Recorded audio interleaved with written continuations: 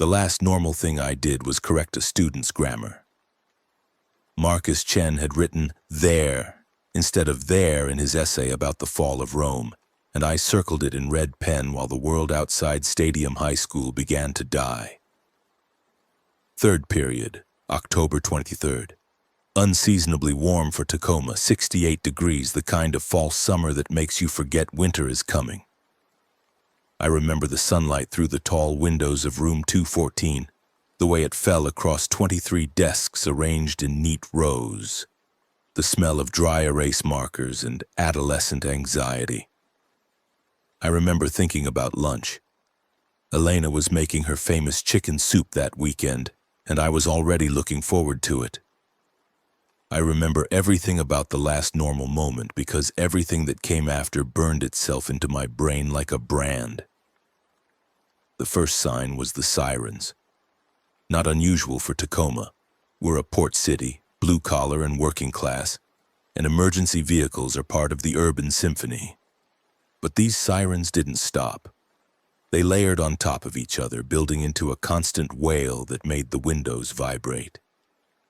Jessica Morales, 17 years old and perpetually glued to her phone despite my policy, looked up with wide eyes.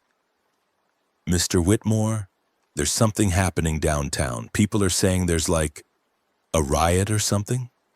I set down my pen. Jessica, phones away during class. "No, seriously, look." She held up her screen. The video was shaky, filmed from someone's apartment window overlooking Pacific Avenue. At first, I thought it was a street fight, bodies tangled together, people running. Then I saw a woman in a business suit tackle a man and bury her face in his throat. The spray of blood caught the morning light. The video cut to black. Jessica's hands were shaking. "That's not real," Tyler Okonkwo said from the back row, but his voice cracked. "That's like special effects or whatever." "It's on every channel," Jessica whispered. "It's everywhere." I walked to my desk and opened my laptop. The school's Wi-Fi was always slow, but the browser loaded the local news site in seconds, probably because everyone else in the building was doing the same thing. The headline read, "Breaking. Multiple violent incidents reported across Tacoma. Residents urged to shelter in place." The article was 30 seconds old and already had 2,000 comments. I refreshed. The headline changed.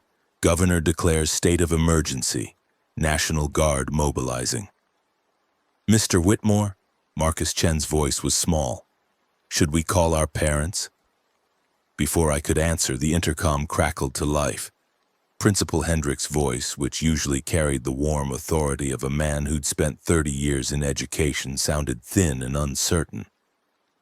"Attention all students and staff. We are implementing a shelter-in-place protocol effective immediately.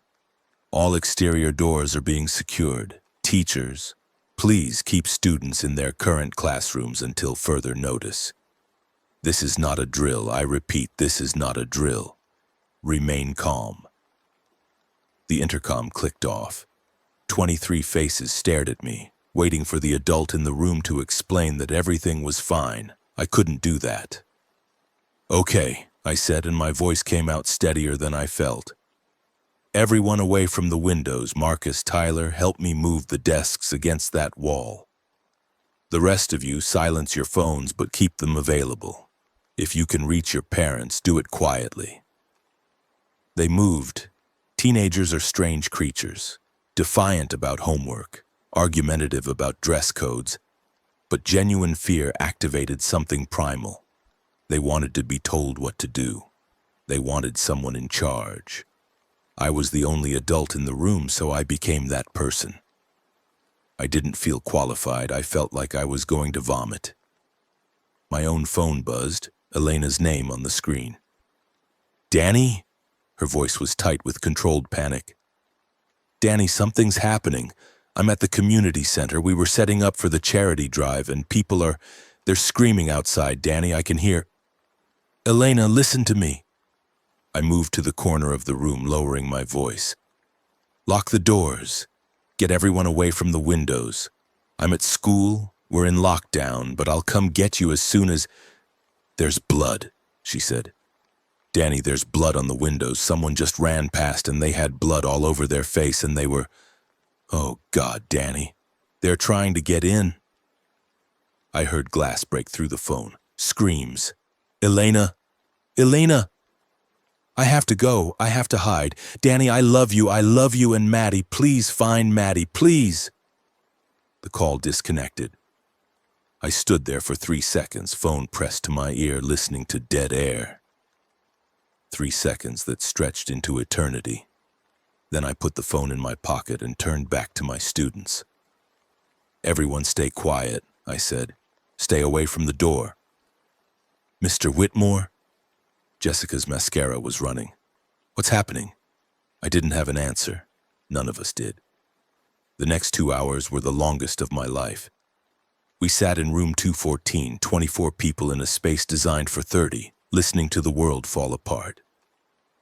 The sirens never stopped. Helicopters passed overhead, their rotors beating the air like war drums. Twice we heard gunshots, not distant, not the muffled pops from a movie. Real gunshots, sharp and flat, somewhere on campus. I tried calling Elena 17 times. Each call went straight to voicemail. I tried calling Maddie 3 times. She was in Lake Oswego visiting her grandmother for the week, a trip we'd planned months ago back when October seemed like a normal time for a normal visit. Her phone rang and rang and rang. Dennis Park found me at 11:47 a.m.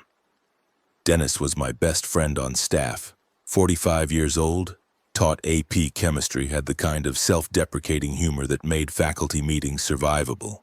He knocked on my door in the pattern we'd established years ago as a joke. Shave and a haircut. I checked through the narrow window before unlocking it. He slipped inside, and I saw the fear in his eyes. Dennis was the calmest person I knew. He'd diffused fights between gang members. He'd talked a suicidal student off the roof of the science building. He didn't scare easy. He was scared now. The front entrance is compromised, he said quietly, pulling me aside while students watched. 6 parents showed up demanding their kids, and Principal Hendricks let them in. Danny, 2 of them were... There was something wrong with them. Sweating, twitching, aggressive. Hendricks is in the nurse's office now. He's got a bite on his arm. A bite. One of the parents attacked him, just lunged at him and bit him on the forearm. Campus security subdued the guy, but... Dennis shook his head. The news is calling it some kind of infection. Rapid onset, affects behavior, extremely violent. They're saying bites transmitted. I thought of Elena. Blood on the windows. Someone with blood all over their face. How long? I asked. How long from bite to whatever happens? They don't know. Hours, maybe? The reports are confused. Danny, we need to get these kids out of here if the infection is already in the building. Something hit the door. Not a knock. An impact. Like a body thrown against wood. 23 students screamed. I grabbed Dennis's arm and pulled him back, positioning myself between the door and the kids. The impact came again. Then again. Then a sound I'll never forget. A low guttural moan that didn't sound human anymore. Mr. Whitmore. Marcus Chen's voice was barely a whisper. Mr. Whitmore, there's someone outside. I looked through the window slit in the door. Principal Hendricks stood in the hallway. His tie was loose, his shirt stained with something dark. His skin had gone gray, mottled with patches of purple and yellow like week-old bruises. His eyes... God, his eyes were clouded, unfocused, but they tracked movement. They tracked me. He slammed his palm against the window and the glass cracked. Back door, I said. Everyone, back door now. Room 214 had a secondary exit that led to the courtyard. I'd used it 1,000 times to sneak out for coffee between periods. I never thought it would save lives. Dennis, get them moving. I'll hold the door. Danny, go! Dennis didn't argue. He started herding students toward the back, keeping his voice calm even as his hands shook. "Single file, no running, stay quiet, that's it, you're doing great." Principal Hendricks hit the door again. The crack in the window spread. Through the gap I could smell him. Rot and copper and something chemical, something wrong. His mouth opened and closed, and a thick yellow foam leaked from his lips. 43 years I'd known that man. He'd hired me. He'd been at my wedding. He'd written a recommendation letter when Maddie applied to summer programs. Now he wanted to tear out my throat. I grabbed my desk chair and wedged it under the door handle. It wouldn't hold long, but it might hold long enough.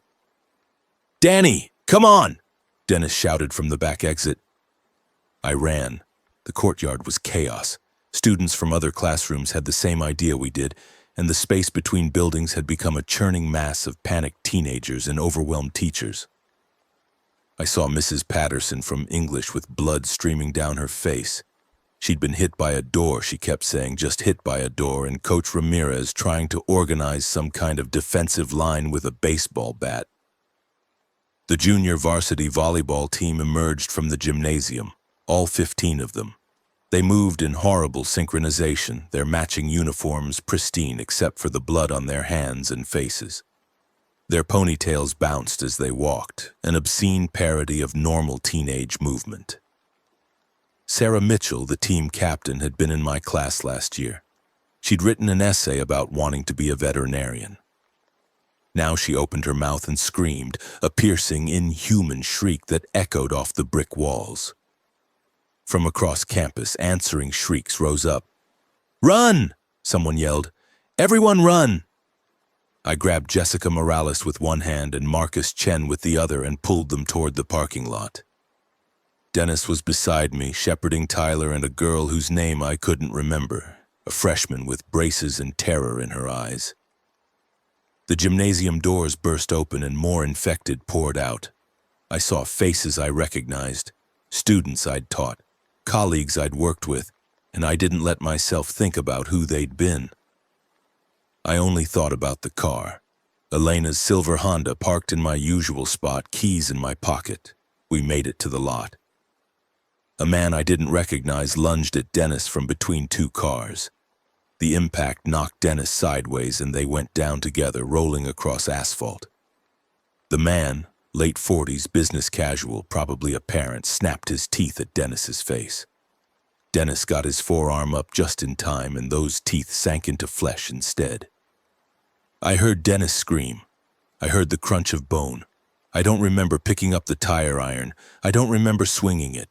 I only remember the impact, the way it felt when metal connected with skull, the wet crack that vibrated up my arm, the spray of something dark and thick that splattered across my shirt. The man went still. Dennis was clutching his arm.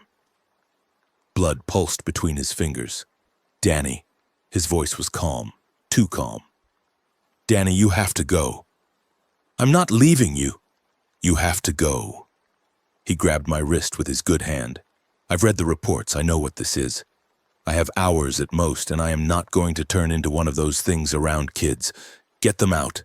Find your family." "Dennis?" "Danny." He squeezed harder. "You're the best friend I ever had. You know that, right? You made this job bearable. You made me laugh when I wanted to give up. I need you to do something for me now. I need you to live. I need you to find Elena and Maddie and survive. Can you do that?" I couldn't speak. I couldn't breathe. "Danny, can you do that?" "Yes," I whispered. "Good."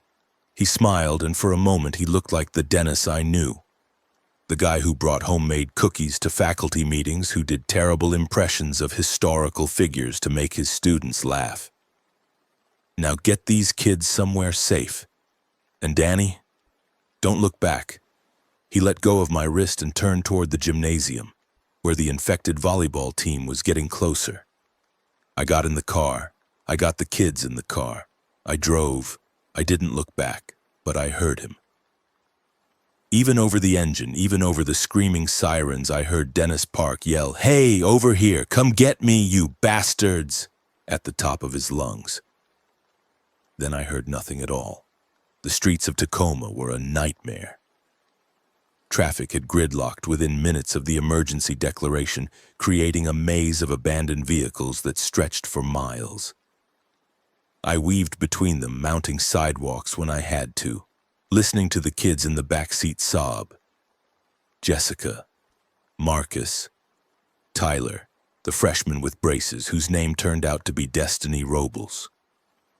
4 teenagers who'd started the day worrying about homework and crushes and college applications. Now they were covered in their principal's blood, watching their city die. The radio was useless, emergency broadcasts on every station, the same recorded message playing on loop. This is not a test. Remain in your homes. Do not approach anyone exhibiting signs of infection. Symptoms include fever, aggression, and loss of motor control. This is not a test. I drove toward the community center. Elena, I had to find Elena. The community center was 3 miles from the school, in a neighborhood called Proctor that Elena loved for its coffee shops and bookstores. Normal days, it took 10 minutes. Today it took 45, and by the time I turned onto the right street, I already knew what I would find. The building was on fire. Not fully engulfed, not yet, but flames licked from the broken windows and smoke poured into the October sky. Bodies lay in the parking lot. Some of them were moving, trying to crawl toward sounds. Some of them weren't moving at all. Stay in the car, I told the kids. Lock the doors, don't open them for anyone. Mr. Whitmore, Jessica started. Anyone. Do you understand me? She nodded, tears streaming down her face. I got out. I walked toward the building. The heat hit me first, then the smell, burning plastic and something else. Something organic. I covered my mouth with my sleeve and kept moving. The front entrance was impassable. I circled to the side where a delivery door hung off its hinges. Inside, the smoke was thicker and I had to crouch to breathe. Emergency lights flickered overhead, casting everything in bloody red. Elena! My voice was raw. Elena! I found her in the main hall. She was lying near the stage where they'd been setting up tables for the charity drive. Folding chairs were scattered everywhere. A banner reading Tacoma Cares hung crooked from the ceiling, edges singed. Elena was on her back, eyes open, staring at nothing. Her throat was gone, not bitten, torn. Something had ripped out her windpipe and most of her neck, leaving a ragged crater of red meat and white cartilage. Her blouse, the blue one I'd bought her for our anniversary, was soaked through. Her hands were curled into fists, still clutching the scissors she must have used to defend herself. I knelt beside her. I took her hand. The scissors clattered to the floor. Elena? My voice didn't sound like mine. Elena, baby, I'm here. I'm sorry I'm late. I'm sorry I couldn't. Her chest hitched. For one impossible moment, I thought she was breathing. I thought somehow she'd survived, that the wound wasn't as bad as it looked, that miracles were real. Then her head turned toward me and I saw her eyes. Clouded, unfocused, tracking movement. The thing that had been my wife opened its mouth and reached for my face. I scrambled backward, crashing into a folding table. Elena, the thing that wasn't Elena anymore, tried to rise, but her body wasn't cooperating. Too much damage to the neck, maybe, too much blood loss. She flopped and twitched on the floor, moaning, reaching for me with hands that had held mine for 15 years. I couldn't move. I couldn't think. I just stared at what was left of the woman I'd loved since I was 26 years old, the mother of my daughter, the person who made bad mornings bearable with her laugh, and I felt something inside me crack like ice on a frozen lake. Danny? A voice, human, coming from the storage closet. Danny Whitmore? Is that you? I turned. The closet door opened a crack and an eye peered out, brown, wide, terrified, but unmistakably alive. Help me, the voice said, and please, God, help me. I looked at Elena one more time. I'm sorry, I whispered. Then I picked up a folding chair and I did what had to be done. The woman in the closet was named Priya Vasquez.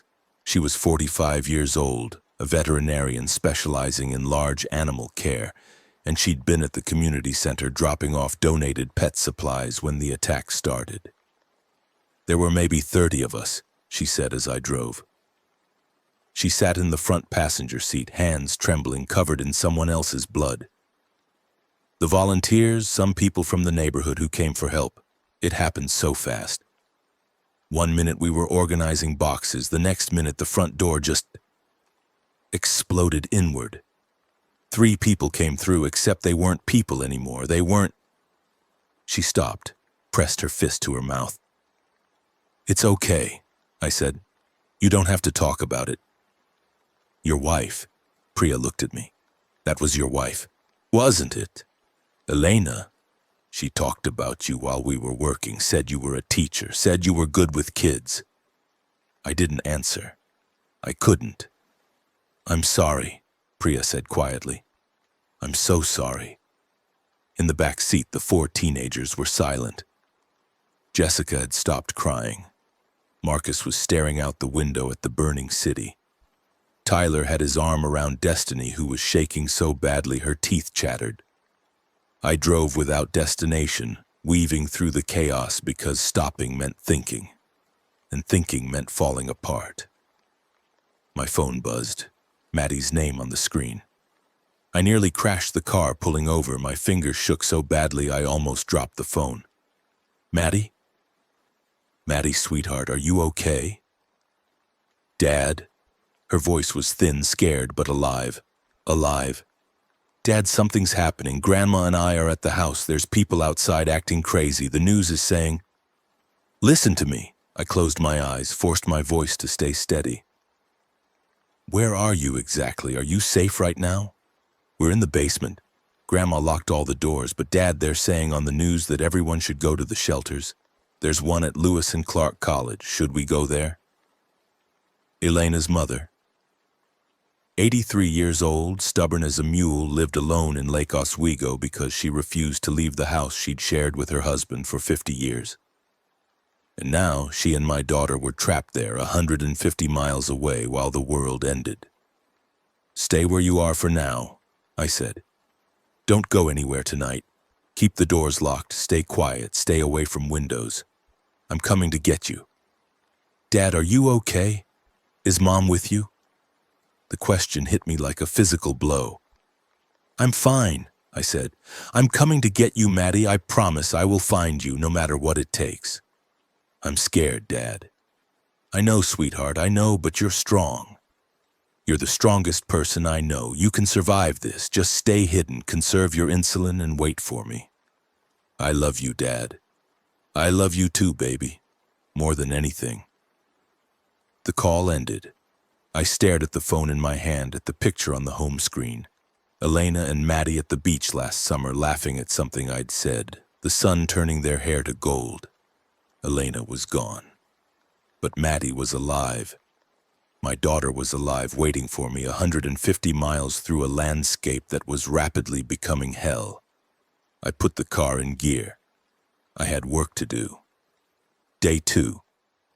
By morning, Tacoma was a war zone. We'd spent the night in a parking garage near the waterfront, all 6 of us crammed into the Honda, taking turns keeping watch. The infected didn't seem to like the enclosed concrete space. Something about the acoustics, maybe, the way sounds echoed and confused them. We heard them outside, moaning and shuffling, but none came up the ramp. Sleep was impossible, but I dozed in fragments, waking every 20 minutes to the sound of distant gunfire or screaming or worse. Each time I closed my eyes, I saw Elena's face. Each time I opened them, I remembered she was gone. At dawn, I took stock. Priya was holding herself together with the brittle competence of someone who'd seen trauma before. I learned later that she'd lost her husband and children on day 1. Shot her husband herself when he started to turn. But she didn't tell me that then. She just worked, checking the kids for injuries, rationing the granola bars and water bottles we'd scavenged from a vending machine. The teenagers were worse. Jessica had retreated into herself, responding to questions in monosyllables. Marcus kept checking his phone obsessively, even though service was dead, scrolling through old texts from friends who might not be alive anymore. Tyler was angry, pacing the concrete floor, punching walls, looking for something to fight. Destiny just cried softly and continuously, as if she'd forgotten how to stop. "We need supplies," Priya said. "Food, water, medical equipment. The kids need proper shelter, somewhere we can secure with heat and sanitation." "The evacuation centers," I started, "are death traps." She cut me off, not unkindly. "The community center was supposed to be a gathering point. You saw what happened. Large groups attract the infected, large groups panic, large groups die." She was right. I knew she was right. "Point Defiance," I said. "The park has structures we can fortify. The zoo facilities have fencing, controlled access points, and it's away from the population density of downtown." "How far?" 3 miles. "We can make it on foot if the roads are too blocked for the car." Priya nodded. "Then we move. But first we search this building. There might be supplies people left behind." We spent an hour clearing the garage, moving floor by floor. The infected had been through. There were bloodstains on the stairwell walls, and we found a body on the 3rd floor that had been dead long enough to stay dead, but they'd moved on. In abandoned cars, we found 2 cases of bottled water, a gym bag with protein bars and energy drinks, a first aid kit, a crowbar, and a hunting knife some survivalist type had kept in his glove compartment. "It's not much," Tyler said, hefting the crowbar. "But it's something." I looked at him, 17 years old, broad-shouldered, with the build of someone who'd played football before switching to track. Fear had burned away his teenage bravado, leaving something harder underneath. "You know how to use that?" I asked. "I'll learn." I taught him on the way to Point Defiance, the basics of leverage and swing, how to aim for the head because that was what the news had said, how to keep moving if you missed. I'd never killed anyone before yesterday. Now I was teaching a kid to do the same. This was the world we lived in now. The streets were worse in daylight, cars everywhere, doors hanging open, belongings scattered across asphalt. Bodies too, some obviously infected, some just dead. Shot, stabbed, crushed. The violence hadn't all come from the infected. Some of it was human, pure, panicked human. We moved in a loose formation, me at the front with the hunting knife, Tyler at the rear with the crowbar. The women and other teenagers stayed between us. I'd learned to watch for movement in peripheral vision, to listen for the specific shuffle drag of infected feet, to smell the rot that preceded them. 3 blocks from the park, we ran into our first survivors. They emerged from a grocery store, 5 of them armed with improvised weapons and wild eyes. The leader was a big man in a Seahawks jersey carrying a fire axe. He saw us and raised it. "That's close enough." His voice was hoarse. "We don't want trouble." I stopped, hands visible. "We're just passing through, heading to Point Defiance. Point Defiance is full." He spat on the ground. 200 people crammed in there already. They're not taking anyone else." My heart sank. There's a group established? If you want to call it that, more like a mob. No organization, no plan, just a bunch of scared people waiting to die. He looked at our group, the kids, Priya, me with my blood-stained shirt. "You'd be better off finding somewhere else, smaller, private." "Why aren't you there?" He barked a laugh. "Because I'm not stupid. The infected are drawn to noise, to movement, to large groups. That park is a dinner bell waiting to ring." Behind him, one of his companions, a woman with a shotgun, shifted nervously. "Marcus, we should go. Standing here is dangerous." Marcus Seahawks looked at us one more time. "Good luck," he said. "You're going to need it." They disappeared down a side street, moving with the practiced caution of people who'd already learned the rules. "Do we still go to the park?" Tyler asked. I thought about it. 200 people was a lot of mouths to feed, a lot of potential conflicts, a lot of noise. But it was also a lot of hands, a lot of watchers, a lot of people who could share the burden of staying alive. And I needed information. If I was going to travel 150 miles to Portland, I needed to know what was between here and there. I needed maps, supplies, maybe a vehicle that could handle the journey. I couldn't do this alone. "We go," I said, "but we stay alert, and we leave if it's not safe." We kept moving. Point Defiance Park was chaos. The man in the Seahawks jersey had undersold it. There weren't 200 people. There were closer to 400 crammed into the zoo structures and spilling across the grounds. Tents had sprouted like mushrooms. Campfires burned despite the daylight. Arguments broke out constantly, voices rising in anger and fear before someone intervened or someone threw a punch. But it was organized, sort of. A man named Gerald Hoffman had taken charge, former city councilman, good with a bullhorn, the kind of natural organizer who thrived in crisis. He'd established a perimeter using the zoo fencing, posted volunteers as sentries, and was attempting to ration the supplies that had been salvaged from nearby stores and homes. He found us within minutes of our arrival.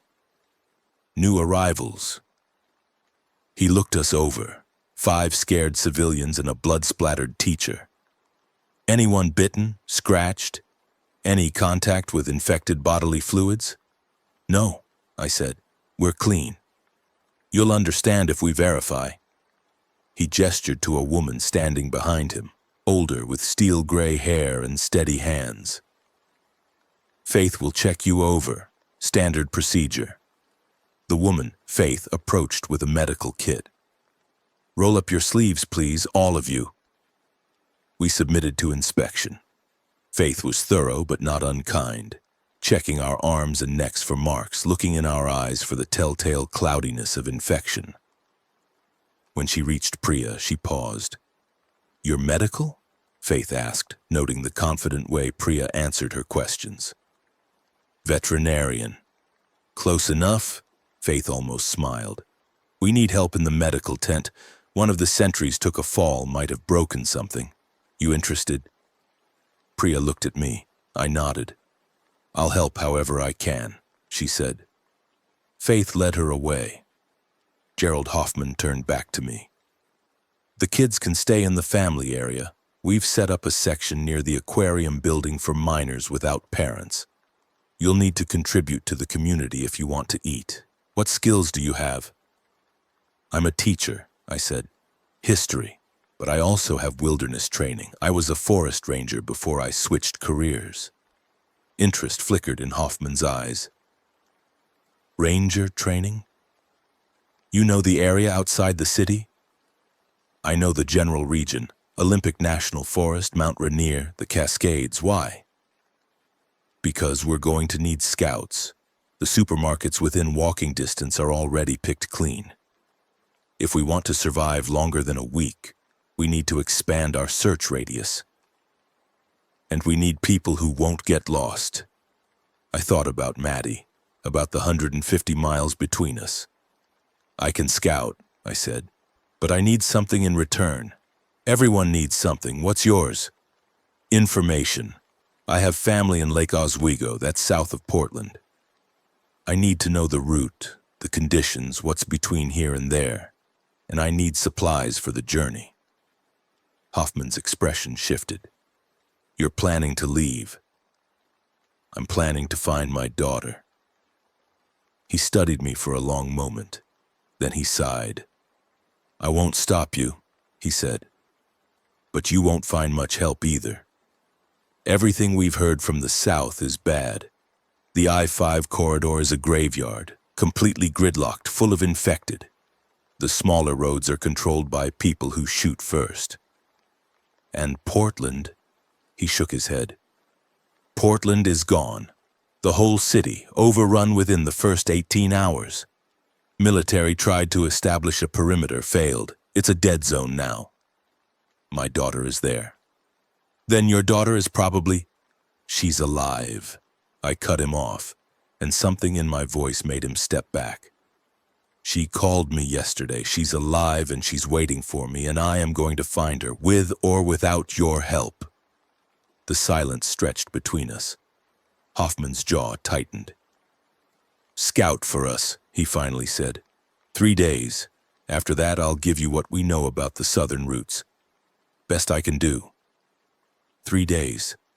72 hours of delay while Maddie waited, while her insulin supply dwindled, while the world got more dangerous by the minute. But I needed the information. I needed the supplies. I couldn't reach her if I died on the way. Deal, I said. I found the kids in the family section huddled together on sleeping bags someone had donated. Jessica had finally stopped crying. Marcus was writing something in a notebook, a journal maybe, or a letter to someone who'd never read it. Tyler sat apart, watching the perimeter with the crowbar across his knees. Destiny was the one who surprised me. Mr. Whitmore? She'd stopped shaking. Her voice was quiet but steady. I heard you talking to that man about your daughter. I sat down beside her. You shouldn't have been eavesdropping. I wasn't. You were loud. She almost smiled. Is she really alive? Yes. That's good. She looked down at her hands. My mom didn't answer when I called. My dad either. I think they're gone. I didn't have comfort to offer. Empty reassurances felt like lies, and this girl deserved better than lies. You can stay here, I said. With the group. It's not perfect, but it's safer than being alone. Is that what you're going to do? Stay? No. I'm going to find my daughter. Destiny nodded slowly. Can I come with you? I blinked. What? When you leave. Can I come with you? I don't want to stay here with strangers. I don't have anyone anymore, but you feel like a teacher. You feel safe. She looked at me with eyes that had aged a decade in 24 hours. I'd rather die trying to get somewhere than die waiting here for the monsters to come. I wanted to say no. Taking a 14-year-old girl into what Hoffman had described as a war zone was insane. It was reckless. It was everything a responsible adult shouldn't do. But I thought about Maddie, 16 years old, waiting in a basement, wondering if her father was coming. We'll see, I said. Let's survive the next 3 days first. It wasn't a promise, but it wasn't a no either. That night the infected came. Not a horde, not yet, but enough. 30, maybe 40, drawn by the noise and light of 400 people pretending they could build safety from chaos. They came from the north, shambling through the tree line, and the sentries saw them too late. The screaming started around midnight. I was in one of the zoo buildings, the old polar bear exhibit converted into sleeping quarters, when the first shots rang out. I grabbed the hunting knife and ran toward the perimeter because that's what you did now. You ran toward the danger or you let other people die for you. The scene at the north fence was madness. Infected had breached through a gap where the fencing was weakest, and they were spreading through the crowd like fire. I saw a woman go down, 2 infected on top of her, tearing at her flesh while she screamed. I saw a man swing a baseball bat so hard he lost his grip, leaving himself defenseless. I saw children running, adults running, everyone running in every direction, and I saw Faith Goodwin, the woman who'd checked us for infection, standing in the middle of it with a fire extinguisher, spraying chemical foam into the faces of the infected to blind them while others moved in for the kill. "Fall back to the aquarium," someone was shouting. Gerald Hoffman, his bullhorn amplifying his voice over the chaos. "Fall back, establish a new line, fall back." I found Priya near the medical tent trying to drag a wounded man to safety. His leg was mangled, a bad fall during the panic, not a bite, and he was screaming with each movement. "Help me," Priya gasped. "I can't carry him alone." I grabbed the man's other arm and we hauled him toward the aquarium building. Around us, the camp collapsed, tents trampled, belongings scattered. People I'd never learned the names of dying in the dark. We made it inside. Others followed. Someone slammed the doors and braced them with furniture. Outside, I could hear infected scratching at the glass, moaning their endless hunger. "Head count," Hoffman ordered. "I need a head count now." The numbers came in slowly, whispered between survivors. 212. We'd lost almost half the camp. Some dead, some fled, some simply vanished into the night. 14 of the dead were children. Day 3 morning revealed the scope of the disaster. The northern section of the camp was gone, overrun, destroyed, reclaimed by the infected who now wandered through the ruins like they owned the place. Bodies lay everywhere, and some of them were getting back up. We couldn't bury our dead. We could only watch them rise. "We need to relocate," Hoffman said at the emergency meeting. His voice was hollow. He'd lost 3 people he knew personally in the attack. "This position is compromised. We need somewhere more defensible." "Where?" someone demanded. "The whole city is infected. There's nowhere to go." Arguments broke out, people shouting, crying, blaming. I stood at the back, watching the community fracture along fault lines of fear and grief. A hand touched my arm. "You're leaving." Faith Goodwin's voice was quiet, meant only for me. "I can see it in your eyes." "I can't stay here," I said. "I have family." "I know." She smiled, tired and sad. "The girl told me, your daughter in Portland. You're going to walk into hell to find her." "I don't have a choice." "We always have choices." She pressed something into my hand, a small leather case. "Suture kit, antiseptic, painkillers, antibiotics. Don't open it unless you absolutely have to. Keep the wounds clean. And Daniel?" "Yes?" "Don't lose yourself on the way. I've seen what this does to people, the good ones especially. They become what they hate in order to survive. Promise me you'll remember who you were before." I looked at the suture kit, then at Faith, with her gray hair and steady hands and eyes that had seen everything and somehow still believed in kindness. "I'll try," I said. It was the best I could offer.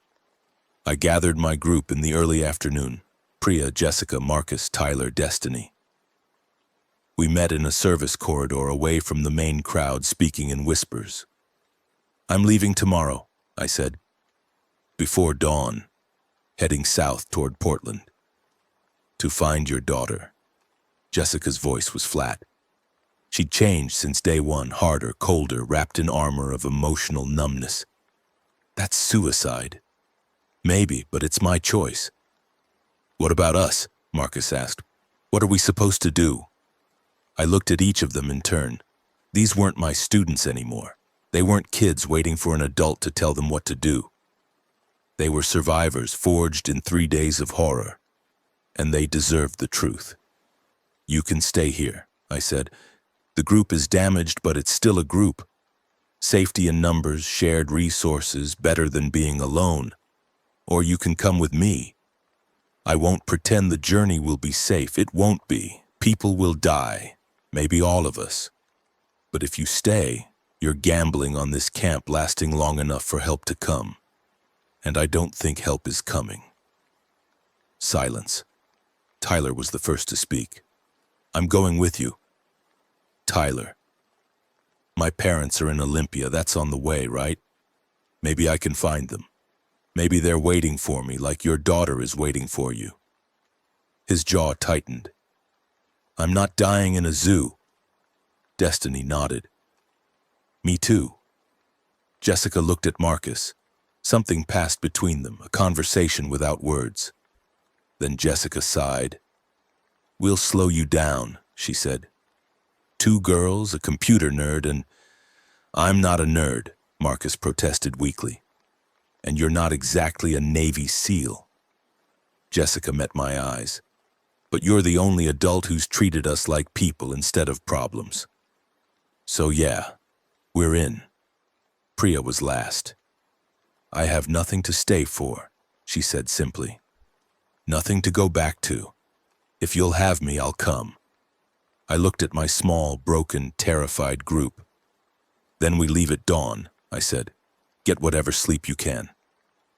That night I found a moment alone. I walked to the edge of the aquarium building to a window that looked out over Puget Sound. The water was black and calm, reflecting stars that didn't know the world had ended. In the distance I could see fires, Seattle probably, or the industrial district. Orange light flickering against the darkness. I took Elena's wedding ring from my pocket. I'd found it on her hand back at the community center. I'd taken it before I did what had to be done. It was a simple band, white gold engraved with our wedding date, but it carried the weight of 15 years.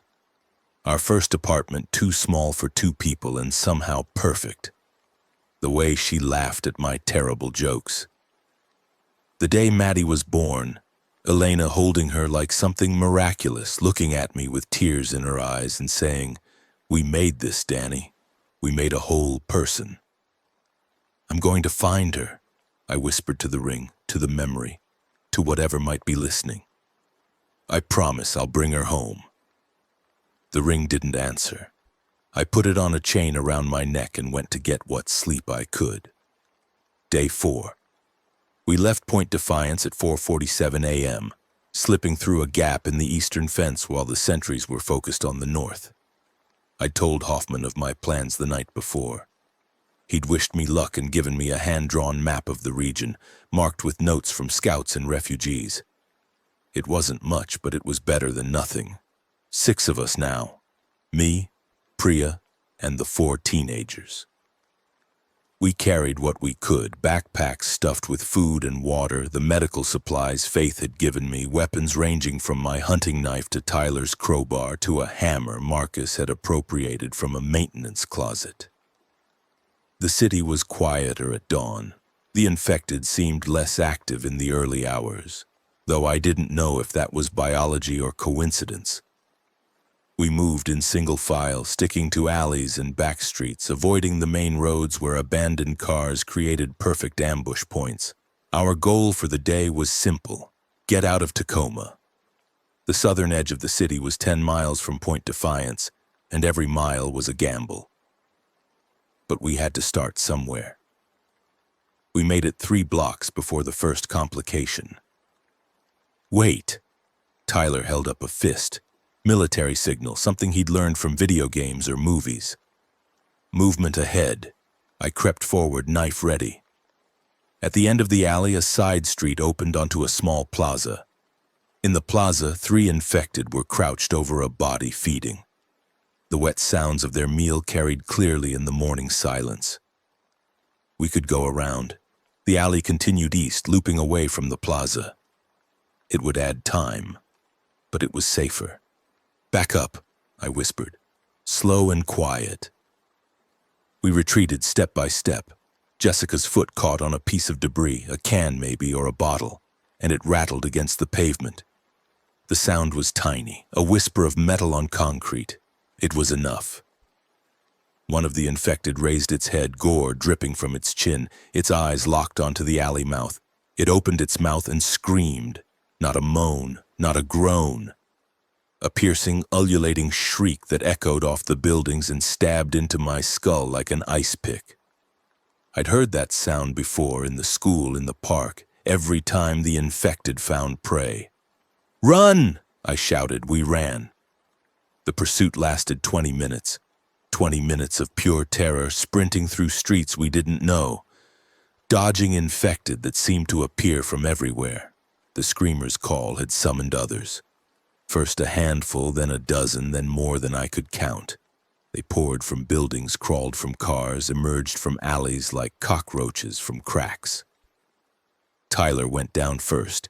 He tripped on a curb, sprawled across the pavement, and the infected were on him before I could turn around. I heard him scream, heard the crowbar clang against something solid, and then nothing. I grabbed Destiny's hand and kept running. "Tyler," she screamed, "we have to go back. He's gone. We can't just leave him. I didn't answer. I didn't have the breath. I just pulled her forward, following Priya, who had taken the lead and was navigating by instinct towards something. I didn't know what, some goal I couldn't see. A building, office complex, 5 stories, glass front shattered. Priya ducked inside and we followed, stumbling over debris in the lobby. Jessica slammed a fire door behind us, and the sound of infected slapping against it was almost immediately replaced by pounding. "Stairs!" Priya gasped. "Go up. They're slower on stairs." We climbed. 1 floor, 2, 3, until my lungs burned and my legs screamed for rest. 4th floor. Priya found an office suite with an intact door, and we piled inside, bracing it with desks and chairs. Silence. Just our breathing, harsh and ragged, echoing in the empty office. "Tyler," Destiny whispered. "He's gone," I said. I couldn't soften it, couldn't make it better. "He's gone." Jessica sat down heavily in a desk chair, her head in her hands. Marcus leaned against a wall, staring at nothing. Priya moved to the window, checking sight lines, evaluating threats. I counted heads. 5 of us now. We'd lost a quarter of our group in 20 minutes. This was what the next 140 miles looked like. We waited until afternoon. The infected didn't come up the stairs. Priya was right about that. But they didn't leave either. We could hear them below, shuffling through the lower floors, occasionally moaning or scratching at walls. We were trapped, but we were alive. Marcus found a working coffee maker in the break room and some instant packets. The electricity was dead, but Priya figured out how to heat water with a lighter and a metal trash can. It wasn't good coffee, but it was warm. "We need a new plan," Priya said, holding her cup like a lifeline. "The streets aren't safe. Too many of them, too much noise, too easy to get cornered." "What's the alternative?" Jessica asked. "Sprout wings and fly?" "The rooftops." Priya pointed toward the window. "These buildings are close together. Maybe close enough to jump. If we can get above street level, we can travel without being seen." I looked out. She wasn't wrong. The Tacoma commercial district was dense, buildings practically touching in some places. It was risky, but so was everything. "We'd need to check each building before we enter," I said. "Make sure there's access, make sure it's clear. Better than dying in an alley." She had a point. We spent the rest of the day preparing. Marcus found a maintenance access to the roof, locked, but his lock-picking skills from misspent youth made short work of it. The roof was clear, flat, surrounded by a low wall. And Priya was right. The next building over was maybe 8 feet away. A running jump. "I'll go first," I said. "If it's clear, I'll signal." I backed up, took a breath, and ran. The jump was terrifying. For one endless moment I hung in the air, nothing below me but 4 stories of empty space and concrete waiting to break my bones. Then my feet hit the opposite roof. I rolled and I was across. The building was an apartment complex. The roof access was unlocked. A good sign or a bad one, I couldn't tell. I checked the stairwell. Empty. Quiet. I waved to the others. One by one they crossed. Destiny hesitated the longest, frozen at the edge, staring at the gap. Jessica talked her through it, voice calm and steady, and when Destiny finally jumped and made it across, she burst into tears. "I did it," she sobbed. "I actually did it." "Yeah, you did." Jessica put an arm around her. "You're tougher than you think." We moved on. Rooftop travel was slower than streets, but safer. We crossed 7 buildings that afternoon, sometimes jumping gaps, sometimes finding connecting fire escapes. Once climbing down to a sky bridge between office towers. The infected were below, visible through skylights and windows, but they didn't see us. They didn't look up. By evening, we'd made it 3 miles. 7 to go before we cleared the city. We found shelter in a penthouse apartment. Empty, its occupants long gone or long dead. The water still worked, gravity-fed from rooftop tanks, Marcus explained. And there was food in the pantry. Real food, canned soup, crackers, even a dusty bottle of wine that Priya opened and shared among the adults. To Tyler, she said, raising her cup, and to everyone else we've lost. We drank in silence.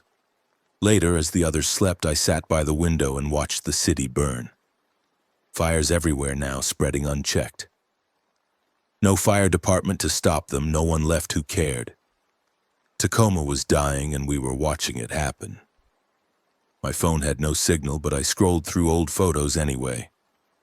Elena and Maddie at Christmas. Maddie's 16th birthday, blowing out candles. A selfie from our last family vacation, all three of us squinting in Hawaii sunshine. Maddie, 140 miles. I'd lost Tyler today. Tomorrow might be worse, but I was still moving, still alive, still coming. Hold on, baby, I thought at the phone, at the distant stars, at whatever cosmic force controlled fate. Hold on a little longer. Daddy's coming. Day 5. The next morning brought new horrors. We descended from the penthouse to find our rooftop path blocked. An entire section of buildings had collapsed overnight. Fire weakened, probably, the structures finally giving way. The gap between rooftops was now 50 feet, far too wide to jump. We'll have to go down, Marcus said, looking queasy. Find another route. Through them? Destiny's voice cracked. Around them, maybe. We descended carefully, checking each floor before proceeding. The apartment building was empty. Its residents had evacuated or died. But the street level was another story. Through the lobby windows, I could see infected wandering. Not many, maybe a dozen. More than enough. Is there a back exit? Jessica asked. Priya found one, a service entrance that opened into an alley. The alley was clear, but it dead-ended at a fence. Beyond the fence, a parking lot, then more streets, then, according to Hoffman's map, the industrial district. The industrial district. Hoffman had marked it with a warning. Tacoma Kings territory. What are the Tacoma Kings? Marcus asked, reading over my shoulder. Trouble, I said. A gang coalition that's taken over the port district. They control supplies and they don't share. So we avoid them. If we can. The fence was chain link, 8 feet tall, topped with barbed wire. I went first, using my jacket to protect my hands as I climbed over the wire. The others followed, Destiny struggling until Jessica gave her a boost from below. We made it to the parking lot, made it halfway across. Then the shot rang out. The bullet hit the ground 3 feet from my left foot, spraying asphalt chips. I froze.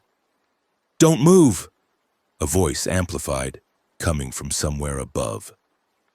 Hands where we can see them. I raised my hands, the others did the same.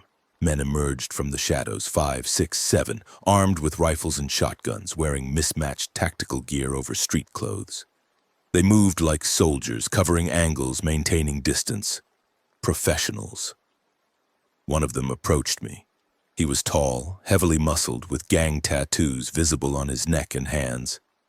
His rifle never wavered from my chest. You're in King's territory, he said. That means you're King's property now. We're just passing through. We don't want trouble. He laughed. It wasn't a nice laugh. Everyone says that. Then they try to steal our supplies, or they lead a horde to our gates, or they turn out to be working for one of the other factions. So we have a policy. Everyone who enters our territory works for us. No exceptions. Work for you how? His smile showed gold teeth. You'll find out. They took us to the port. The port of Tacoma was massive, a labyrinth of warehouses, shipping containers, and heavy machinery.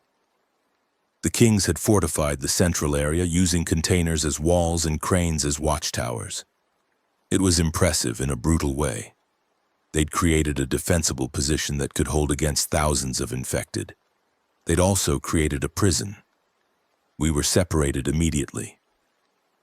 Priya and Jessica taken one direction, Marcus and Destiny another. I was brought to a converted office building, pushed into a chair and left to wait. The man who eventually arrived was not what I expected. He was average height, slight build, wearing glasses and a rumpled button-down shirt. He looked like an accountant, which I later learned wasn't far from the truth. "Daniel Whitmore," he said, settling into the chair across from me.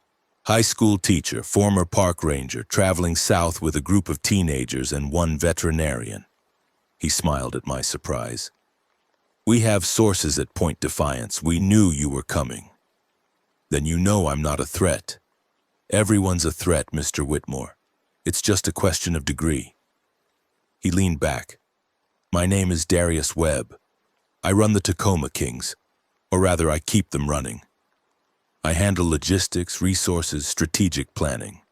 The muscle keeps the infected out. I keep everyone fed and useful." "What do you want?" "From you? Your skills." He steepled his fingers. "We need scouts who know the wilderness outside the city. We need people who can navigate without getting lost, who can read terrain, who can find resources our urban specialists miss. Your ranger training makes you valuable. Valuable enough to earn privileges for your group. And if I refuse," his expression didn't change, "then you and your companions join the labor pool, hauling cargo, cleaning facilities, whatever needs doing. It's not slavery. We feed and shelter everyone who contributes. But it's not pleasant either, and eventually the expendable workers get assigned to clearing runs, high-risk operations to reclaim infected areas. Survival rates are low." He let that sink in. "Scout for us," he continued, "and your people get quarters in the residential section. Proper food, medical care, a place to sleep without worrying about the dead breaking down the doors. All I ask is that you work for it." I thought about Maddie, about the delay this would mean. But I also thought about Priya, about Jessica and Marcus and Destiny. They'd followed me out of Point Defiance. They'd trusted me to lead them. I couldn't condemn them to death in this place. "How long?" 3 weeks, minimum commitment. After that, if you still want to leave, we'll provision you for the journey and let you go." He smiled again. "We're not monsters, Mr. Whitmore. We're survivors, same as you. 3 weeks, 21 days. Maddie had enough insulin for maybe 60 days when this started. It was now day 5. That left 55 days minus travel time. Every day I delayed was a day closer to losing her. But if I refused, I died here. We all died here." 1 week, I said. "I'll scout for you for 1 week, 7 days. Then I leave with my people, provisioned, unmolested." Darius considered. 10 days, he countered, "and I'll give you something extra. Information. Everything we know about the southern routes, the faction territories, the safe passages and death traps. Knowledge that will keep you alive on the road." 10 days. It was too long. It was also the best I was going to get. "Deal," I said. They reunited us in the residential section. It wasn't comfortable. Converted shipping containers stacked 3 high with makeshift doors and windows cut into the steel. But it was solid, defensible, better than sleeping on rooftops. "You made a deal with them?" Jessica's voice was sharp. "You're going to work for a gang?" "I made a deal that keeps us alive. 10 days, then we leave with supplies and information. It's better than the alternative." "The alternative being?" "Death," Priya said quietly. "She knows that, Jessica. She's just scared." Jessica deflated.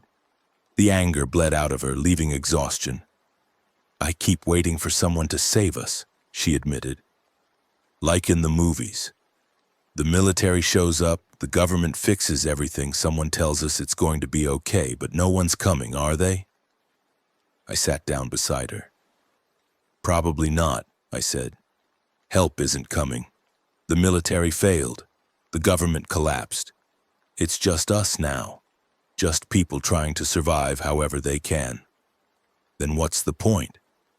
The point is that we're still here. You're still here.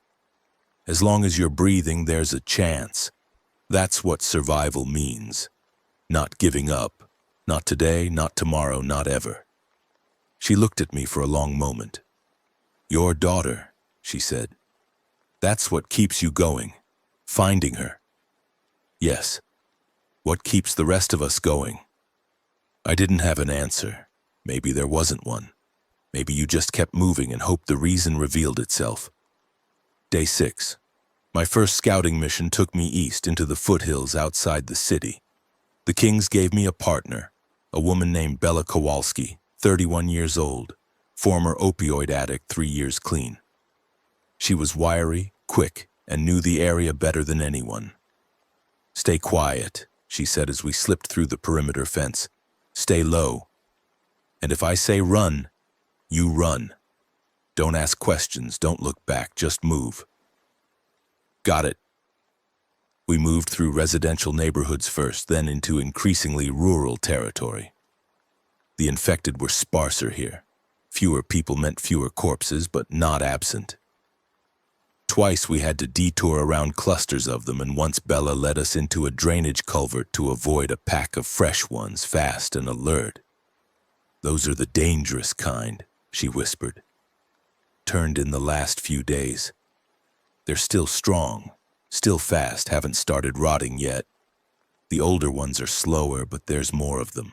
Different threats. How do you know so much? She shrugged. Pays to learn. I used to be good at ignoring things. That's how you end up an addict, right? Ignoring the parts of life you can't handle. Can't do that anymore. Now I pay attention to everything. We found what the Kings were looking for. A fire station that hadn't been looted. The trucks were gone, but the supplies remained. Axes, medical kits, emergency rations, even a generator. Bella marked the location on her map and we headed back. On the way, we passed a house. It was ordinary. Suburban, 2-story, white picket fence. The fence had been broken through, the front door hung open, and dried blood stained the porch. But what stopped me was the swing set in the backyard. A child's swing, still swaying slightly in the wind. Don't, Bella said, don't go in there. There might be survivors. There aren't. I can smell it from here. She grabbed my arm.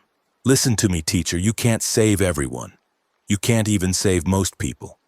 All you can do is save yourself and the people who matter to you. And you can't do that if you're dead.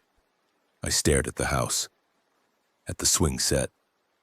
How do you live with it? I asked. All the people we don't save? Bella was quiet for a moment. I talk to myself, she said. Out loud, like a crazy person. I tell myself what I'm doing and why. Bella's walking past the house because Bella can't help anyone inside. Bella's staying alive because that's what Bella has to do. It sounds stupid, but it works. Keeps me grounded when everything else is falling apart.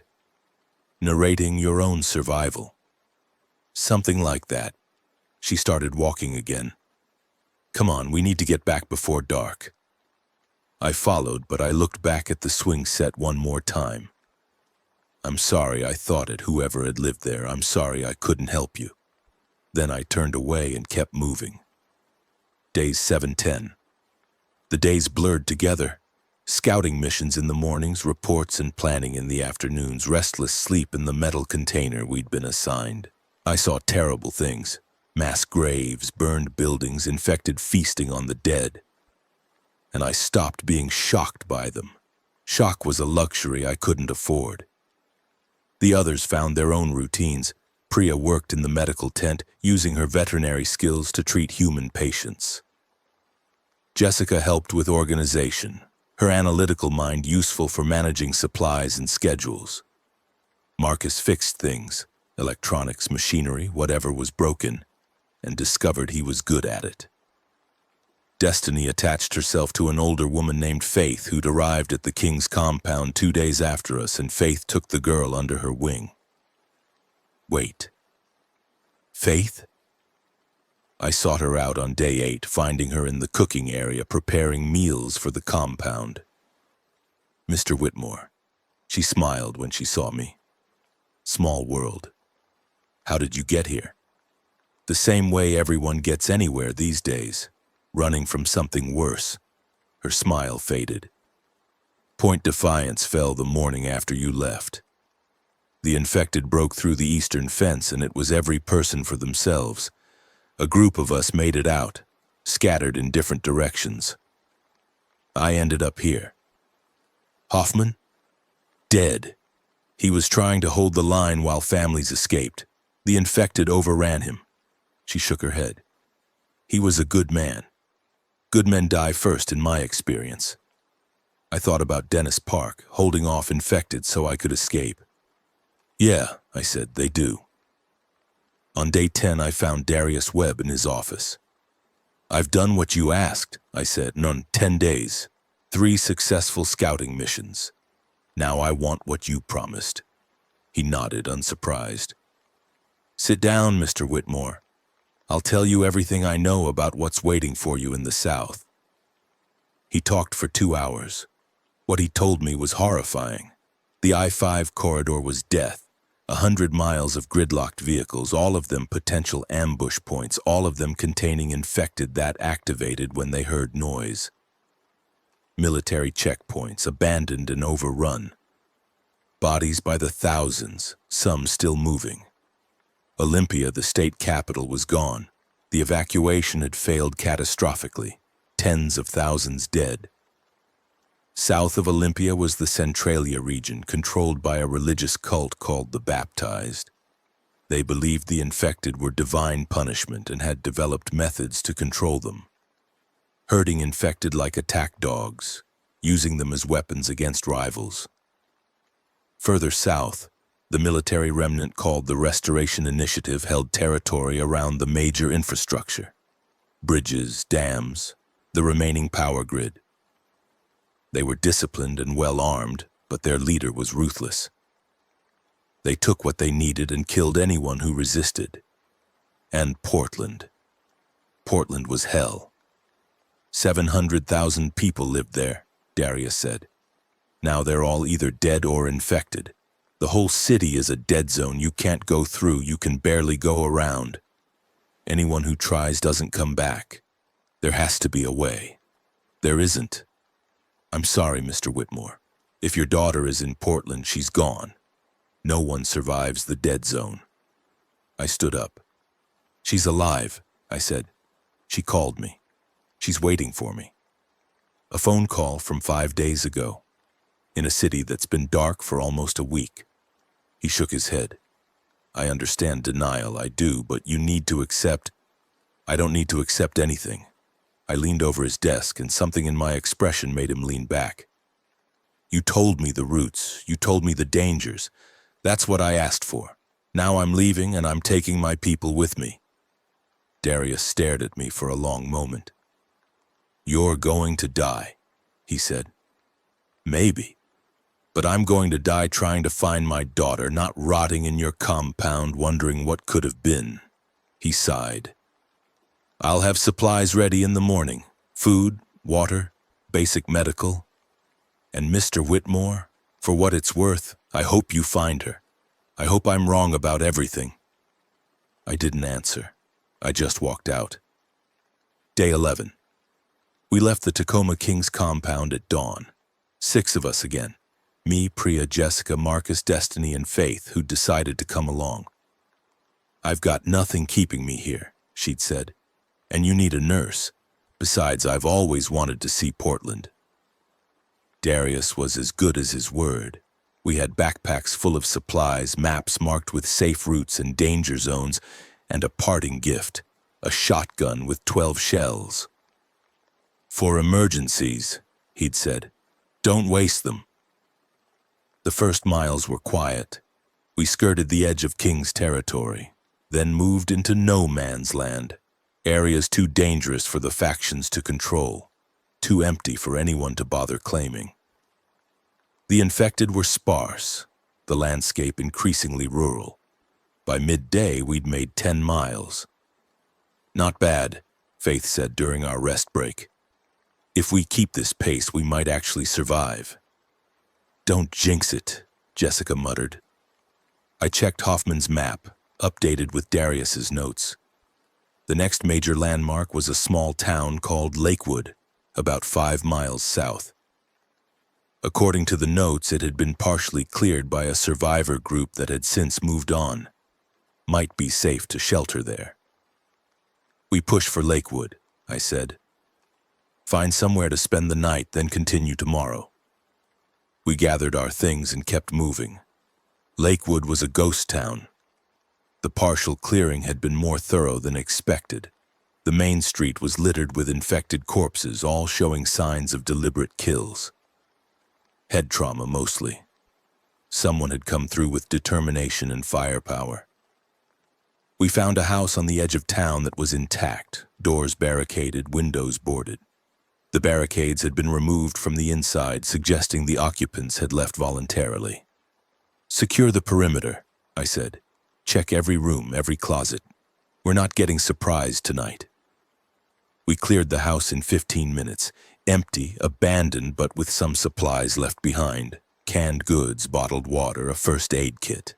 Not much, but enough. I assigned watch shifts and told everyone to get sleep. Tomorrow would be harder. As night fell, I sat by a window and watched the darkness. 130 miles to go. Maddie, I'm coming. I dreamed of Elena. We were back in our first apartment, the tiny one-bedroom in Seattle where we'd lived when we were young and broke and impossibly happy.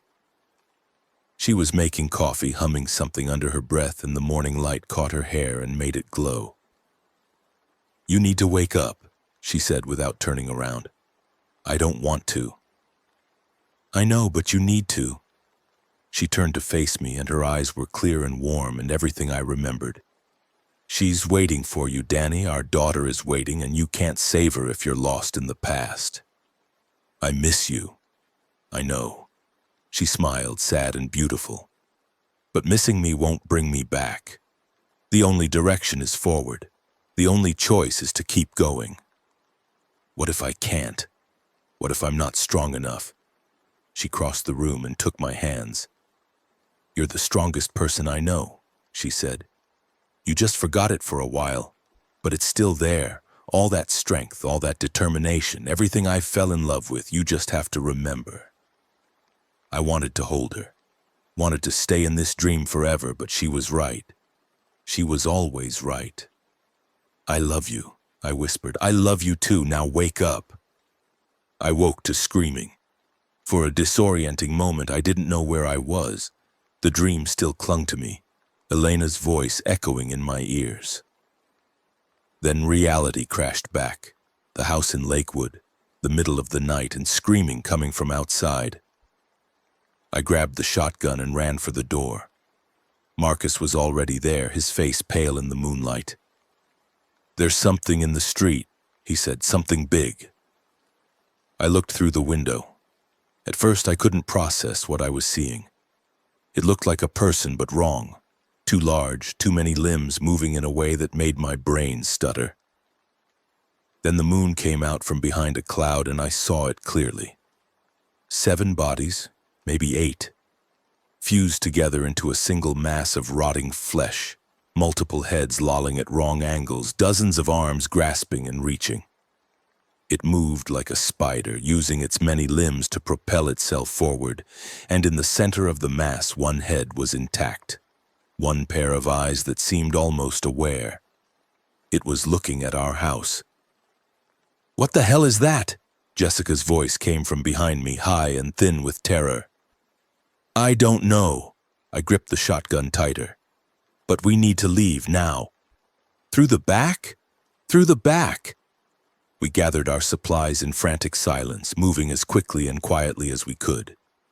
The thing in the street, I couldn't think of another word for it, had stopped moving. It was just watching, waiting. The back door led to a yard, then an alley. I went first, scanning for threats. Clear. Go, I whispered. Stay low, stay quiet. We moved. Behind us, I heard the thing begin to follow. The chase lasted 10 minutes that felt like hours. The thing was fast, faster than it had any right to be. That nightmare fusion of corpses scuttling through the streets like something from a fever dream. We ran through alleys, over fences, around buildings. Every time I thought we'd lost it, I'd hear the wet slap of too many hands on pavement somewhere behind us. Faith tripped. She went down hard, her ankle twisting beneath her, and before I could turn around, Priya was there, hauling her to her feet. "Keep going!" Priya shouted. "I've got her!" We kept going. Around a corner, through a gap in a fence, into what looked like an old factory. Doors rusted open, interior dark. "Inside," I said, "find a defensible position." The factory was a maze of machinery and conveyor belts, everything covered in dust and decay. We moved through it by feel, by the faint moonlight filtering through broken skylights until we found a small office on the second floor. Metal door, solid walls. We crammed inside and braced the door. Silence. Then from somewhere below, the sound of many feet on concrete. It was in the building with us. We didn't move until dawn. 6 hours of listening to that thing move through the factory below, searching, seeking. Sometimes it would go quiet for long minutes and we'd hold our breath, praying it had given up. Then the sounds would resume, closer, always closer, but it never found us. The office was high enough, hidden enough, and eventually the sounds faded. When sunlight began filtering through the skylights, I risked a look. The factory floor was empty. The thing was gone. What was that? Destiny's voice was barely a whisper. I shook my head. I don't know. Something new. Something worse. Faith's ankle was swollen but not broken. Priya splinted it with materials from the first aid kit. "I can walk," Faith said through gritted teeth. "I'll slow you down, but I can walk." "Then we walk slow," I said. "We stay together, we keep moving." No one argued. We left the factory as the sun rose, moving south, always south, toward a daughter who was waiting and a city that might kill us all. 120 miles to go. Day 14. 3 days south of Lakewood, we reached the ruins of Olympia. The state capitol was a graveyard. Bodies everywhere, in cars, on streets, piled against barricades that had failed to hold. The evacuation Darius had mentioned was visible in the wreckage. Military vehicles, overturned buses, emergency shelters torn apart. Thousands of people had come here seeking safety. They'd found death instead. We moved through as quickly as we could, navigating by daylight, avoiding the clusters of infected that wandered aimlessly through the debris. The city was too big to clear, too dangerous to stay in.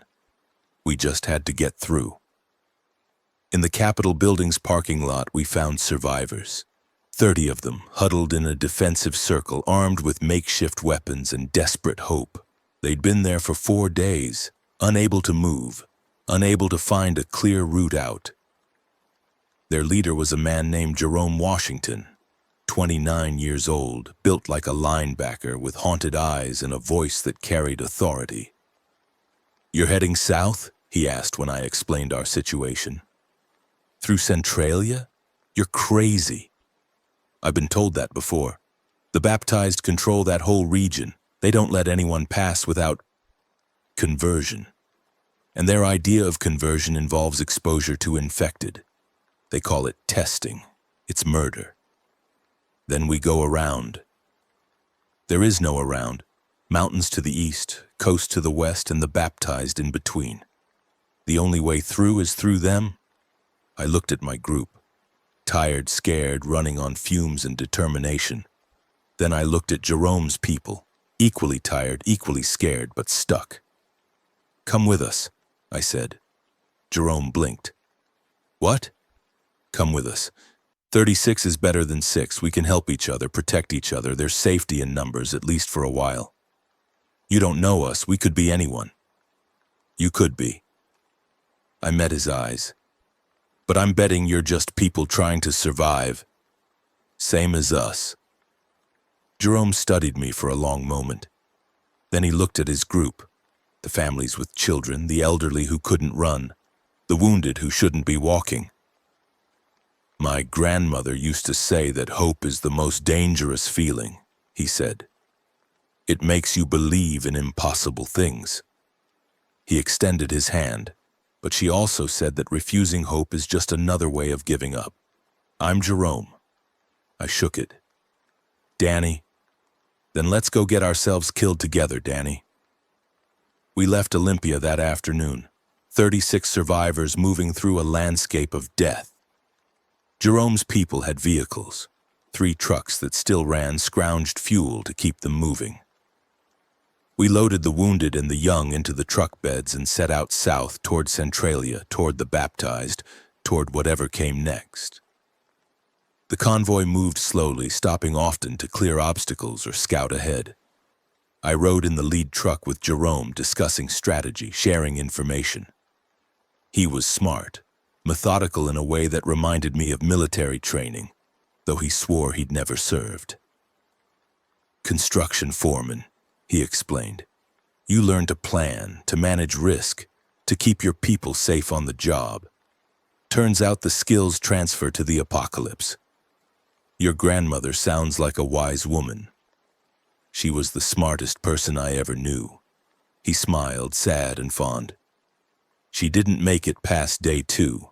Heart attack, probably the stress. I buried her in the backyard of her house because that's what she would have wanted."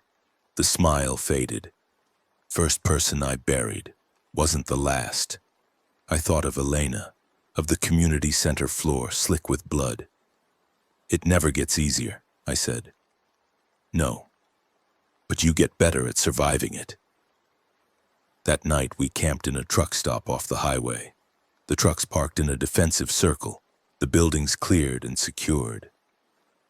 Jerome's people had established a routine: watch shifts, meal preparation, medical checks. It was impressive, the civilization they'd built in just 2 weeks. I found Faith sitting alone on the hood of one of the trucks, looking up at the stars. "Thinking about God?" I asked, sitting beside her. "Thinking about whether God is thinking about us." She sighed. "I was a nun, you know, before the outbreak. 50 years in the church, dedicated to prayer and service. And now I sit here watching the world burn, and I wonder, was any of it real? The faith, the meaning, the sense that someone was watching over us? What do you think?" "I think it doesn't matter." She looked at me. "Real or not, the faith kept me going, gave me purpose, made me a better person than I would have been otherwise. And now," she shrugged, "now I find purpose in keeping you people alive, in sewing wounds and setting bones and making sure the children eat. Maybe that's enough." "You don't believe anymore?" "I don't know what I believe, but I believe in you, Danny Whitmore.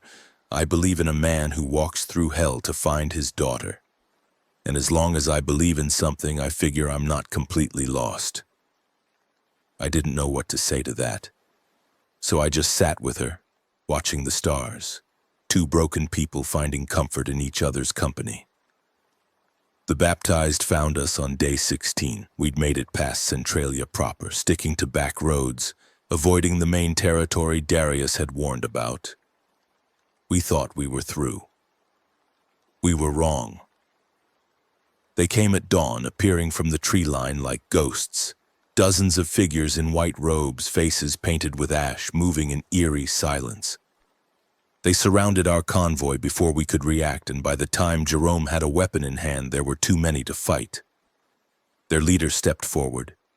He was tall, gaunt, with the burning eyes of a true believer. His robe was immaculate, his voice a preacher's cadence, and he smiled at us like a father welcoming lost children. "Welcome, travelers," he said. "Welcome to the territory of the baptized. I am Shepherd Ezekiel Crane, and I bring you the word of the Lord." "We don't want any trouble," I said, stepping forward. "We're just passing through." "As all things pass through the world, friend. The question is, what remains when they're gone?" His smile widened. You travel south toward the dead city. Portland, yes, many have tried. Few have succeeded. But those who travel with the blessing of the baptized, they are protected. And how do we earn this blessing? Through testing. He gestured, and his followers produced something from the tree line. A cage roughly built containing a single infected. It snarled and reached through the bars. The Lord marks his chosen ones. Those who are pure remain untouched by the plague. Those who carry sin in their hearts, he shrugged, they reveal themselves. I understood. They were going to expose us to infected and see who got bitten. Divine judgment through Russian roulette with corpses. And if we refuse, then you never leave this place. His voice was still pleasant, still calm. The Lord's will is not subject to negotiation, friend, only acceptance. I looked at my group, at Jerome's people, 36 lives hanging on my decision. Give us a moment, I said, to pray, to prepare ourselves. Crane nodded graciously. Of course, take all the time you need, the Lord is patient. I gathered the leaders, Jerome, Priya, Faith, out of earshot. Ideas? I whispered. We can't fight them, Jerome said. Not with all these civilians. We'd lose half our people even if we won. The testing, Priya said. If they just bring us close to one infected, maybe we can manage it. Maybe we can... It's not about surviving the test. Faith's voice was bitter. It's about what they do afterward. They keep the pure ones. Add them to the cult, and anyone who shows resistance gets converted differently. How do you know that? Because I've seen their work. She pointed north. The burned bodies on the roadside, the pyres, that's their handiwork. They burn the impure alive, and they keep the survivors as slaves or soldiers or worse. I closed my eyes, thought about Maddie waiting, thought about the 100 miles still between us. Then we run, I said. Run where? They're everywhere. Not everywhere. I pointed east. The foothills, the forest. They can't chase us on foot if we get enough distance. We leave the vehicles, take what we can carry, and we disappear. That's suicide, Jerome said. Half these people can't run. The children, the wounded. Then we buy them time. He stared at me. You, me, anyone who can fight.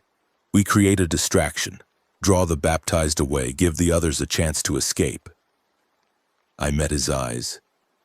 It's not a great plan, but it's the only one I have. Jerome was quiet for a long moment.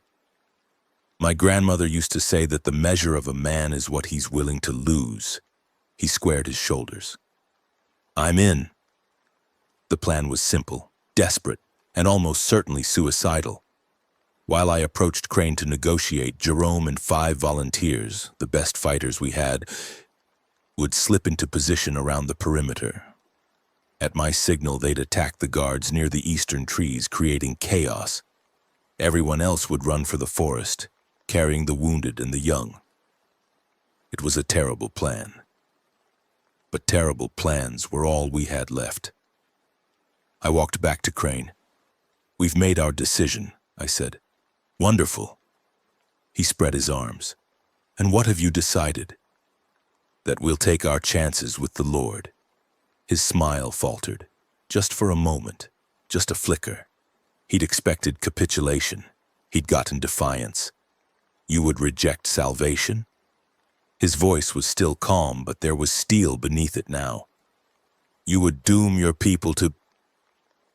I didn't let him finish. I lunged, tackling him to the ground, my hands around his throat. His followers surged forward, but I'd already given the signal, a whistle, sharp and clear, and Jerome's team attacked from the trees. Gunshots, screams, the chaos we'd needed. Run! I shouted. Everyone run! Crane was stronger than he looked, and his fingers found my eyes clawing. I released his throat to protect my face, and he threw me off, scrambling to his feet. Kill them! He screamed, "Kill them all!" But his followers were confused, divided between the attacks from multiple directions.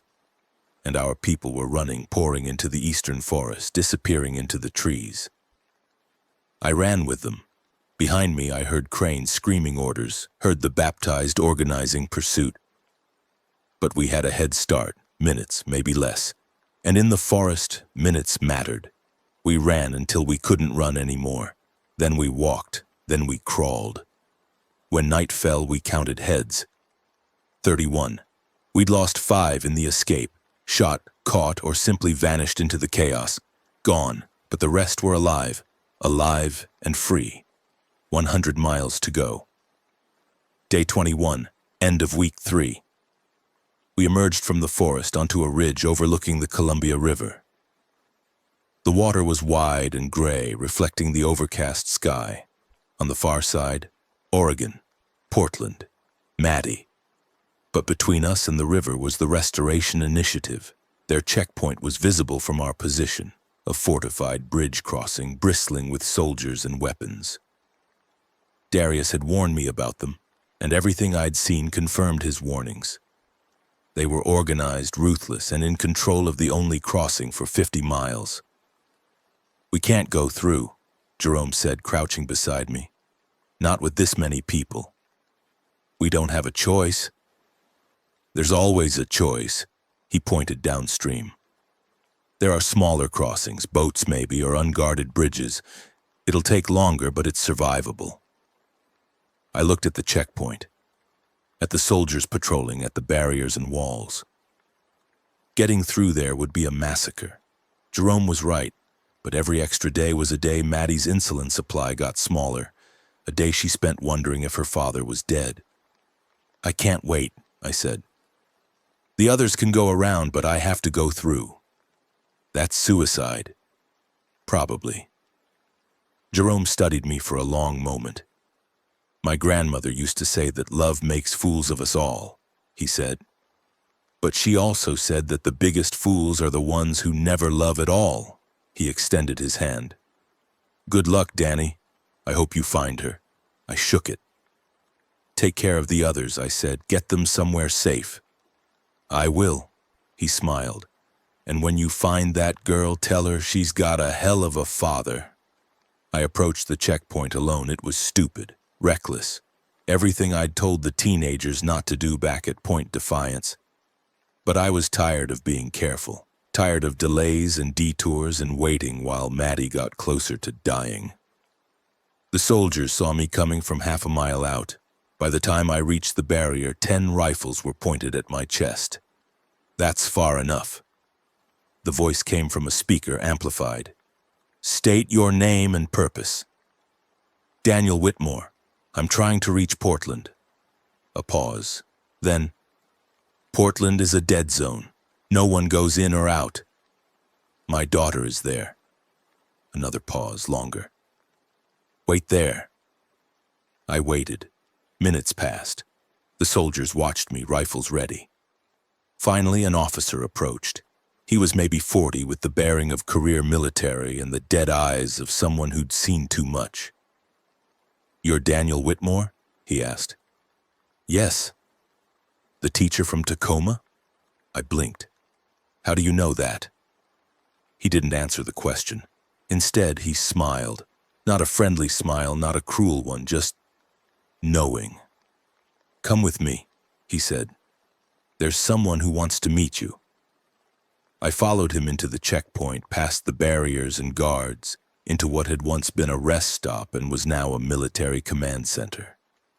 Inside, behind a desk covered with maps and reports, sat a man I almost recognized. He was in his 50s, square-jawed, iron-gray hair cut military short. He wore fatigues with colonel's insignia and watched me with eyes that knew exactly who I was. "Hello, Danny," he said. "It's been a long time." I stared at him. Memory stirred. A family dinner years ago when Elena was still married to her first husband. I'd been her date, nervous as hell, meeting her ex-brother-in-law for the first time. "Nathaniel," I said. Nathaniel Briggs. He smiled.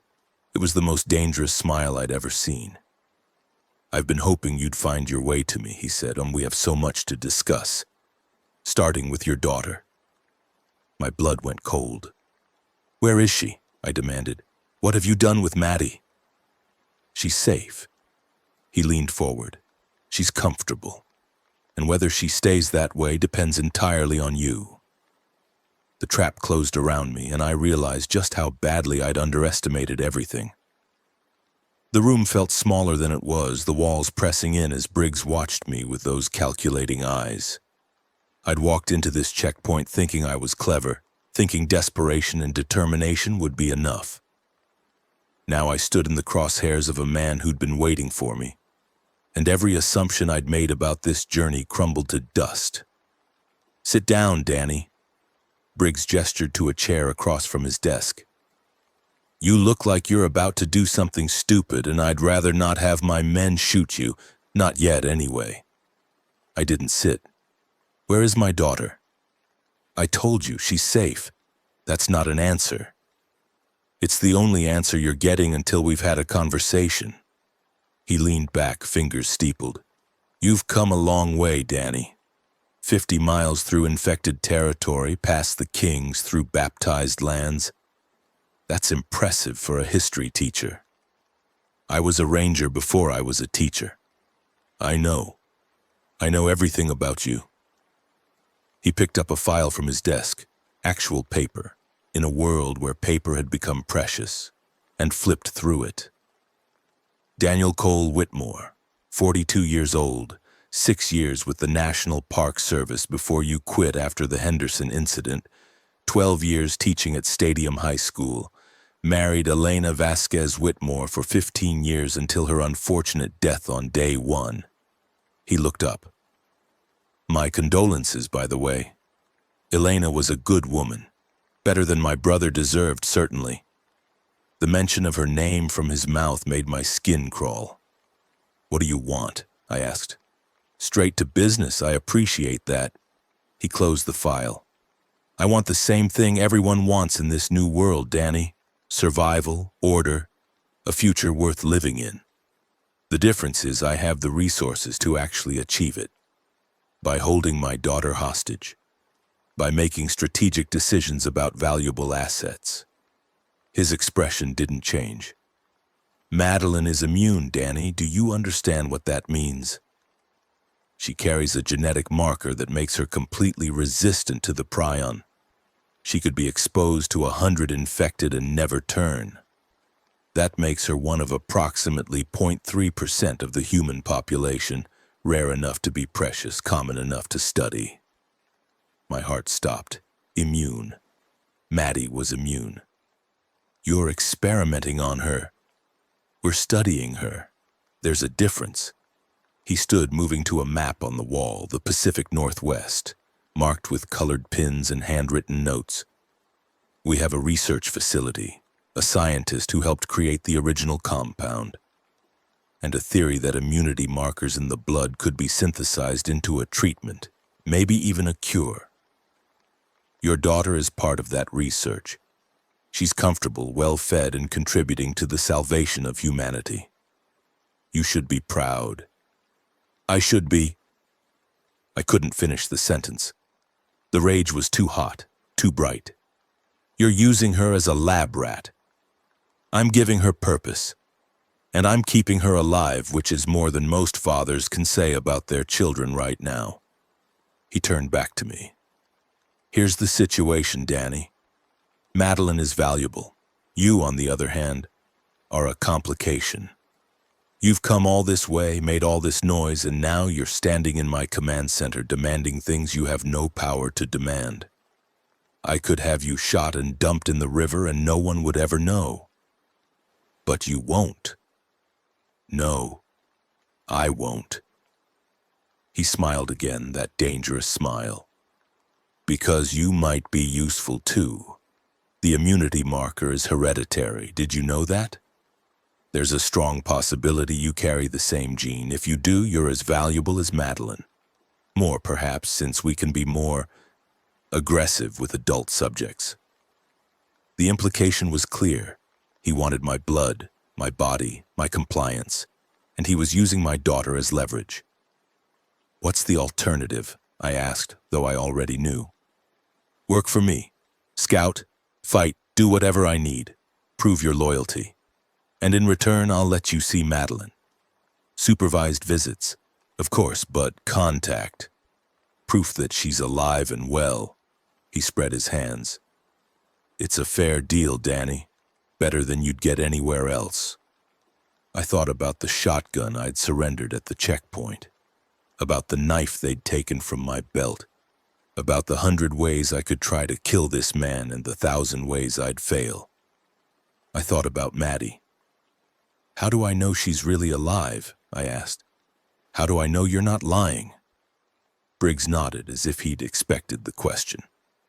He pressed a button on his desk and a screen flickered to life.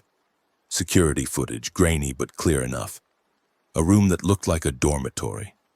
A girl sitting on a bed reading a book. Maddie. She looked thinner than I remembered, paler. But she was alive, turning pages, occasionally brushing hair from her face with a gesture so familiar it made my chest ache. "Recorded this morning," Briggs said. "She's in our facility beneath the West Hills. Comfortable, as I said, but alone. She's been told you're dead, Danny. She's been grieving for weeks." The cruelty of it hit me like a physical blow, not just holding her, lying to her. Making her think she'd lost everything. "You bastard. I'm a pragmatist. Grief makes people compliant. Hope makes them dangerous." He switched off the screen. "But I could tell her the truth. I could arrange a reunion. All you have to do is cooperate." I stood there, hate burning in my veins, and I made a decision. I would play his game. I would pretend to be the obedient soldier he wanted. I would learn everything I could about his operation, his weaknesses, his facility, and then I would burn it all down and take my daughter home. "Fine," I said. "I'll work for you." "Excellent." Briggs extended his hand. "Welcome to the Restoration Initiative, Danny. I think we're going to do great things together." I shook his hand and felt like I was making a deal with the devil himself. They gave me quarters in what had once been a motel, converted into barracks for initiative soldiers. The room was small but clean. Running water, electricity from the dam they controlled, even a working heater. Luxury by apocalypse standards. I sat on the bed and stared at the wall, trying to process everything that had happened. Maddie was alive. That was the only thing that mattered. She was alive, and she was maybe 30 miles away, and I had to find a way to reach her. But Briggs wasn't stupid. He'd be watching me, testing me, waiting for me to make a mistake. One wrong move, and I'd never see her again. I needed allies, information, a plan, and I needed to survive long enough to execute it. The next morning, they put me to work. My handler was a sergeant named Reeves, 30-something, professional, with the demeanor of someone who followed orders without asking questions. He gave me a tour of the checkpoint, explained the command structure, and assigned me to a scouting unit. "You'll be working with Echo Team," he said. 6-person squad, experienced operators. They run reconnaissance south of the river, mapping infected concentrations, identifying resources, that sort of thing. Your wilderness background makes you useful. And if I refuse an assignment?" Reeves looked at me without expression. "Then you're not useful anymore, and Colonel Briggs doesn't keep useless people around." Message received. Echo Team turned out to be a mixed group. 4 soldiers and 2 civilians who'd been recruited the same way I had.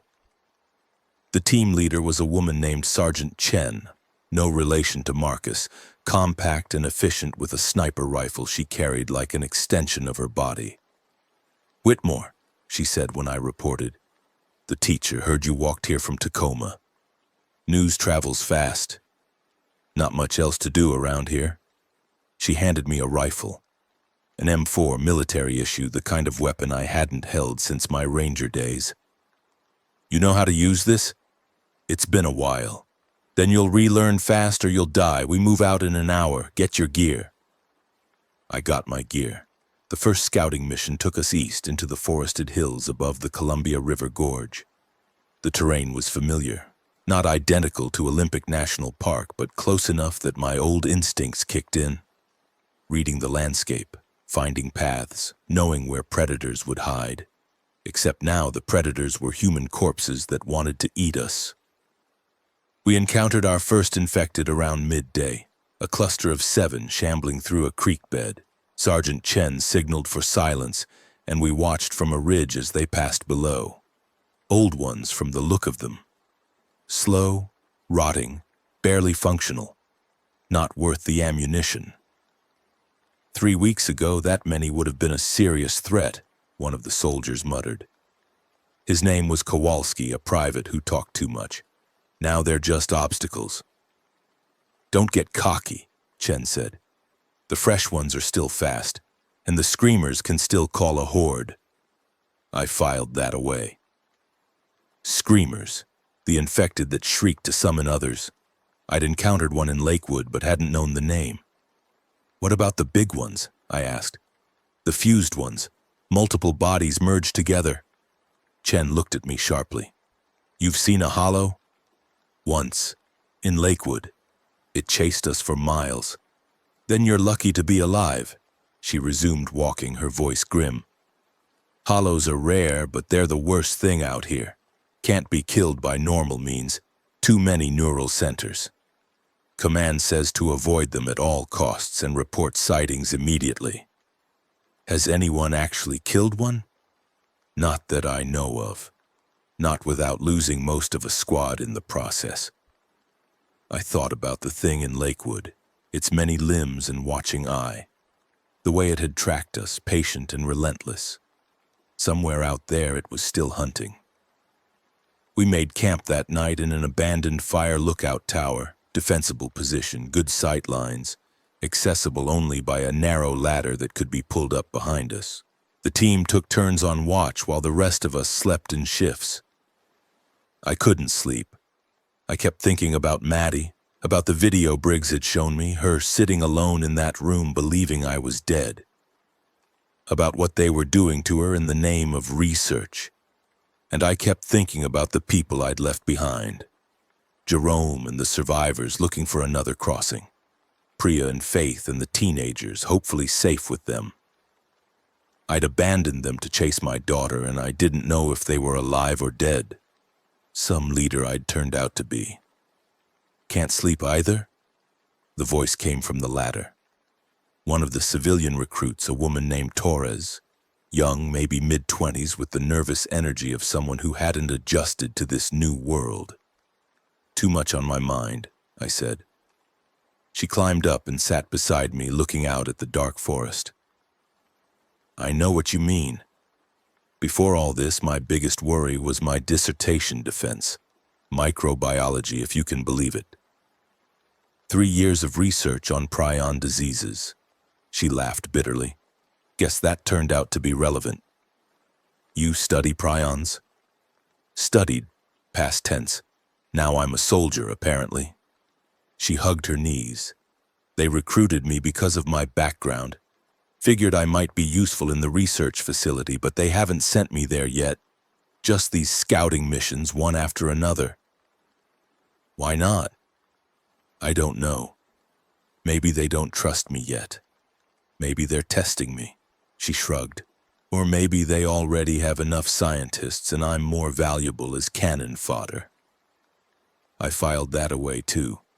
Torres had scientific knowledge that might be useful. The prion that caused this, I said carefully. Do you know anything about it? She was quiet for a moment. When she spoke, her voice was barely above a whisper. I know it wasn't natural. The structure is too precise, too engineered. Someone designed this thing in a lab. She looked at me. And I'm pretty sure I know who. Who? A woman named Tanaka, Dr. Yuki Tanaka. She was one of the lead researchers at a company called Helix Dynamics. They had a contract with DARPA for battlefield medical applications. Resurrection compounds, they called it. Drugs that could keep soldiers alive long enough for medical evacuation. Torres shook her head. The compound was called Prion X, and about 6 weeks ago a transport carrying samples of it was breached somewhere near Joint Base Lewis McChord. That's when everything started. Prion X, Helix Dynamics, Dr. Tanaka. Is Tanaka still alive? As far as I know. The initiative has her at their research facility. She's the one running the immunity studies. Torres met my eyes. Your daughter. The colonel mentioned her when I first arrived. She's one of the immunity subjects, isn't she? I didn't answer, but my silence was answer enough. I'm sorry, Torres said. For what it's worth, the research isn't... It's not torture. Blood draws, mostly. Physical examinations. They're trying to isolate the immunity marker, figure out what makes some people resistant. If they succeed, it could save millions of lives. And if they don't? She looked away. I don't know. I try not to think about that. We sat in silence for a while, watching the darkness. Maya, she said eventually. My name is Maya Torres. I figure if we're going to survive this together, we should at least know each other's names. Danny Whitmore. Nice to meet you, Danny. She stood, stretching. Try to get some sleep. Tomorrow's going to be worse. She climbed down the ladder, leaving me alone with my thoughts. Tomorrow was always worse. That was the rule now. The mission lasted 4 more days. We mapped infected concentrations, noted resource caches, and avoided 3 separate hordes that would have overwhelmed us. Chen was a good leader, cautious, methodical, never taking unnecessary risks. I learned from her, absorbing tactics and strategies I'd need later. I also learned about the initiative. They had maybe 400 soldiers under arms, plus another 300 support personnel. They controlled the Bonneville Dam, which gave them electricity, a precious resource in the dead world. They had vehicles, weapons, communications equipment, even a functioning hospital. And they had Briggs. Everything came back to him. The soldiers talked about him in hushed tones, half fear and half reverence. He'd kept them alive when everything fell apart. He'd given them purpose when the world lost meaning. Some of them practically worshipped him. Others were less enthusiastic. The colonel's got a vision, Kowalski said one night while we were camped in an abandoned ranger station. A new America built from the ashes. Sounds great, right? Except his version of America doesn't have a lot of room for disagreement. Meaning? Meaning people who question orders tend to disappear. Reassigned to clearing duty, usually. You know what clearing duty is? I shook my head.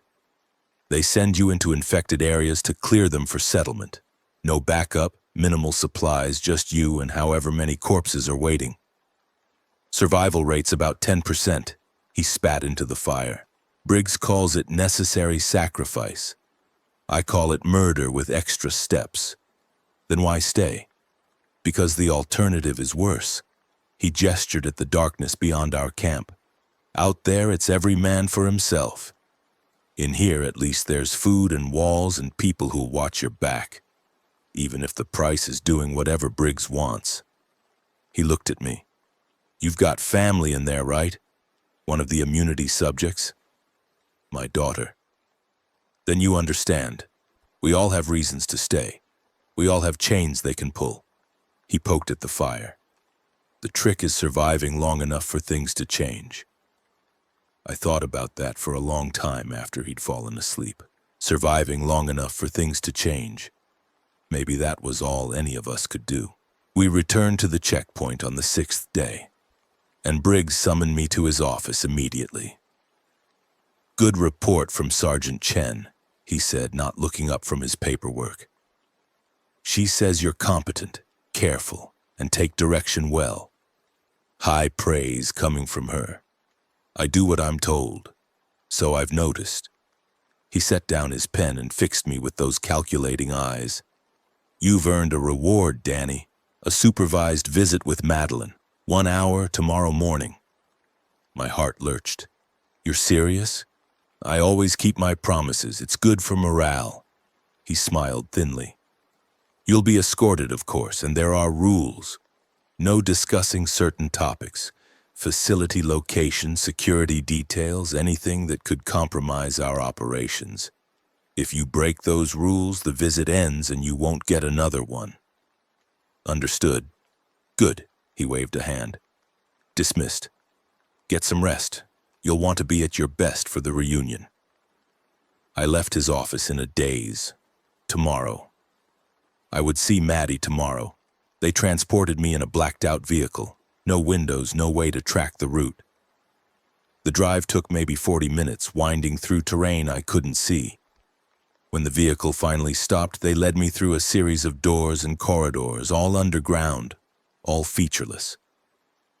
The facility was larger than I'd expected. I caught glimpses through doorways, laboratories, medical equipment, rooms full of computer terminals.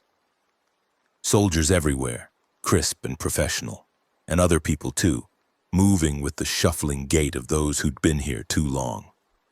They brought me to a room that looked like a visitor's center, table, chairs, a window that was probably reinforced glass. And on the other side of that window, sitting with her hands folded, was my daughter. She looked up when I entered. For a moment she didn't react, just stared as if I were a ghost or a hallucination. Then her face crumpled and she was on her feet, pressing her palms against the glass. Dad?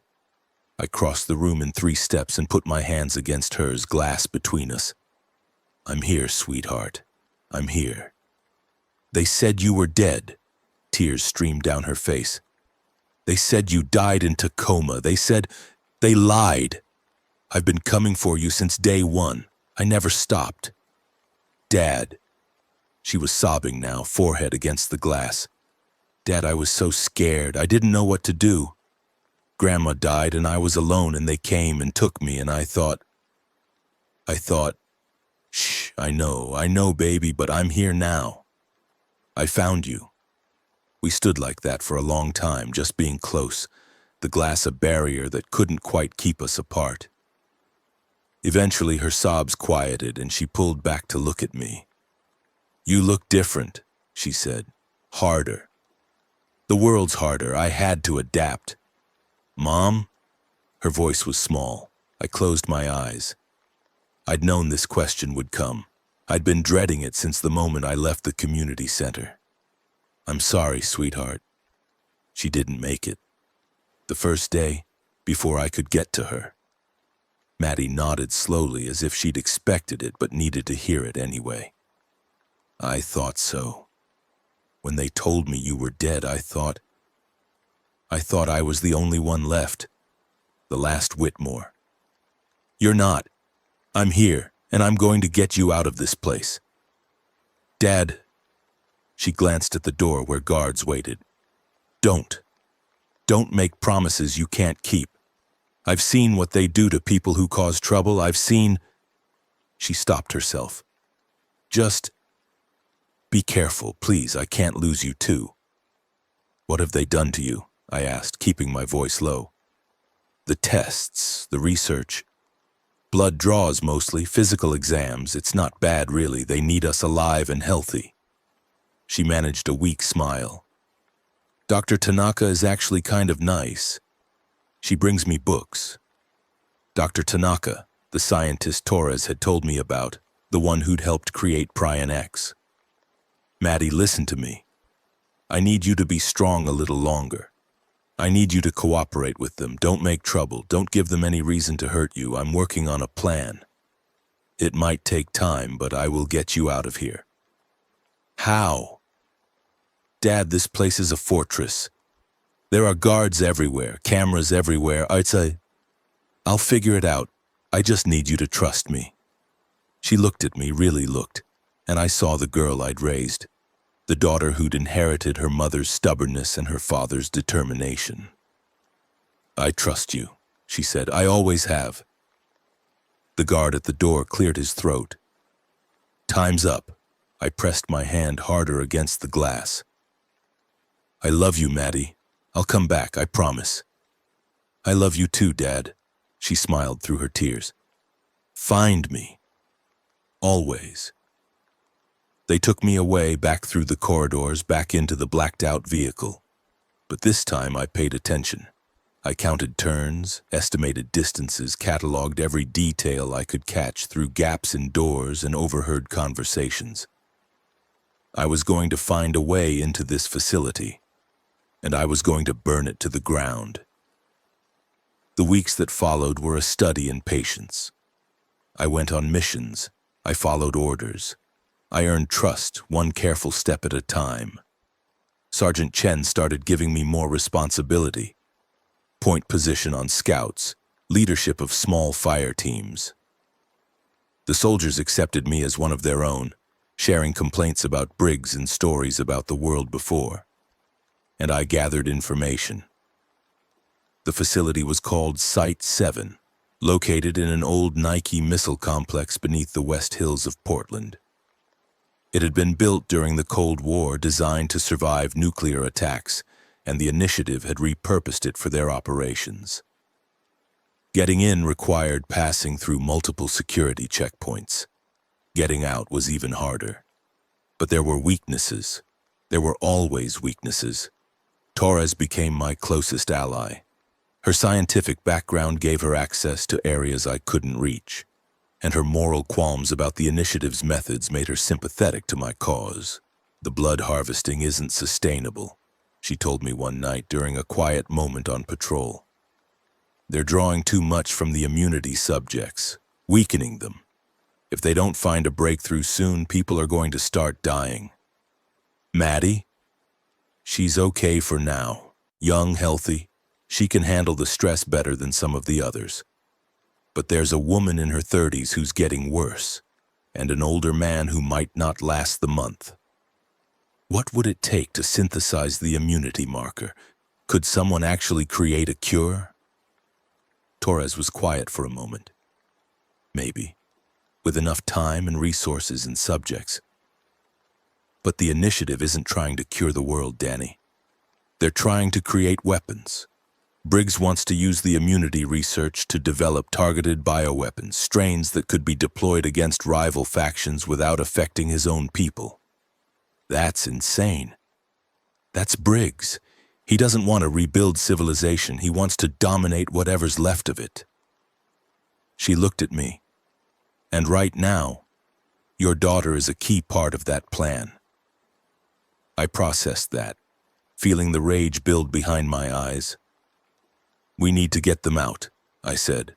All the immunity subjects, not just Maddie. How many are there? 12 last I counted, kept in a secure wing of the facility under constant surveillance. Is there a way to get them out without going through the main entrance? Torres hesitated.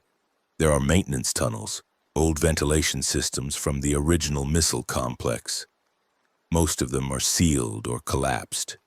But I've heard rumors about a few that might still be passable. The problem is mapping them. And even if we found a route, we'd need help on the inside. Do you have contacts? A few. Dr. Tanaka might be willing to help. She hates what Briggs has made her do, but she's scared. Everyone's scared. Then we need to give them something to be brave for. I stared out at the darkening forest, mind racing through possibilities. What would happen, I asked slowly, if the initiative lost control of the dam? Torres blinked. The dam? Bonneville? You said they control it for electricity. What if that control disappeared? Chaos. The facility runs on backup generators, but they'd only last a few days. Patrols would be disrupted, communications would fail, people would panic. And in that panic, a small group might be able to slip through the cracks. She stared at me. You're talking about sabotage. That's not just escape. That's war. Briggs started the war when he took my daughter. I'm just choosing to fight back. Torres was quiet for a long time. I'll help you, she finally said. But we'll need more than just the two of us. We'll need people on the inside and people on the outside. We'll need weapons, supplies, transportation, and we'll need to be absolutely certain because if we fail, everyone dies. Then we don't fail. Easy words, the execution would be harder, but I'd walked 100 miles through hell to find my daughter. I wasn't going to stop now. The plan came together slowly, piece by piece. Torres made contact with Dr. Tanaka, carefully feeling out her sympathies. The scientist was willing to help but terrified of Briggs. She'd seen what happened to people who defied him. Torres promised her protection, a way out, a chance to atone for her part in creating Prion X. Meanwhile, I worked on the external elements. Jerome and the survivors had made it across the river. I learned this from captured refugees who'd encountered them south of the gorge. They were camped somewhere in the foothills, struggling but alive. If I could make contact, they could be our extraction team. The problem was Briggs. He was suspicious by nature, and my sudden competence had drawn his attention. He'd started giving me more dangerous assignments, testing my limits, watching how I responded. "You're not what I expected," he said during one of our increasingly frequent meetings. "Most men in your position would have broken by now. The fear, the uncertainty, the distance from their loved ones. But you're thriving. Why is that?" "I adapt," I said. "It's what survivors do." "Perhaps."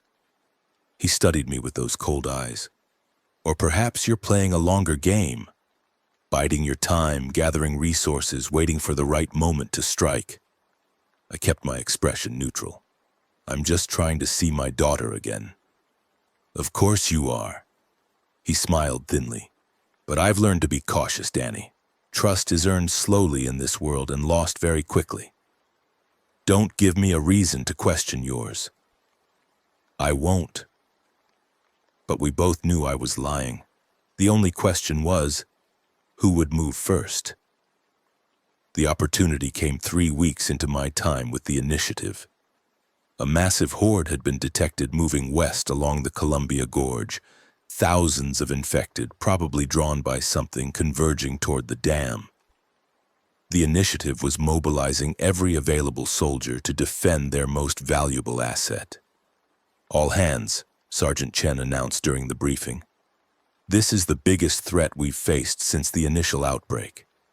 If we lose the dam, we lose everything." I saw my chance. "I'll volunteer for the forward position," I said. "Point defense, whatever you need." Chen raised an eyebrow. "The forward position is essentially suicide. You'll be the first line against the horde, buying time for the main defense." "I know, but someone has to do it, and I'm expendable." She studied me for a long moment, then nodded. "Your funeral, Whitmore, literally." The horde arrived at dusk. I'd never seen so many infected in one place. They stretched across the gorge like a dark tide, thousands of corpses moving with terrible purpose. The sound of them, the moaning, the shuffling, the wet slap of decaying feet on concrete, was overwhelming. The forward position was a concrete barrier 100 yards from the dam's main structure. 6 soldiers, including me, armed with everything we could carry. Our job was to slow the advance, thin the numbers, give the main defense time to establish firing positions. We held for 20 minutes. 20 minutes of continuous fire, of infected falling and more climbing over them, of ammunition running low and hands cramping and voices going hoarse from screaming. I killed dozens. We all killed dozens, and still they came. "Fall back," someone shouted. "Positions overrun." I ran, but I didn't run toward the main defense. I ran toward the access tunnel I'd identified 3 days earlier, the one Torres had marked on my hidden map. The chaos was perfect cover. Soldiers running everywhere, commanders shouting contradictory orders, the infected breaking through barriers and spreading across the dam complex. In the confusion, one man slipping away would never be noticed. I reached the tunnel entrance just as the first screamer began to shriek. The sound cut through everything else. Piercing, inhuman, a call that would bring every infected within a mile radius. Behind me, I heard the main defense lines collapse into chaos as fresh infected poured in from unexpected directions. I dropped into the tunnel and pulled the hatch closed behind me. Darkness. Silence. Just my breathing and the distant sound of slaughter. I turned on the flashlight I'd stolen from supplies and started walking. The tunnel was tight, barely wide enough for a man to pass, and it smelled of rust and stagnant water. It had been part of the original missile complex's infrastructure. Ventilation, according to Torres, now sealed at both ends, but still physically intact. I crawled for what felt like hours. My knees bled. My shoulders scraped against concrete. At one point, the tunnel narrowed so much I had to exhale completely to squeeze through, and I thought, this is it. This is where I die, stuck in a hole while the world burns above me. But I kept going. Because Maddie was at the end of this tunnel. My daughter was waiting, and I would crawl through hell itself to reach her. The tunnel opened into a basement storage room, musty and full of decaying cardboard boxes. I emerged covered in dust and grime, my uniform torn, my hands raw and bloody. Site 7. I was inside. The facility was in chaos. Emergency lights flickered overhead, casting everything in bloody red. Alarms blared in cycles, warning about the dam, about the horde, about systems failing. Soldiers ran through corridors, shouting orders, completely focused on the external threat. No one noticed one more dirty soldier moving through the halls. I found the secure wing by following Torres's mental map, memorized through weeks of careful questioning. Left at the junction, right at the medical storage. Through the doors marked authorized personnel only. 2 guards at the final checkpoint. They saw me coming, dirty, wounded, obviously in distress, and their hands went to their weapons. "Hold it," one of them said. "This area is restricted." "I'm looking for Dr. Tanaka," I said. "Colonel Briggs sent me." "The colonel's at the dam. Radio communications down. He sent me directly." I stepped closer, trying to look exhausted and harmless. "Please, it's urgent." The guards exchanged glances. The one on the left relaxed slightly. He was young, probably new, the kind who wanted to be helpful. The one on the right wasn't fooled. "Show me your credentials," he said, hand still on his weapon. "Now." I showed him. The hunting knife, recovered from storage after weeks of patient searching, caught him in the throat before he could react. He went down gurgling, and I was already moving, tackling the younger guard before he could raise his rifle. He was strong, trained. But I'd spent 3 weeks learning initiative combat techniques, and I'd spent 12 years before that doing this kind of work in more dangerous territory. He went down. He stayed down. I took his keycard and opened the secure wing doors. The room beyond was divided into individual cells, clean, relatively comfortable, but cells nonetheless. 12 doors, 12 prisoners. And standing at the far end, staring at me with wide eyes, was Dr. Yuki Tanaka. She was older than I'd expected, maybe 50, with gray-streaked hair and the haunted look of someone who'd seen too much. "You're Whitmore," she said. "Madeline's father." "Yes. Torres said you would come." I didn't believe her. Then start believing. I moved to the nearest cell, peering through the window. A man inside, thin and pale, watching me with desperate hope. How do I get them out? The cells are individually locked. I have a master override, but using it will trigger an alert. The dam is under attack. Everyone's distracted. Not for long. She hesitated. If we do this, there's no going back. Briggs will hunt us to the ends of the earth. He can try. I met her eyes. You helped create this nightmare, Dr. Tanaka. This is your chance to make it right. She stared at me for a long moment. Then she nodded and walked to the control panel. God forgive me, she whispered, and pressed the override. 12 doors unlocked simultaneously. The escape was chaos. 12 prisoners, most of them weak from repeated blood draws, stumbling through corridors while alarms screamed and soldiers scrambled.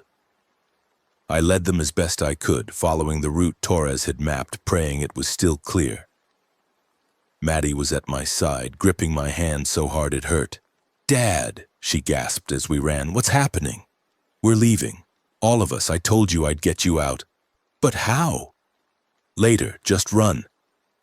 We reached the secondary access tunnel, another remnant of the Cold War architecture, this one leading to a drainage system that emerged a mile from the facility. It was tight, cramped, and half flooded, but it was the only way. "Everyone down," I ordered. "Single file, don't stop for anything." They dropped into the tunnel one by one, the weak ones first, helped by the stronger. Dr. Tanaka went near the middle, clutching a bag of files she'd grabbed from her office. Maddie went last, just before me. "Dad, I can't, it's dark, I can't see." "I'm right behind you, sweetheart, just keep moving forward, follow the person in front of you." She nodded, terrified but trusting, and dropped into the darkness. I was about to follow when I heard footsteps behind me. "I thought I'd find you here." Briggs stood at the end of the corridor, flanked by 2 soldiers. His face was calm, almost amused, but his eyes were cold as ice. "You're predictable, Danny. I knew you'd try something eventually. I just didn't think you'd be stupid enough to try it tonight." "The dam's falling," I said. "Your whole operation is collapsing." "The dam will hold. We've weathered worse." He stepped closer. "But you've just thrown away everything. Your position, your access, your daughter's safety, for what? A tunnel escape that leads nowhere?" "It leads away from you, that's enough." His lip curled. "You think I won't find you? You think anywhere on this earth is far enough to hide from me?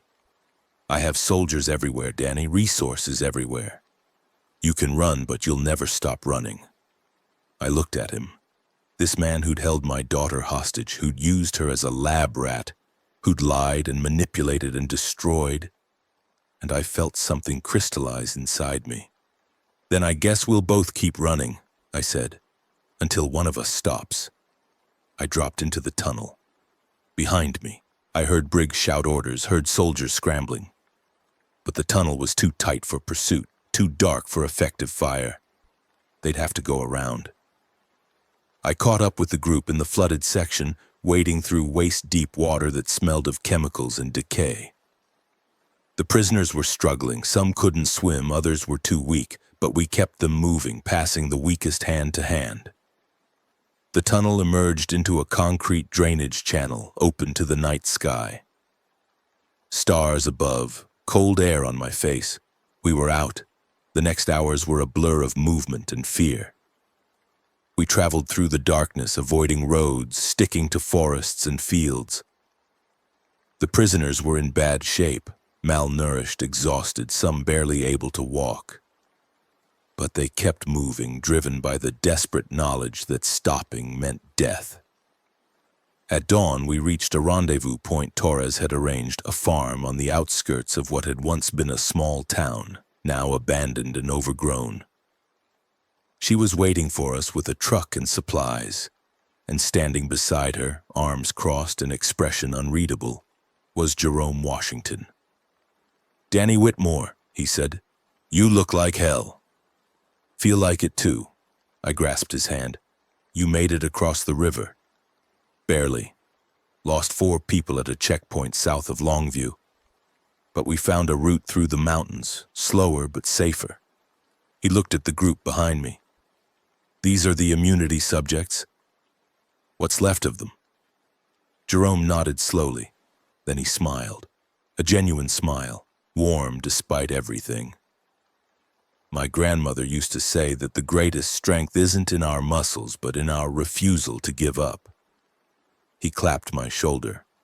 "Welcome back, Danny. Let's get these people somewhere safe." We traveled for 3 days, moving at night, hiding during the day. The initiative was searching for us, patrols everywhere, soldiers asking questions at every settlement. But they were spread thin, dealing with the aftermath of the dam attack, and we slipped through the gaps. The farm where we finally stopped was in the foothills east of what had once been Salem. 100 acres of overgrown fields, a fortified farmhouse, and a dozen survivors who'd carved out a fragile existence away from the factions. "You can stay here," Jerome said. "For now. They'll hide you as long as you need." "What about you?" "I'm going back for the others. Priya, Faith, the kids, they're still out there, moving between safe houses. They need someone to guide them." "Then I'll come with you." "No." He shook his head firmly. "You've done enough, Danny. You got your daughter back. You got 12 prisoners out of that facility. Now you need to rest, recover, figure out your next move. My next move is making sure Briggs can never do this to anyone else. And you'll get that chance, but not today." He gripped my arm. "Trust me, I'll bring them here, all of them, and then we'll figure out how to take the fight to Briggs together." I wanted to argue, wanted to keep moving, keep fighting, keep running until Briggs was dead and the initiative was ashes. But Maddie was standing nearby watching me with those tired eyes, and I knew Jerome was right. I'd been running for weeks. My body was breaking down, my mind was fraying at the edges. If I didn't stop, I'd collapse, and then I'd be useless to everyone. "1 week," I said. "Then I'm back in the fight." "Fair enough." Jerome turned to go, then paused. "Danny, when you see Briggs again, and you will, make it count." "I intend to." He disappeared into the pre-dawn darkness, and I was left with my daughter, 12 rescued prisoners, and the weight of everything still to come. The farm was peaceful in its way. The survivors who'd built it, a family named Morrison, 3 generations living together, had created something remarkable. Solar panels for power, greenhouses for food, wells for water. A life that didn't depend on the factions or the chaos beyond their fences. "We had the land," the grandfather, Arthur Morrison, explained, "and we had warning. My granddaughter works for the CDC, or worked before everything. She called us on day 1, told us to hunker down and not leave for anything. We listened. You've been here the whole time. 6 weeks now. Watched the world fall apart from behind our fences, took in a few refugees, turned away a few more." He shrugged. "Survival's about choices, son. Hard choices sometimes, but choices nonetheless." I thought about the choices I'd made, the people I'd left behind, the things I'd done. "How do you live with them?" I asked. "The hard choices?" Arthur was quiet for a moment. "You don't," he finally said. "You carry them. Every choice, every person you couldn't save, every line you crossed. You carry it all and you keep walking anyway. That's what survival means. Not being unbroken, being broken and still moving forward. Broken and still moving forward. That described me better than anything else could." Maddie and I had a week together on that farm. 7 days of quiet, of healing, of learning to be father and daughter again. She told me about her time in the facility, the blood draws that left her dizzy, the other prisoners she'd befriended and lost, the books Dr. Tanaka had brought her, and the careful kindness the scientist had shown despite her complicity. "She's not evil," Maddie said. "Dr. Tanaka, I mean, she's just trapped, like all of us. She helped create the thing that killed your mother." "I know." Maddie looked at her hands. "But she's also the reason I had insulin when mine ran out. She found some in the medical stores, kept it cold, made sure I had enough. If it wasn't for her, I'd be dead. I processed that. The scientist who'd helped end the world, saving my daughter's life. Nothing was simple anymore. Maybe nothing had ever been." "Do you hate her?" Maddie asked. "Dr. Tanaka?" I thought about it honestly. "I hate what she did," I said. "I hate the choices that led to this, but hate takes energy, and I don't have much left." I looked at my daughter. "What about you? Do you hate them?" "I don't know what I feel." She curled up in her chair, looking younger than her 16 years. When I was in there, I thought about you a lot, about Mom, about what you'd want me to do, and I kept thinking, you'd want me to survive, you'd want me to be strong, so I tried to be strong, even when it was hard, even when I wanted to give up. You did good, sweetheart. Better than good. Dad? She looked at me with those serious eyes. What happens now? It was the question I'd been avoiding, the question I didn't have an answer for. I don't know, I admitted. Briggs is still out there. The initiative is still hunting us. We can't stay here forever, and we can't keep running forever either. I reached out, took her hand. But whatever happens, we face it together. No more separation. No more doing this alone. Promise? Promise. She smiled, the first real smile I'd seen since the facility, and something in my chest unclenched. We were broken, both of us. But we were together, and together we'd find a way. Jerome returned on the 7th day just as he'd promised. He brought with him 15 survivors, Priya, Faith, Jessica, Marcus, Destiny, and others I'd never met. They arrived in a convoy of scavenged vehicles, exhausted but alive. The reunion was bittersweet. So many faces missing, so many stories of loss and near escapes, but also stories of survival, of unexpected kindness, of strangers becoming family. We lost contact with the Tacoma Kings, Priya reported during our first meeting. Something happened there, fire maybe, or attack.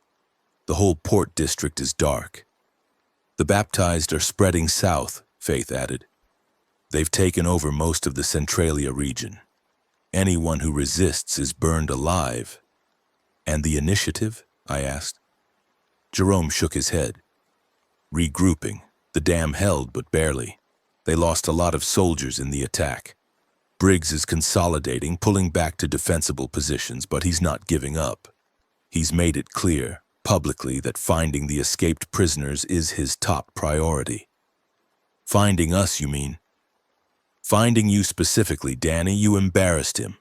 Made him look weak in front of his people. That's something he won't forgive. I thought about Briggs, about his cold eyes and calculating smile, about the things he'd done and the things he'd planned to do. Good, I said. Let him come. I'm tired of running. Over the following weeks, we built something, not a settlement, we were still too mobile for that, but a network, safe houses, supply caches, communication systems using salvaged radios, a resistance in everything but name. Other survivors joined us, people fleeing the initiative's brutality, refugees from the baptized's religious persecution, former soldiers who deserted when they realized what Briggs really was. We screened them carefully. Trust was hard-won in this world, but we grew. Maya Torres became our intelligence coordinator, using her scientific contacts to gather information about initiative movements and vulnerabilities. Dr. Tanaka, who'd chosen to stay with us despite the danger, worked on understanding Prion X, searching for weaknesses we could exploit. The cold makes them dormant, she explained during one briefing. Below 40 degrees Fahrenheit, the prion becomes sluggish. Infected move slower, react slower, become almost manageable. That's why winter will change everything. How soon? Jerome asked. Weeks, maybe a month. By late November, we should see significant behavioral changes. And the initiative knows this? Briggs knows. That's why he's been aggressive about territorial expansion. He wants to secure as much ground as possible before winter limits the infected threat and shifts the balance toward human-on-human conflict. I processed that. The game was changing. New rules, new strategies. What about the hollows? I asked. The fused infected. Do they follow the same patterns? Tanaka hesitated. Unknown. We've never studied them in controlled conditions, but based on their composition. She shook her head. They might be different. Their neural redundancy could make them more resistant to temperature effects. Great. The most dangerous infected might also be the hardest to predict. We need to kill one, I said. Study it, understand it. That's easier said than done. Every attempt we know of has ended badly. Then we'll be the first to succeed. I looked around the table at the faces of people who'd become, against all odds, my family. This isn't just about survival anymore, I said. Briggs wants to build an empire on the ashes of the old world. The baptized want to burn everything that doesn't worship their prophet. And the infected keep spreading, keep killing, keep making everything worse. If we don't fight back, really fight back, there won't be a world worth living in. What are you proposing? Faith asked quietly. A real operation. Not just hiding and running, but striking back. The initiative has stockpiles, weapons, resources we need.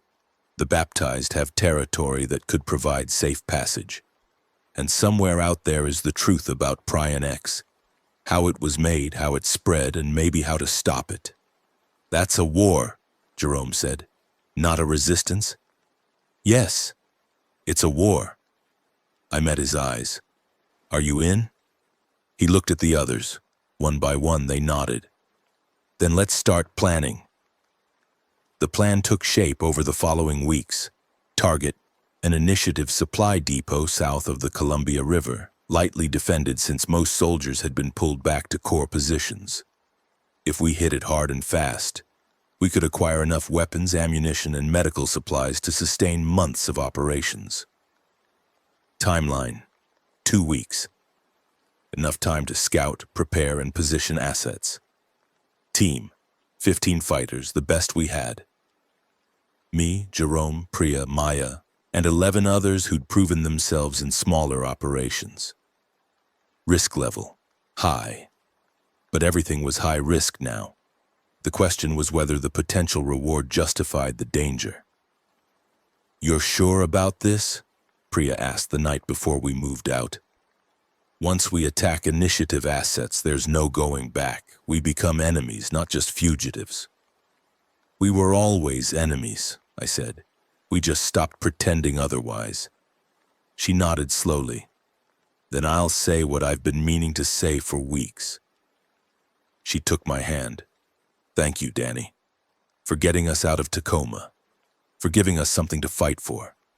I know I'm just one person, but you saved my life, more than once. I won't forget that. You saved mine too, I said. We all saved each other.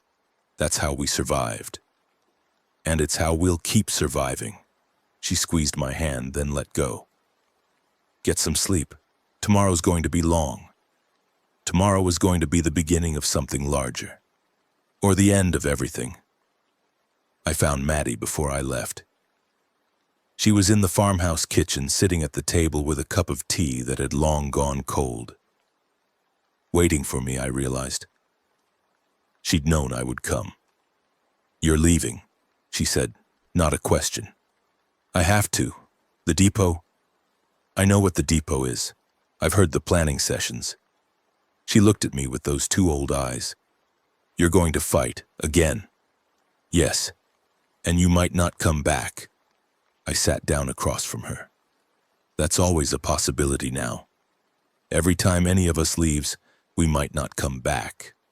That's the world we live in. I know. She was quiet for a moment. I used to hate that. The uncertainty. Every time you went on those ranger trips, I'd worry that something would happen and you'd never come home. Now the uncertainty is constant, every minute of every day. Maddie, I'm not asking you to stay. She cut me off, voice firm. I know why you're doing this. I know it's important, Her composure cracked, just for a moment. I just got you back. I don't want to lose you again. I moved around the table and pulled her into my arms. You won't, I whispered. I promise you, Maddie, I will always come back, always. You can't promise that. No one can promise that. Then I'll promise something else. I pulled back, looked into her eyes. I promise that every choice I make, every fight I take will be about getting back to you. You're my reason, Maddie. You always have been. And I will never, ever stop fighting to come home. She stared at me, and I saw the child she'd been, the toddler who'd clung to my leg, the girl who'd asked me to chase away monsters under the bed. I believe you, she said softly. Good. I kissed her forehead. Now get some sleep. I'll be back before you know it. I left before the tears could fall. The depot raid was a masterclass in controlled violence. We hit them at dawn, the hour when guards were tired and attention wavered. 3 teams, simultaneous strikes, overwhelming force concentrated on weak points. I led Team Alpha through the eastern perimeter, cutting through a fence while Maya's team created a distraction on the west side. The guards responded exactly as predicted, rushing toward the noise, leaving gaps we exploited. Inside the depot, we moved fast, securing the armory, neutralizing resistance, gathering everything we could carry. It wasn't clean. 3 initiative soldiers died. One of our people, a young man named Chen, no relation to the sergeant, took a bullet to the leg and had to be carried out. But when the dust settled, we had won. 40 rifles, Jerome reported, tallying the haul. 20,000 rounds of ammunition, medical supplies for a year, and something special. He held up a folder. Intelligence. Briggs' operational plans for the next 3 months. I took the folder and opened it. What I found inside changed everything. He's planning to release Prion X, Maya said, her voice barely a whisper. Aerosol dispersal, over rival faction territories. We were back at the farm, gathered around the intelligence I'd recovered. The documents were damning, detailed plans for weaponizing the original compound, turning it into a tool for territorial conquest. The stockpile, I said. The aerosol canisters Tanaka mentioned. Where are they? According to these plans, they're in a vault beneath the old Helix Dynamics campus in Portland.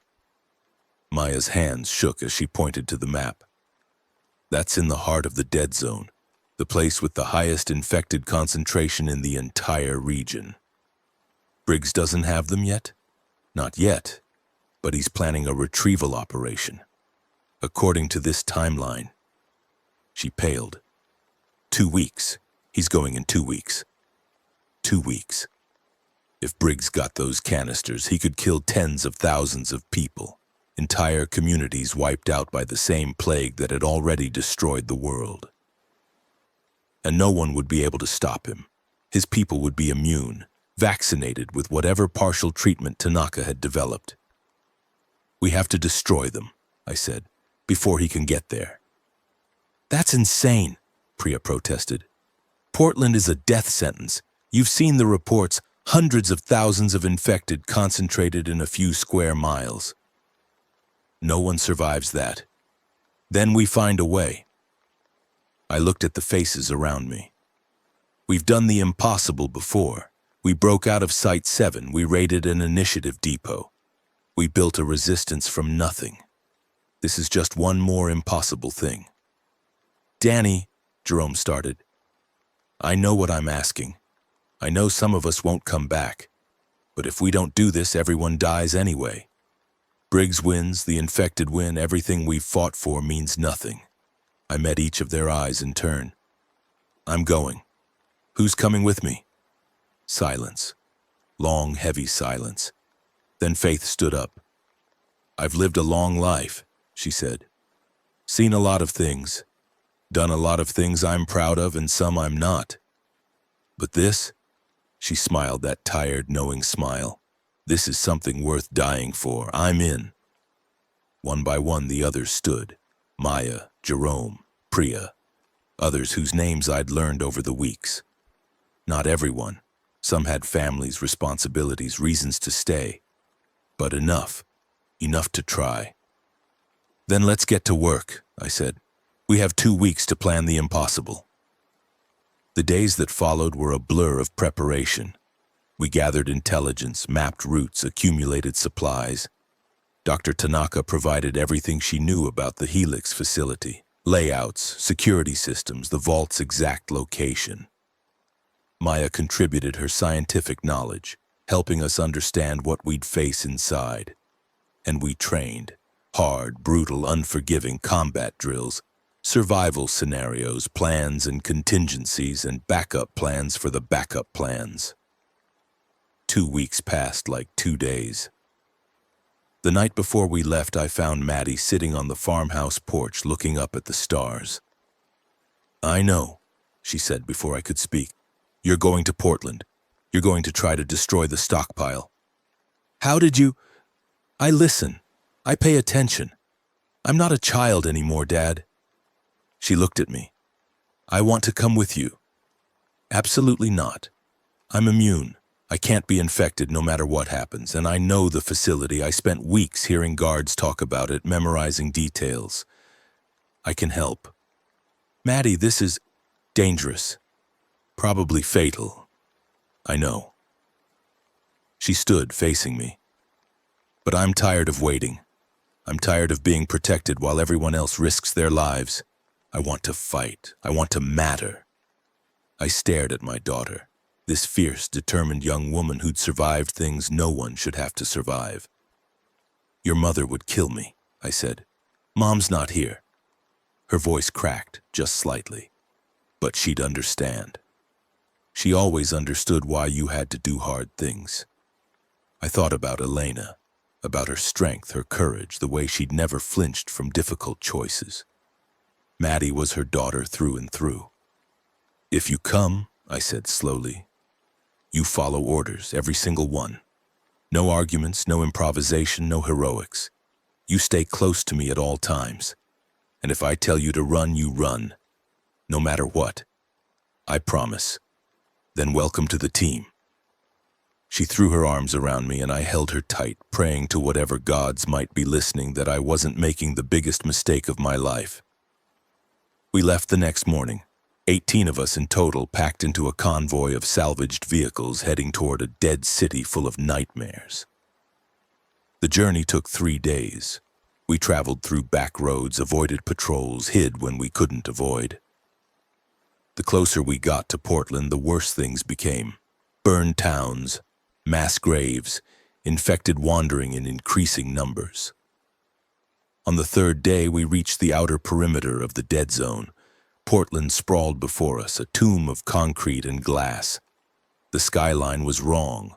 Buildings collapsed, fires still burning in places, smoke rising toward clouds that never seemed to clear. And everywhere, the infected, tens of thousands of them moving through streets that had once held nearly 1 million living souls. "My God," Faith whispered. I didn't have words. None of us did. The dead zone lived up to its name. We made camp in a warehouse on the outskirts, spending the final night going over the plan one more time. "Entry point is here," Maya said, pointing to the map. "Old maintenance tunnel runs beneath the Helix campus. Should be clear. It was sealed before the outbreak." "How long to the vault?" 2 miles of tunnel, then a vertical shaft to the basement level. From there, maybe half a mile to the vault itself. 2.5 miles through enemy territory.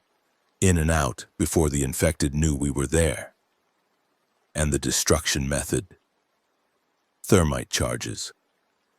Maya held up a pack of the incendiary devices we'd assembled from salvaged materials. "Place them around the vault, set a timer, and run like hell. The heat will destroy the canisters and neutralize the prion. Nothing will survive that. Including us if we're not fast enough. That's why the timer is set for 15 minutes. Should be plenty of time to reach minimum safe distance." Should be. A lot was riding on should be. "Any questions?" I asked. Silence. "Then get some rest. We move at dawn." I didn't sleep that night. Instead, I sat with Maddie in a corner of the warehouse, talking about everything and nothing. Memories of Elena, stories from before the outbreak. The future we might have, if we survived. "When this is over," she said, "I want to find somewhere quiet, somewhere with trees and water and no one trying to kill us. We could build a cabin, grow our own food, learn to live again. That sounds perfect. You think it's possible? I looked at my daughter, this brave, beautiful girl who'd survived the end of the world. I think, I said, that anything's possible if you want it badly enough. She smiled, and for a moment the horror faded. For a moment we were just a father and daughter dreaming of better days. Dawn came too quickly. We gathered our gear, made final preparations, and entered the tunnel. The darkness swallowed us whole. I led the way, flashlight cutting through the black, every sense straining for danger. Behind me, the team moved in single file, weapons ready. Maddie was near the back, protected by Jerome and Faith. The tunnel was exactly as Maya had described. Old maintenance infrastructure, sealed and forgotten. We encountered no infected, no obstacles. Too easy, I thought. This was too easy. We reached the vertical shaft without incident. A ladder, rusted but functional, leading up into unknown darkness. I'll go first, I said. Wait for my signal. I climbed. The shaft opened into a basement storage room, much like the one I'd emerged into at Site 7. But this one was different. The walls were marked with biohazard symbols, and the air smelled of chemicals and decay. I signaled the all clear. The team climbed up one by one. We moved into the facility. The Helix Dynamics campus had been a corporate research center before the outbreak. Clean lines, glass walls, the aesthetic of science and progress. Now it was a tomb. Bodies everywhere. Some infected, some simply dead. All in various stages of decay. Emergency lights flickered overhead, casting everything in sickly yellow. And the sounds, moaning, shuffling, the wet slap of infected feet on tile. The building was full of them. Stay tight, I whispered. Don't engage unless absolutely necessary. We crept through corridors, avoiding pockets of infected moving toward the vault. My heart pounded with every step, every corner, every door we had to open. We were halfway there when everything went wrong. The screamer came from nowhere. One moment we were clear, the next a figure lurched from a doorway, its throat swollen and distended. It saw us, all of us, and opened its mouth. The shriek was deafening. "Contact!" Jerome shouted, already firing. The screamer went down, but the damage was done. Throughout the building, the infected responded, hundreds of voices rising in answer, hundreds of feet beginning to move. "Run!" I yelled. "Everyone run!" We sprinted through corridors, no longer worrying about stealth, only speed. Infected appeared from everywhere, doorways, stairwells, collapsed ceiling panels. We cut through them, firing, swinging, doing whatever it took. Faith went down first.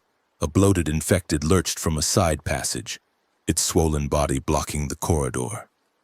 She saw it, raised her weapon and fired, but the bullet hit wrong and the thing exploded. The spray caught her full in the face. "Faith!" Priya screamed, but Faith was already changing. I could see it in her eyes, the cloudiness spreading, the confusion replacing clarity. "Go!" Faith gasped, pressing something into Priya's hands. "Go, baby, don't look back." Priya hesitated. Faith shoved her. "I said go." We ran. Behind us, I heard Faith begin to sing.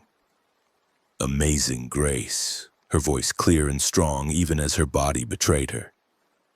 Then the singing stopped. We made it to the vault with 12 people remaining. The massive door stood before us, sealed with biometric locks and multiple security systems. Maya went to work immediately, using override codes Tanaka had provided. "Cover the entrances," I ordered. "Buy her time." The infected were coming, a flood of them pouring through every opening, drawn by the screamer's call. We formed defensive lines, firing until barrels overheated, until ammunition ran low, until it was clear we couldn't hold. "Maya, almost one more second." The vault door hissed open. "Inside!" We piled through, and Jerome slammed the door behind us just as the first infected reached it. The metal held, but the pounding was immediate. Dozens, maybe hundreds of fists beating against the barrier. "It won't hold forever," Jerome said. "We need to move fast." The vault was a cathedral of death. Rows upon rows of canisters, each one containing enough weaponized prionics to kill a city. Briggs' ultimate weapon waiting to be unleashed. "Plant the charges," I ordered. "Every corner, every support, leave nothing." We worked quickly, desperately, while the pounding grew louder. The vault door was bending now, denting inward with each impact. "Done!" Maya shouted. 15 minutes. Then let's go." But where? The door was compromised. The infected would be through in moments. "Emergency exit." Tanaka's voice came from Maya's radio. She'd stayed at the warehouse, guiding us remotely. "There should be a secondary shaft in the north corner. It leads to the surface." We found it, a narrow tube, barely wide enough for one person. Another ladder, another climb into darkness. "Go!" I pushed Maddie toward the shaft. "Everyone go! Now!" They climbed, one by one, disappearing into the dark. The vault door buckled. I was last. As I grabbed the ladder, the door gave way and infected poured through, a tide of rotting flesh and hungry mouths. I climbed faster than I'd ever climbed in my life. Behind me, I heard them trying to follow, heard them falling, their decayed bodies unable to manage the ladder, heard them screaming their rage as prey escaped. I burst out of the shaft into cold night air, rolled away, and watched the entrance fill with grasping hands. "The timer!" Maya shouted. 7 minutes. "Then we run!" We ran. The explosion was beautiful. We were maybe a quarter mile away when the thermite charges ignited. The Helix campus lit up like a second sun, fire erupting from every window, every door. The building collapsed in on itself, taking the vault and everything in it into oblivion. We didn't stop running until we were sure we were clear. When we finally collapsed, gasping for breath, I counted heads. 9 out of 18. Faith was gone. Jerome's second in command was gone. Others whose names I'd learned over the past weeks, whose stories I'd heard, whose trust I'd earned. Gone. But the stockpile was destroyed. Briggs' weapon was ashes. We'd done the impossible. We made it back to the warehouse, then back to the convoy, then back to the farm. The journey was a blur. I remember fragments, moments, nothing coherent. What I remember clearly is reaching the farmhouse, walking through the door, and finding everyone gathered in the main room. Priya, who'd survived. Maya, who'd saved us. Jerome, who'd held the line. And Maddie, who ran to me and held me so tight I couldn't breathe. "You came back," she whispered. "I promised." I held my daughter and I cried. For Faith, for everyone we'd lost, for the world that was and the world that would never be again. I cried until there were no tears left, and then I started planning the next mission. Because the war wasn't over. It was just beginning. The initiative response was swift and brutal. Word spread quickly that someone had destroyed the Helix stockpile. Briggs' fury knew no bounds. He sent patrols everywhere, burned suspected safe houses, executed anyone suspected of helping us. But we'd grown larger by then. More survivors joining our cause, more territory under our influence, more resources at our disposal. And we had something Briggs didn't. Hope.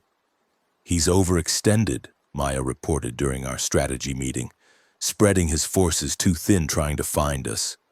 The dam defense is weakened. His southern expansion has stalled and morale is dropping." "Then we hit him again," I said. "Keep the pressure on, don't let him recover." "What's the target?" I thought about it, about Briggs in his command center, pulling strings, making plans. About the soldiers following orders they didn't believe in. About the truth that could set them free. "Communications," I said. "The initiative controls information. They tell their people what to believe, what to fear, what to fight for. If we can break that control, if we can show them the truth about what Briggs really is." "A propaganda campaign," A revolution. Briggs' power comes from loyalty. Break the loyalty and his power crumbles. It was ambitious, dangerous, possibly impossible, but then again, so was everything we'd done.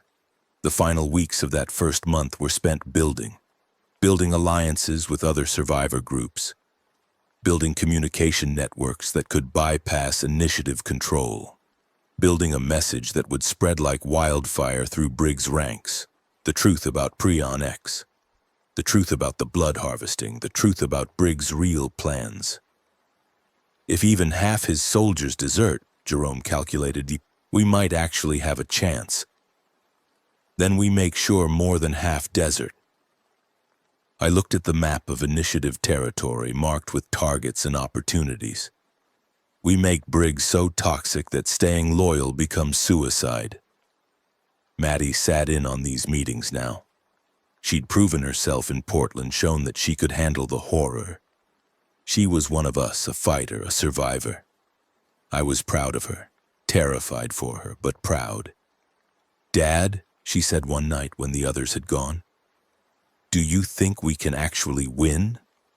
I thought about the question, really thought about it. "I don't know," I admitted, "but I know we can fight, and sometimes that's enough. What if it isn't?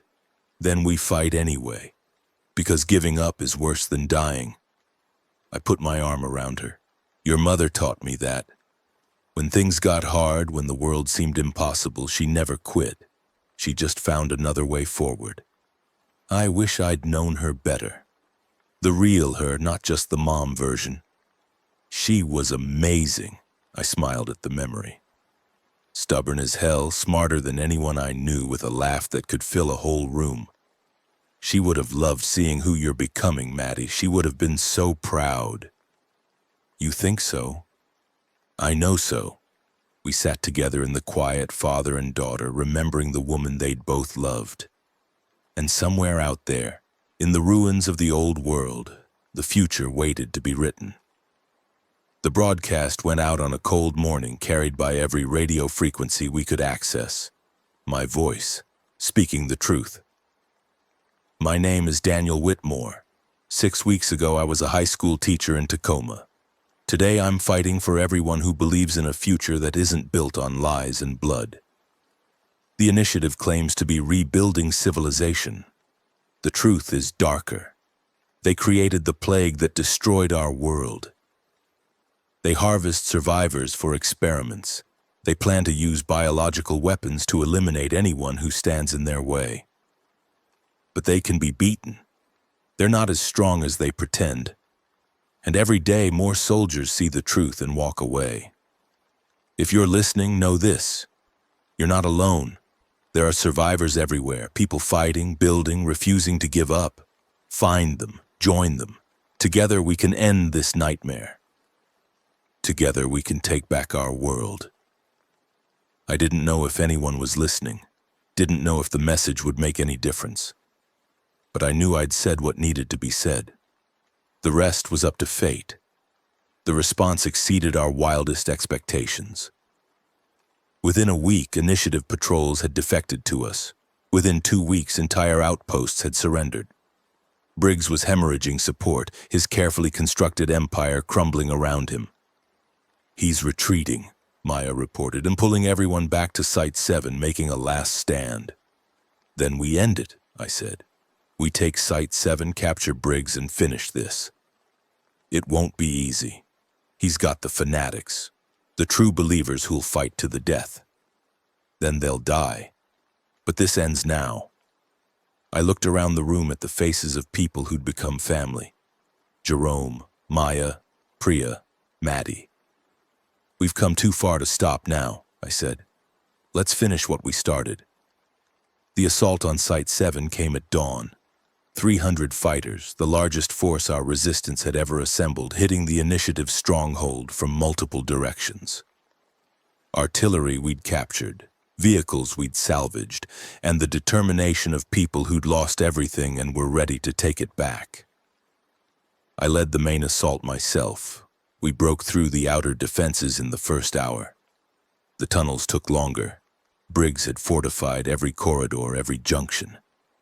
But we pushed forward, taking ground one bloody inch at a time. The final confrontation came in Briggs' command center. He was waiting for me, alone, standing behind his desk like nothing had changed. "Danny Whitmore." He smiled that cold smile. "You've destroyed everything I built." "You built on bones," I said. "It was never going to last." "Perhaps." He picked up a pistol from the desk, examined it almost casually. "But I had a vision. A world rebuilt in order under strong leadership without the chaos that destroyed the old one." "Was that so wrong?" "You experimented on children. You planned genocide." "I made hard choices, the same choices you've made, Danny. The same willingness to sacrifice for the greater good." He raised the pistol. "We're not so different, you and I. We're nothing alike." "No," he smiled. "How many people have you killed to get here? How many friends have you sacrificed? How many lines have you crossed? You've become exactly what you needed to become, a killer, a leader, someone willing to do terrible things for the people they love." He aimed the pistol at my chest. I just had the courage to admit it.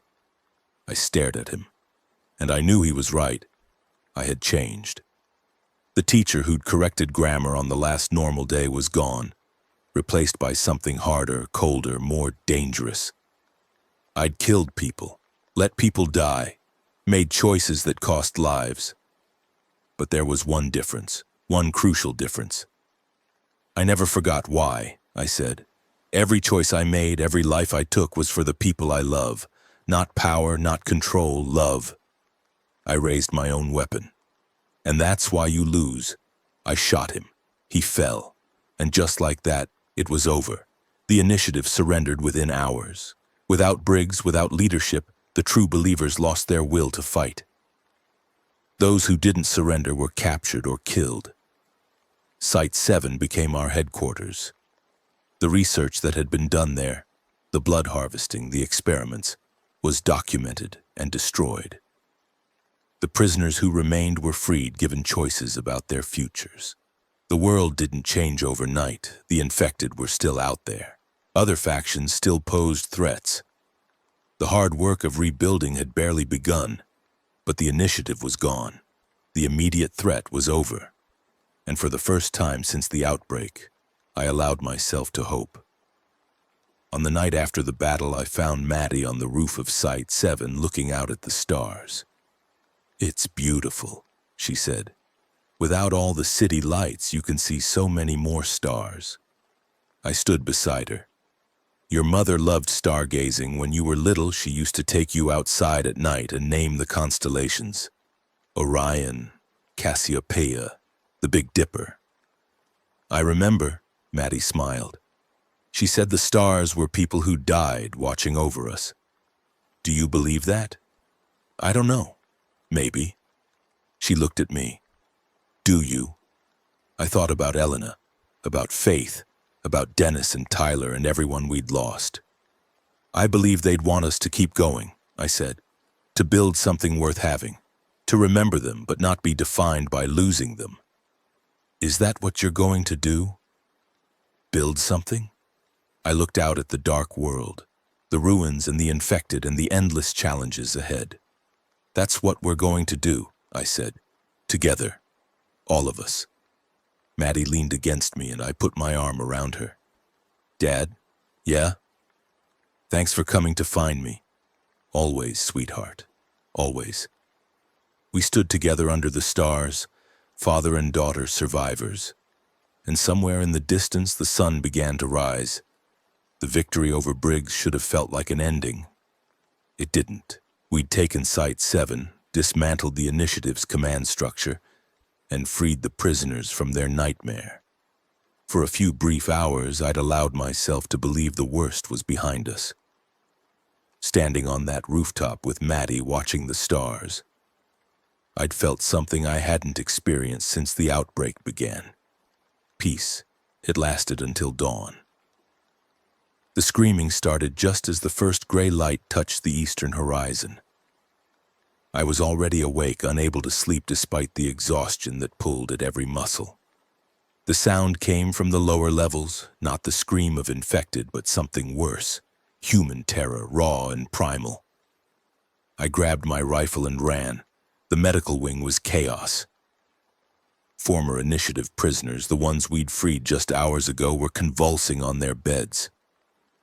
Foam poured from their mouths. Their eyes had gone milky white. And as I watched, frozen in the doorway, one of them sat up, turned toward the nearest living person and lunged. "They're turning!" someone shouted. "The prisoners are turning!" It made no sense. These people had been held for weeks, months, carefully monitored, regularly tested. They weren't infected. They couldn't be infected, but they were. I shot the first one as it tore into a medic's throat. The second went down when Jerome appeared beside me, his weapon barking in the confined space. A third, a fourth. They kept coming, kept rising, kept attacking. "Seal the wing!" I shouted. "Get everyone out and seal the goddamn wing!" We fought a retreat through corridors that had been safe hours before, leaving bodies in our wake. Some were the newly turned infected. Some were the people we'd just rescued. Some were our own fighters caught by surprise, dying with looks of confusion on their faces. When the blast doors finally sealed, cutting off the medical wing from the rest of Site 7, I counted the survivors. We'd lost 32 people in 15 minutes. It was the blood harvesting. Dr. Tanaka's voice was hollow, her face ashen. She sat in the conference room where we'd gathered the leadership, her hands shaking around a cup of water she hadn't touched. "Explain," I said. "The immunity studies. When we drew blood from the immune subjects, we processed it, concentrated the antibodies, tried to understand what made them resistant." She closed her eyes. "But some of that processed material was transfused into non-immune prisoners. Trial treatments, experimental protocols. You gave them infected blood. No, we gave them what we thought was a treatment, purified, filtered, supposedly safe. But the prion is more resilient than we understood. It can remain dormant in processed blood for weeks, months even. It was inactive, it seemed harmless." She opened her eyes and I saw tears streaming down her face. "Until it wasn't." "How many?" Maya demanded. "How many prisoners received these treatments?" Tanaka's voice was barely a whisper. "All of them. Every single one." The room went silent. 47 prisoners had been held at Site 7. 31 had survived the initial outbreak in the medical wing. That meant 31 infected now locked behind blast doors, and 16 more scattered throughout the facility, walking among us, carrying dormant death in their veins. "We need to find them," Jerome said. "Now, before they turn." "How?" Priya asked. "We don't know who received treatments and who didn't. The records were in the medical wing. Then we isolate everyone who was a prisoner. Everyone. Until we can figure out who's at risk. That's dozens of people. We don't have the space, the resources. Then we make space." I stood up, mind racing through options. "Tanaka, is there any way to test for dormant infection? Any way to know who's carrying it?" "There might be. Blood analysis, looking for specific markers, but I'd need equipment, time." "You have 6 hours. After that, anyone who might be carrying goes into quarantine, willing or not." It was brutal, authoritarian, everything I'd hated about Briggs and the initiative. But the alternative was watching the infection tear through everyone we'd just saved. We found the first one in the mess hall. Her name was Rebecca Torres, no relation to Maya, a former initiative clerk who'd been imprisoned for trying to smuggle food to the immunity subjects. She'd seemed fine at breakfast, laughing with other survivors about their newfound freedom. Then she'd stopped mid-sentence, her face going slack, her eyes losing focus. The man next to her didn't even have time to scream. I put her down myself. 3 shots, center mass, then 1 to the head when she kept moving. The whole thing took maybe 8 seconds. 8 seconds that felt like hours, watching someone who'd been human moments before become something else entirely. "How many more?" Maddie asked afterward, her voice steady despite the blood on her clothes. She'd been in the mess hall when it happened, had helped evacuate the survivors while I dealt with the infected. "We don't know. Could be 1, could be 15. Then we need to move faster." She was right.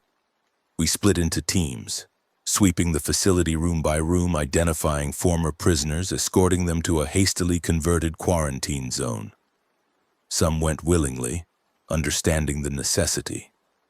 Others fought, demanding to know why they were being treated like criminals after everything they'd endured. "You're not criminals," I told one man who'd barricaded himself in a storage closet.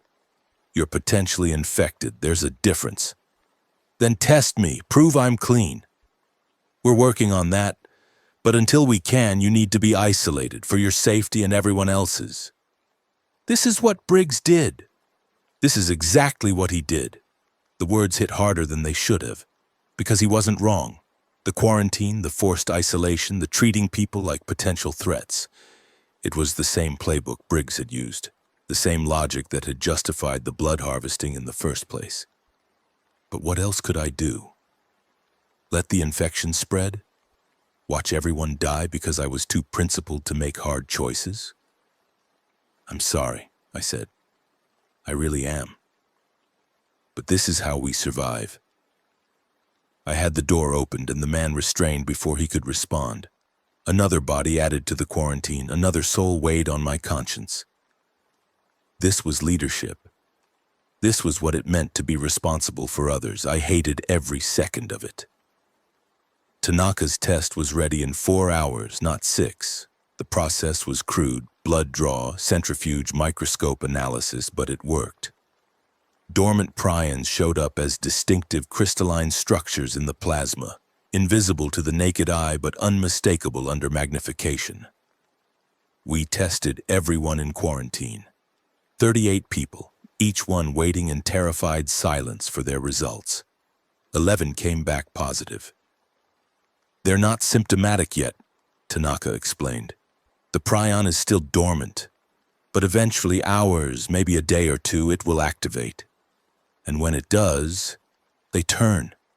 Yes, I looked at the list of names. 11 people who were going to die no matter what we did.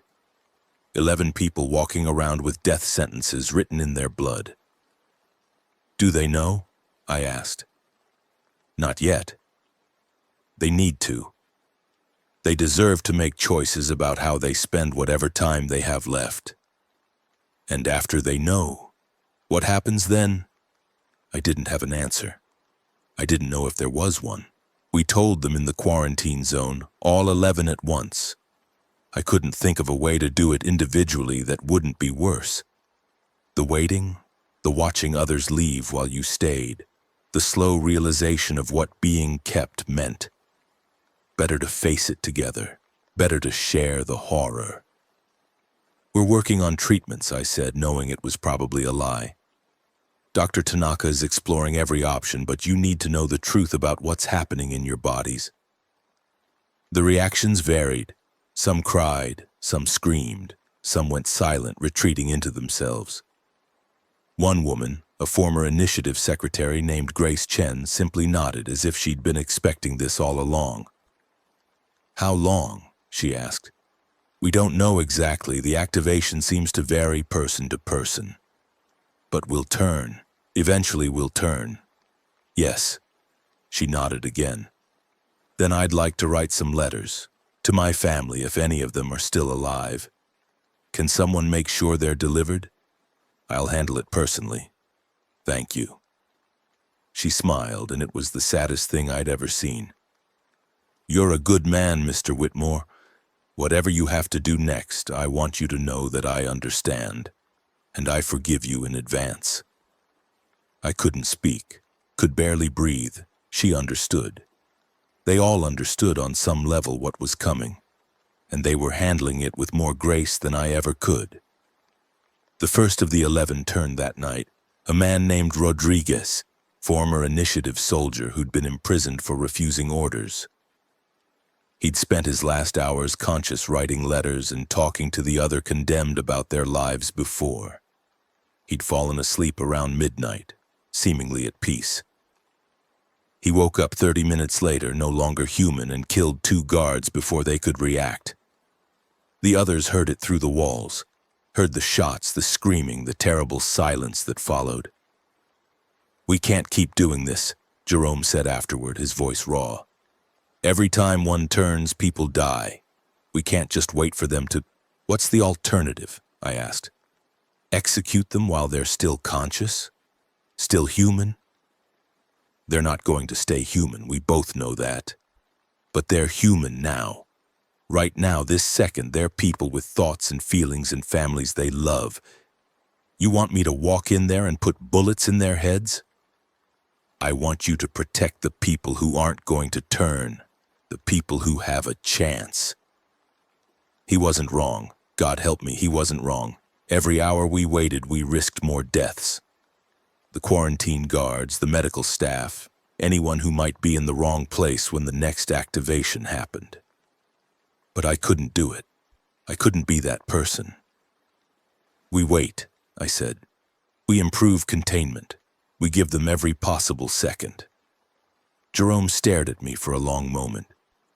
"And when more of our people die because you couldn't make the hard choice, then their blood is on my hands. I'll carry it." "You're already carrying too much. Then a little more won't matter." He shook his head and walked away. I didn't blame him. I barely understood my own reasoning. Was I being compassionate or cowardly, principled or foolish? The line between mercy and weakness had never felt thinner. Grace Chen asked to see me the next morning. She'd been calm since the announcement, calmer than anyone had a right to be. She'd finished her letters, spoken to everyone who would listen about her life and her regrets, and now she sat in her quarantine cell with the composed dignity of someone who'd accepted their fate. "I want you to do it," she said. "Do what?" "End this. Before I turn." She held up a hand to stop my protest. "I've thought about it all night. I've prayed about it, and I've decided that I don't want to hurt anyone, not as the last thing I do. Not as the memory people have of me." "Grace, Rodriguez killed 2 guards, young men with families probably. They died because he couldn't control what he became. I don't want that for myself. I don't want to be a monster." "You wouldn't be a monster. You wouldn't be you at all.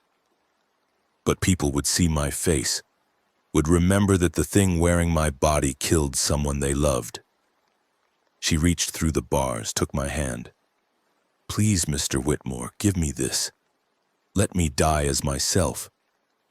I didn't want to do it. Every fiber of my being rebelled against the idea of killing a woman who was looking at me with full awareness, full consciousness, full humanity. But she was right. She thought about it more clearly than I had, more honestly.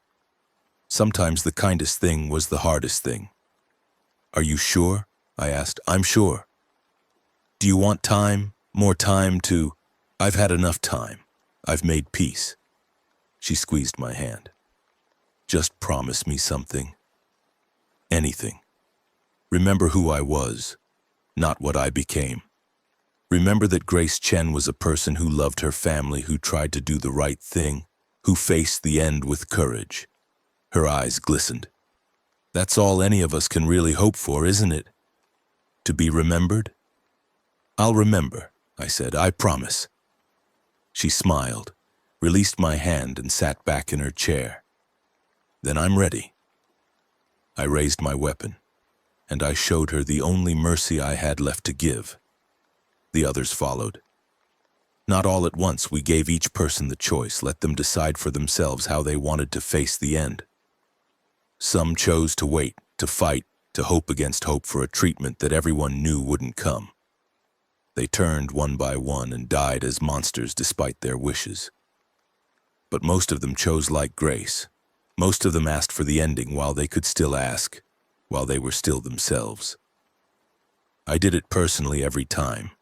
I couldn't pass that burden to anyone else. Couldn't ask someone to carry what I wasn't willing to carry myself. 7 people died by my hand in those dark days. 7 people who looked at me with clear eyes and thanked me for what I was about to do. 7 people whose faces I would see every time I closed my eyes for the rest of my life. When it was over, when the quarantine zone stood empty and clean, Jerome found me sitting alone in the darkened conference room. "It's done," I said. "I know." He sat down across from me. "How are you holding up?" "I'm not." "Fair enough." He was quiet for a moment. "For what it's worth, you did the right thing, gave them dignity, agency. That's more than most people get at the end. It doesn't feel like the right thing. The right thing rarely does." He leaned forward. "Danny, I've watched you since Tacoma, watched you push yourself harder than anyone has a right to expect. Watched you carry burdens that would break most men. And through all of it, you've tried to stay human, to remember why we're fighting. I'm not sure I remember anymore." "Then let me remind you."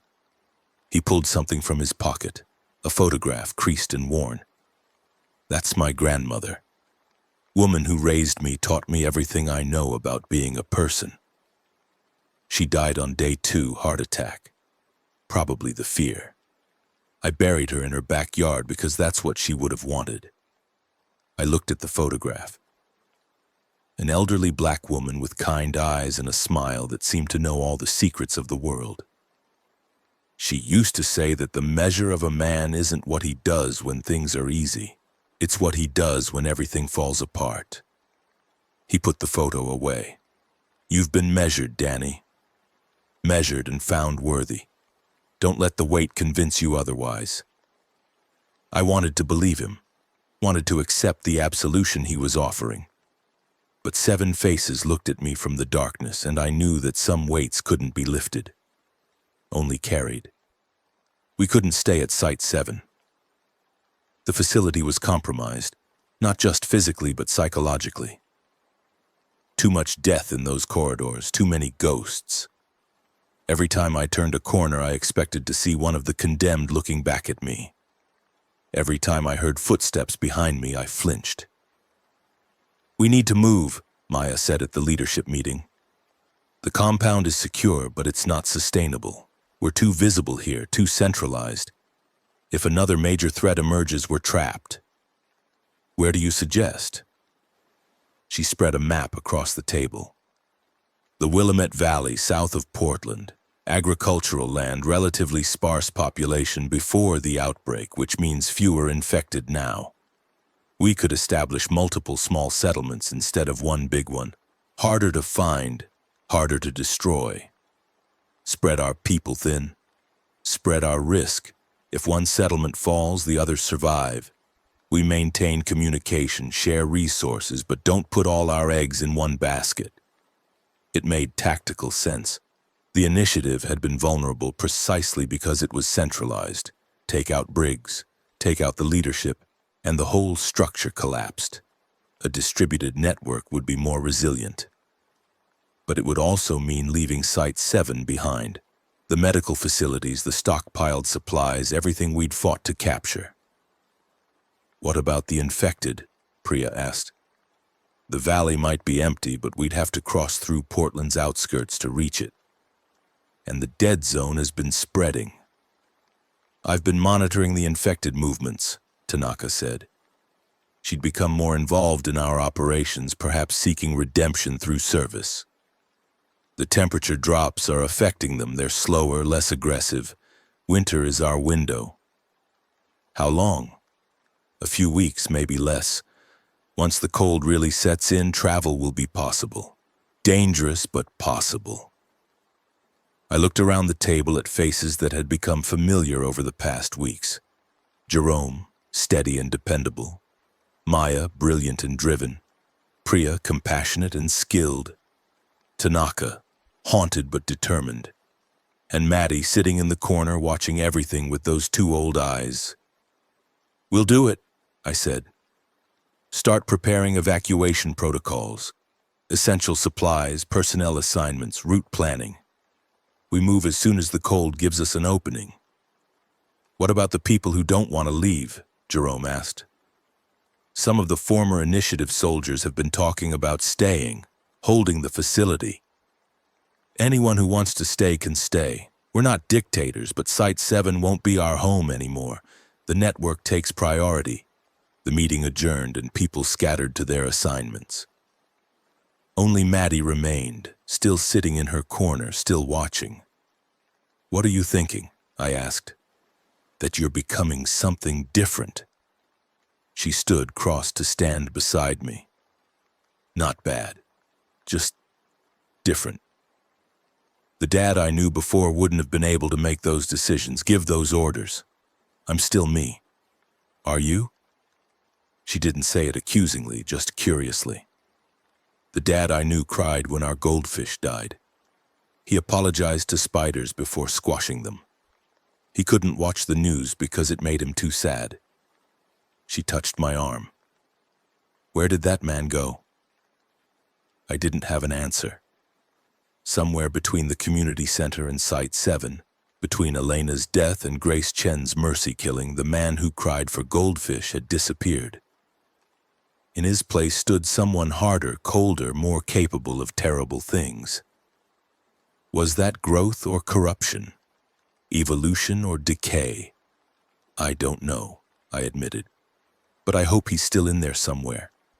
I hope I can find him again when this is all over. I hope so too, Maddie said. I kind of miss him. She left, and I stood alone in the conference room, wondering if any of us would recognize ourselves when the dust finally settled. The exodus from Site 7 began 2 weeks later. We'd organized the evacuation in stages, scout teams first, then the main population, then a rear guard to secure anything left behind. 347 people in total, moving through a landscape that was trying to kill them in a dozen different ways. The cold helped. Tanaka had been right about that. The infected were sluggish, barely moving, their rotting bodies struggling against the freezing temperatures. We passed through streets that would have been death sentences a month earlier, stepping around infected that barely registered our presence. But the cold was also our enemy. Without proper shelter, without heat, people would die just as surely as if the infected had killed them. We moved fast, setting up temporary camps in buildings that still had walls and roofs, burning whatever we could find to stay warm. The journey took 5 days. 5 days of frozen roads and abandoned cars and infected that sometimes, despite the cold, still moved fast enough to kill. We lost 11 people on the crossing, 4 to infected who weren't as dormant as they appeared. 3 to hypothermia when a supply truck broke down and left them stranded overnight. 2 to an accident on an icy bridge, 1 to a heart attack brought on by the stress, and 1, a young woman named Teresa, who simply walked into the frozen wilderness one night and never came back. She left a note, Jerome told me when we found her tent empty. Said she couldn't do it anymore, couldn't keep watching people die. Asked us to remember her kindly. Another name for the list, another face for the nightmares. Did anyone see her go? No. She slipped out during the night watch. By the time we realized she was gone, her tracks had been filled in by the snow. There was nothing to do but keep moving. Nothing to do but add Teresa to the mental roster of the lost and hope that wherever she'd gone, she'd found the peace she was looking for. The Willamette Valley was everything Maya had promised. Rolling farmland, partially overgrown but still recognizable. Small towns, mostly empty, offering shelter and resources, and fewer infected than anywhere we'd been since the outbreak. The sparse pre-collapse population had translated to sparse undead. We established our first settlement in a place called Junction City, population before the outbreak, maybe 6,000. Now it held the dead and the promise of new life. The work was hard, clearing buildings, establishing perimeters, setting up supply chains. We worked from dawn to dusk, every able body contributing, transforming a ghost town into something like home. Other survivor groups found us. Word had spread about our victory over the initiative, our escape from Site 7, our growing network of settlements. People came seeking safety, purpose, a chance to build something instead of just survive. We screened them carefully. The paranoia from the dormant infection crisis hadn't faded, but most were genuine refugees, ordinary people who'd been wandering since the collapse. Within a month, our population had doubled. Within 2 months, we'd established 3 connected settlements with plans for more. It felt like progress, like maybe the worst was behind us. I should have known better. The stranger arrived on a frozen morning, walking up to our main gate like he owned the place. He was maybe 30, lean and weathered, with the careful movements of someone used to being hunted. His clothes were ragged but functional, and he carried himself with a quiet confidence that set my instincts on edge. "Name's Tommy Nakagawa," he said when the guards brought him to me. "I've been traveling for weeks looking for a group called the Resistance. Heard you might be them." "We might be." "What do you want with the Resistance?" "Same thing everyone wants: safety, community, a chance to do something other than run." He met my eyes. "I've been alone for 3 months. I'm tired." There was something in his expression that I recognized. The bone-deep exhaustion of long-term survival. The hollowness of someone who'd lost everything and kept moving anyway. "Where did you come from?" "Originally, Portland. I was a high school senior when it started. Wrestling champion, Eagle Scout, all that suburban crap." He smiled bitterly. "Got separated from my family on day 3. Been on my own ever since." "No group? No other survivors?" "A few here and there. They died or left or turned. Story of the apocalypse, right?" I studied him. Something felt off, not wrong exactly, but incomplete. Like he was telling the truth, but not all of it. "Standard screening," I said. "Medical exam, interview, probationary period. If everything checks out, you can stay." "Fair enough." He didn't argue, didn't protest. Just nodded and let the guards lead him away. I watched him go, the unease settling in my gut. Something about Tommy Nakagawa was going to be important. I just didn't know if it would be important in a good way or bad. The medical exam revealed something extraordinary. "He's immune," Tanaka reported, her voice hushed with excitement. "Full immunity. The same genetic marker we saw in Maddie and the others, but Danny, there's something else." "What?" "He has a bite scar on his left shoulder. Healed, but definitely a bite. Based on the scarring pattern, I'd estimate it happened within the first few weeks of the outbreak." "He was bitten and didn't turn?" "He was bitten and his body fought off the infection. His immune system destroyed the prion before it could take hold." She leaned forward. "This is the proof we needed. The immunity isn't just passive, it's active. It actually fights the infection." The implications raced through my mind. If we could understand how Tommy's immune system had fought off the prion, we might be able to synthesize a treatment. A real treatment, not the failed experiments the initiative had conducted. "Does he know?" I asked. "About his immunity?" "I don't think so.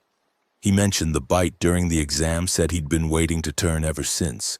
Couldn't understand why it never happened." Tanaka's eyes were bright. "We need to study him. Blood work, tissue samples, genetic analysis. This could be the breakthrough we've been looking for." "Slow down." I held up a hand. "We just rescued people from a facility that treated them as test subjects. I'm not going to turn around and do the same thing to someone who came to us for safety.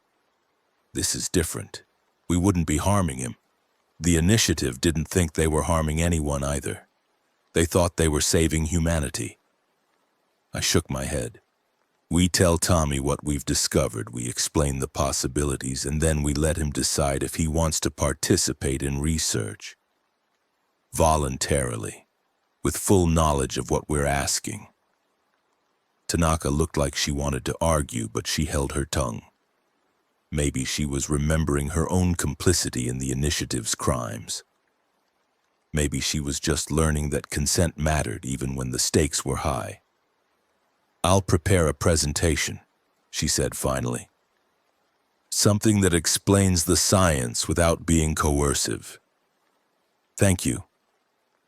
She left, and I sat alone with my thoughts. We might have found a breakthrough, a real chance at fighting back against the plague that had destroyed the world. But only if we could do it without becoming the monsters we'd already defeated. Tommy's reaction was not what I expected. "So I'm immune," he said, sitting across from me in the conference room. "And you think studying me might help you develop a cure? A treatment, possibly. We're not making promises we can't keep. But there's a chance. There's a chance." He was quiet for a long moment, staring at his hands. I noticed for the first time how young he looked. 17, maybe 18. A kid who should have been worrying about college applications and prom dates, not fighting for survival in a dead world. "I thought I was dying," he finally said. "For 3 months, every morning when I woke up, I checked myself for symptoms. Waited for the fever, the confusion, the aggression. I had a knife ready for when it happened. Didn't want to turn into one of them. But you didn't turn. No. And I didn't understand why. I thought maybe the infection was just slow in me, that it was taking its time." He looked up. "You're telling me I was never going to turn? That the whole time I was preparing to kill myself, I was actually the safest person in the world?" "Not safe.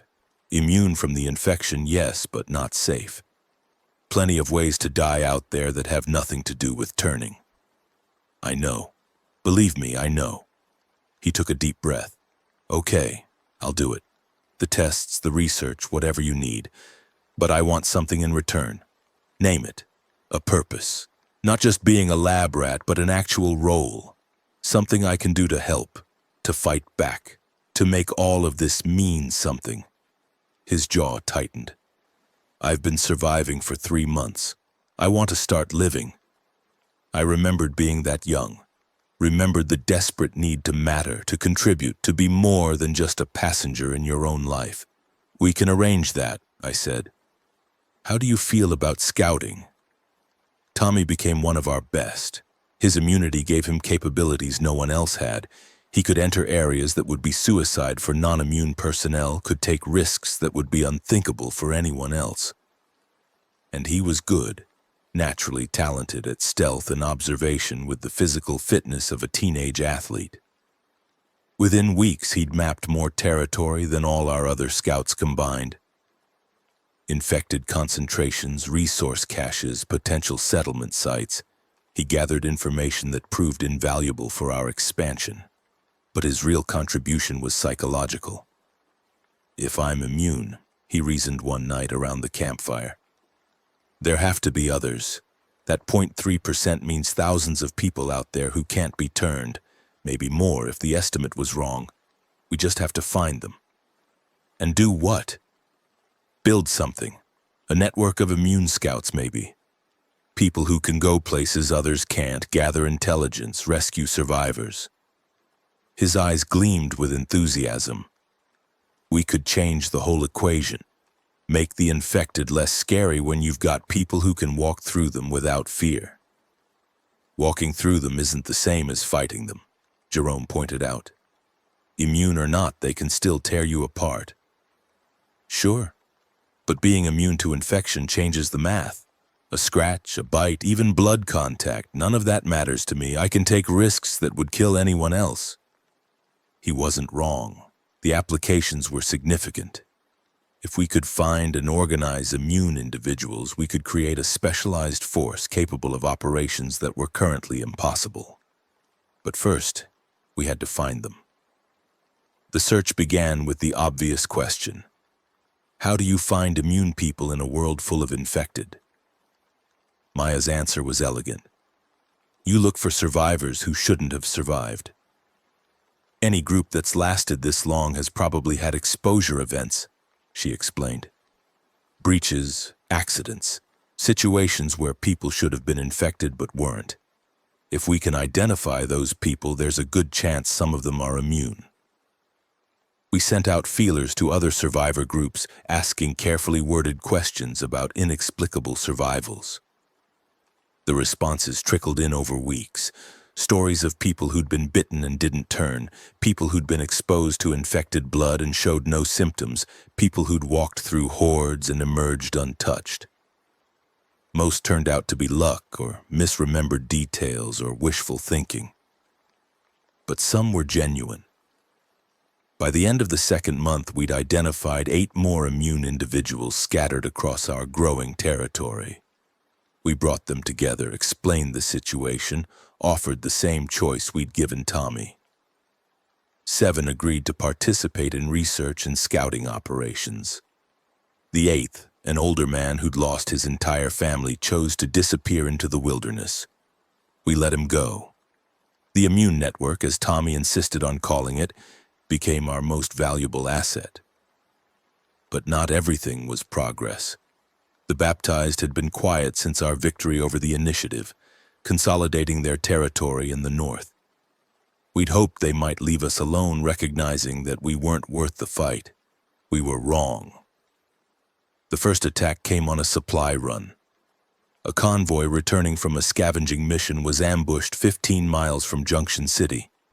White-robed figures emerging from the trees, weapons blazing, accompanied by something worse. Herds of infected driven forward by the eerie chanting of what Tommy called the choir. We lost the convoy. 8 people dead, supplies scattered, and a message left in blood on the side of an overturned truck. The impure will burn. They know about the immune network, Maya said at the emergency meeting. They have to. Why else target that specific convoy? How would they know? Spies, probably. We've been bringing in refugees for months. Not all of them were screened as carefully as they should have been. She was right, and I knew it. In our rush to grow, to build, we'd gotten sloppy, and now people were dead because of it. Lock down the settlements, I ordered. Anyone who joined in the last 2 months gets re-interviewed. Anyone who can't account for their background gets isolated until we can verify their story. That's going to cause panic. People will think we don't trust them. We don't trust them, that's the point. I looked around the room. The baptized aren't going to stop with one convoy. They're testing us, looking for weaknesses. We need to find their people before they find more of ours. The hunt began. We found the spy 3 days later. His name was Marcus Webb, distant relation to Darius Webb of the Tacoma Kings, though we didn't discover that connection until much later. He'd arrived 2 months earlier, claiming to be a survivor from the Oregon coast. His story had checked out. His behavior had been unremarkable. But when we started re-interviewing recent arrivals, his answers didn't match his original statements. Small inconsistencies, the kind you might miss if you weren't looking. The kind that only mattered if you were hiding something. You were sent by the baptized, I said, sitting across from him in the interrogation room. We'd converted an old police station for this purpose, cells still functional despite the collapse. I don't know what you're talking about. You gave them the convoy route, the timing, the cargo manifest, everything they needed for a perfect ambush. That's ridiculous. I'm a refugee, same as everyone else. 8 people are dead because of you. I leaned forward. 8 people with families, with friends, with futures they'll never get to live. So let's try this again. What did the baptized promise you? He stared at me and I saw the mask slip, the frightened refugee replaced by something harder, colder. Salvation, he said. The shepherd promises salvation to those who serve his will. When the final purification comes, the faithful will be spared. And everyone else? Everyone else burns. That's the nature of God's judgment. The pure are saved, the impure are destroyed. He smiled, and it was the smile of a true believer. You can kill me, Mr. Whitmore, it doesn't matter. The shepherd knows about your immune network. He knows about your settlements, and he's coming for all of you. Where is he? Where's your base? I don't know. The shepherd moves constantly, never in the same place twice. Only the inner circle knows his location. Then how did you communicate? How did you send them the convoy information? Dead drops, coded messages in specific locations. I never met anyone directly. He was telling the truth. I could see it in his eyes. He was a true believer, but also a foot soldier. The baptized were smart enough to compartmentalize, to make sure no single failure could compromise their entire network. What do you want to do with him? Jerome asked afterward. I thought about Grace Chen, about the 11 people I'd given mercy to in the quarantine zone, about the weight of being judge, jury, and executioner in a world without courts. Lock him up, I said, indefinitely. If he's telling the truth about the dead drops, there might be other spies using the same system. We need to monitor it, see if we can catch them in the act. And if he's lying, then we've lost nothing. Either way, he doesn't leave that cell. The next attack was worse. They hit our smallest settlement, a farming community of maybe 40 people, established in an old agricultural cooperative. The raid came at night without warning. By the time reinforcements arrived, half the population was dead and the rest had been taken prisoner. We found evidence of what happened to the prisoners a week later, when scouts discovered an abandoned camp with the smell of burned flesh still hanging in the air. They burned them, Tommy reported, his voice hollow. Alive. There were stake marks, restraint chains, piles of ash that used to be people. Any survivors? One, a kid, maybe 12 years old. He'd hidden in a drainage pipe when the attack started, watched the whole thing. The boy's name was Peter. He couldn't speak when we found him. Trauma had stolen his voice. He just sat and stared and sometimes screamed in his sleep, reliving horrors no child should have witnessed. We brought him back to Junction City, put him in the care of people trained to help with trauma. But I knew that some wounds didn't heal. Some horrors stayed with you forever, reshaping who you were. Peter would never be the same. None of us would. We have to strike back, Jerome said at the emergency council meeting.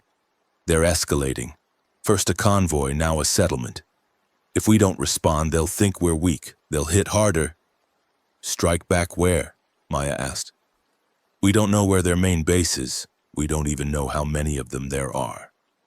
Then we find out. We take the fight to them, make them react to us instead of the other way around. With what resources? We're barely holding together our settlements. We don't have the manpower for an offensive war. We don't have the manpower to keep losing people either. Jerome slammed his fist on the table. Every raid costs us more than we can replace. At this rate, they'll bleed us dry without ever winning a pitched battle. I listened to the argument, mind racing through options. Both sides were right. We couldn't keep absorbing attacks, but we also couldn't risk our limited forces on uncertain offensive operations. There had to be another way. What if we don't have to attack them directly? I asked. The room went quiet. The baptized believe they're doing God's work. They're convinced they're righteous, that their methods are justified by divine mandate. What if we undermine that belief? How? Their leader, this shepherd Crane. He's a cult leader, which means his power depends on his followers believing in him. If we can expose him as a fraud, show his people that he's not a prophet but a con man. The true believers won't care, Priya said. They're too far gone. The true believers know. But what about everyone else? The people who follow because they're scared or desperate or don't see any other option? If we give them an alternative, a reason to doubt. You're talking about psychological warfare, Maya said slowly. propaganda, disinformation, undermining their cohesion from the inside. I'm talking about the truth. Crane wasn't always a prophet. He was a televangelist hiding from embezzlement charges. That's verifiable. That's something his followers can check. How do you know that? Jerome asked. Darius Webb told me back at the Tacoma Kings. He had intelligence on all the factions. I looked around the room. We spread the word, not just through our people, but through everyone who trades with the baptized, everyone who lives near their territory. We make sure his followers hear about Eugene Cromwell, the con man who became Ezekiel Crane. And if it doesn't work, then we're no worse off than before. But if it does work, even partially, if even 20% of his people start questioning, we've weakened them without losing a single person. The council debated for another hour, but in the end, they agreed. The campaign began. We used every channel available, radio broadcasts, printed flyers, word of mouth through trading networks. We told the story of Eugene Cromwell, the lawsuits, the embezzlement, the affairs with congregants. We painted a picture of a charlatan who'd seized an opportunity, who'd built a cult on the ashes of the world, not out of faith, but out of ambition. The results were mixed. Some baptized responded with increased fanaticism, convinced that the accusations were lies meant to test their faith. Others grew quieter, more uncertain, struggling to reconcile what they'd believed with what they were hearing. And some left. They came to our settlements in ones and twos, refugees from a belief system that no longer sustained them. They told stories of increasing violence within the baptized, of Crane's growing paranoia, of internal purges targeting anyone who showed doubt. He's losing control, one defector explained.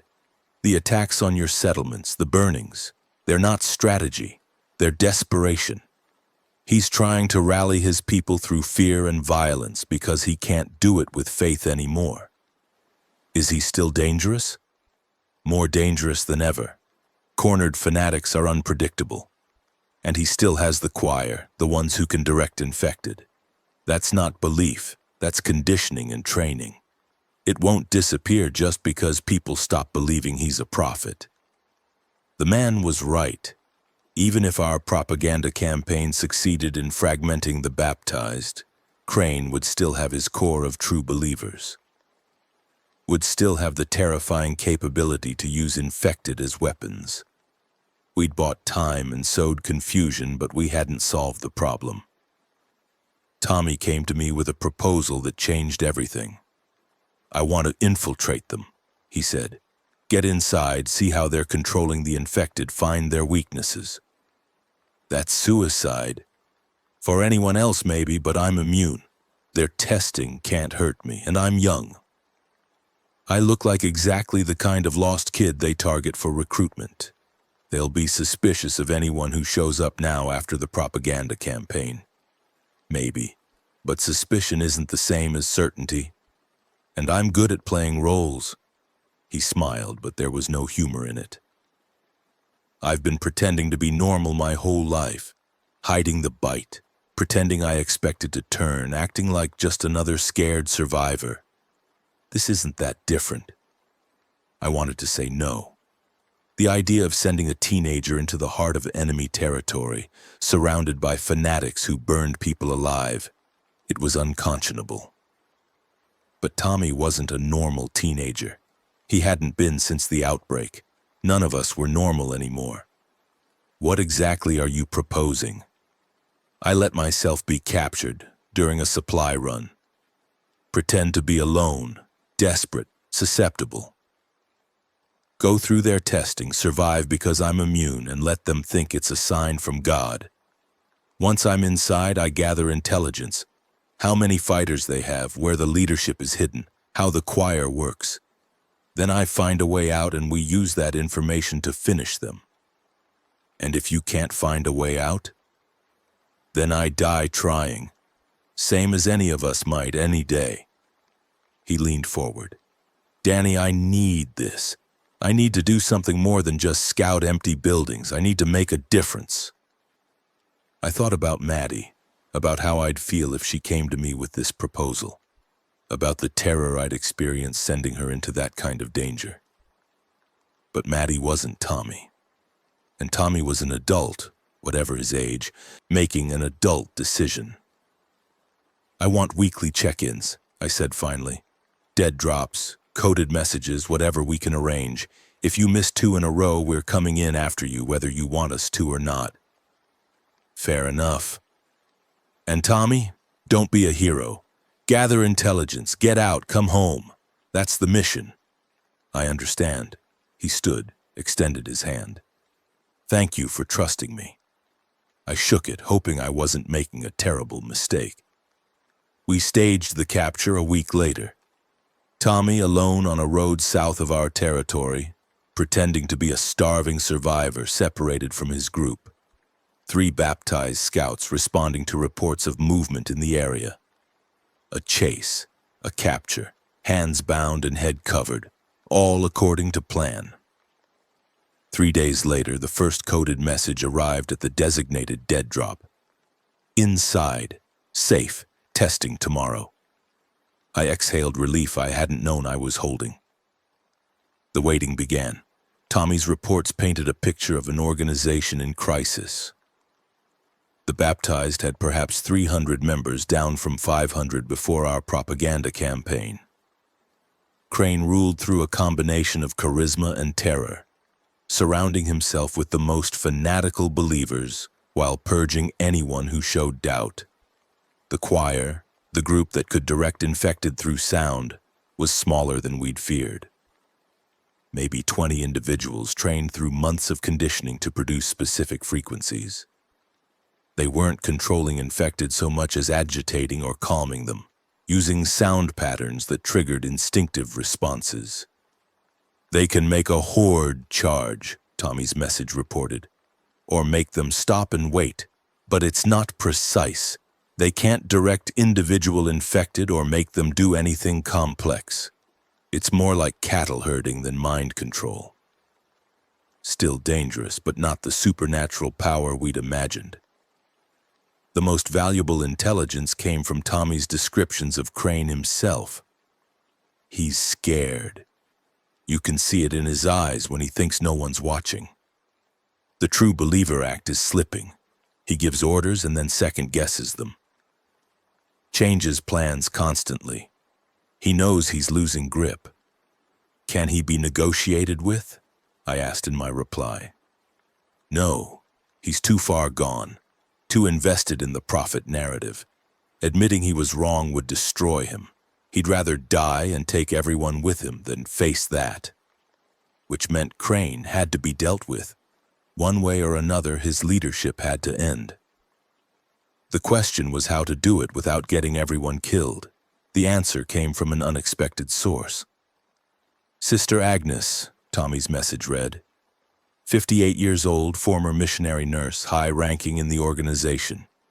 She doesn't believe anymore, hasn't for a while. But she stayed because she thought she could protect people from the inside. She wants to help. Agnes Meller became our inside ally. Through Tommy, she fed us information about Crane's schedule, his security arrangements, the internal dynamics of the leadership circle. She identified other doubters, people who might defect if given the opportunity. And she helped us plan an operation that would decapitate the baptized without massacring their followers. "Crane is obsessed with a prophecy," Agnes explained through one of Tommy's messages. "He believes that a final purification is coming, a day when all the impure will be destroyed and the faithful will inherit the earth. He's been preparing for it, stockpiling weapons, training the choir for a massive cleansing operation. Target? Your settlements, all of them simultaneously. He wants to wipe you out completely. When? Soon. Within weeks. He's waiting for a sign, some astronomical event he's convinced himself is significant. When it comes, he'll launch the attack." We had a timeline. We had inside intelligence. We had allies within enemy ranks. Now we just had to act. The plan was elegant in its simplicity.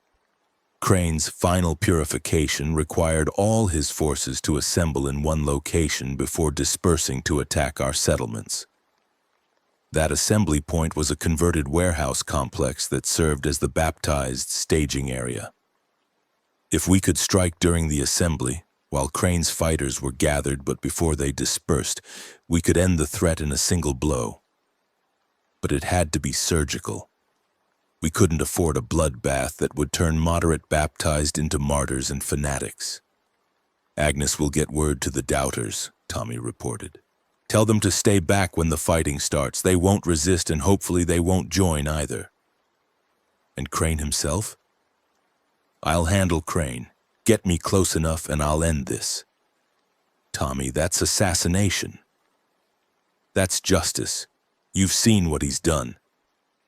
The burnings, the testing, the people murdered for not believing hard enough. He deserves worse than what I'm planning. He wasn't wrong. But the casual acceptance of it, the way Tommy had transformed from scared kid to cold-blooded operative, troubled me. Were we creating something better, or just training new monsters to replace old ones? Be careful, I said in my reply. Don't lose yourself in there. I know who I am, he wrote back, and I know who he is. That's enough. The night of the operation arrived faster than I expected. Our forces assembled in the hills surrounding the baptized staging area, 50 fighters, our best, armed with everything we had. Jerome led the main assault team. I led a smaller unit tasked with cutting off escape routes. And somewhere inside those walls, Tommy waited for his moment. The signal came at midnight. 3 quick flashes of a light from a high window. Agnes confirming that the assembly was complete and that Crane was in his designated position. All units go. We hit them from 3 directions simultaneously. The guards went down first, overwhelmed before they could raise an alarm. We moved through the outer buildings like ghosts, neutralizing resistance, herding confused baptized away from their weapons. The choir tried to respond. I heard them begin their chanting, the eerie harmonics that could drive infected into frenzy. But they needed time to gather, to coordinate, and we didn't give them that time. Jerome's team hit them before they could establish their rhythm, scattering them, silencing their terrible song. In the confusion, I lost track of Tommy, lost track of everything except the immediate, the firefight, the chaos, the terrible intimacy of close-quarters combat. When it was over, 30 baptized were dead and another 100 had surrendered. We'd lost 8 of our own, including 2 people I'd known by name. And in the central building, in what had been Crane's personal quarters, we found the shepherd himself. He was already dead. Multiple stab wounds, defensive marks on his hands, a look of absolute shock frozen on his face. Tommy stood over the body, knife still in hand, breathing hard. He never saw it coming, Tommy said when I found him. I walked right up to him, smiled, and he looked at the knife. It was easier than I expected. Tommy, I know what you're going to say, that killing changes you. That I'll have to live with this forever. He met my eyes. I'm okay with that. Look at him, Danny. Look at what he was. The world is better without him. I looked at Crane's body, at the man who'd burned innocence, who'd used faith as a weapon, who'd planned to slaughter everyone I loved. Tommy was right. The world was better without him. But that didn't mean the killing hadn't cost something. The aftermath was complicated. Most of the surviving baptized surrendered peacefully once they learned Crane was dead. Without their prophet, without the narrative that gave their violence meaning. They were just people, scared, confused, looking for guidance. We offered them the same choice we offered everyone. Join our network as equals or go their own way.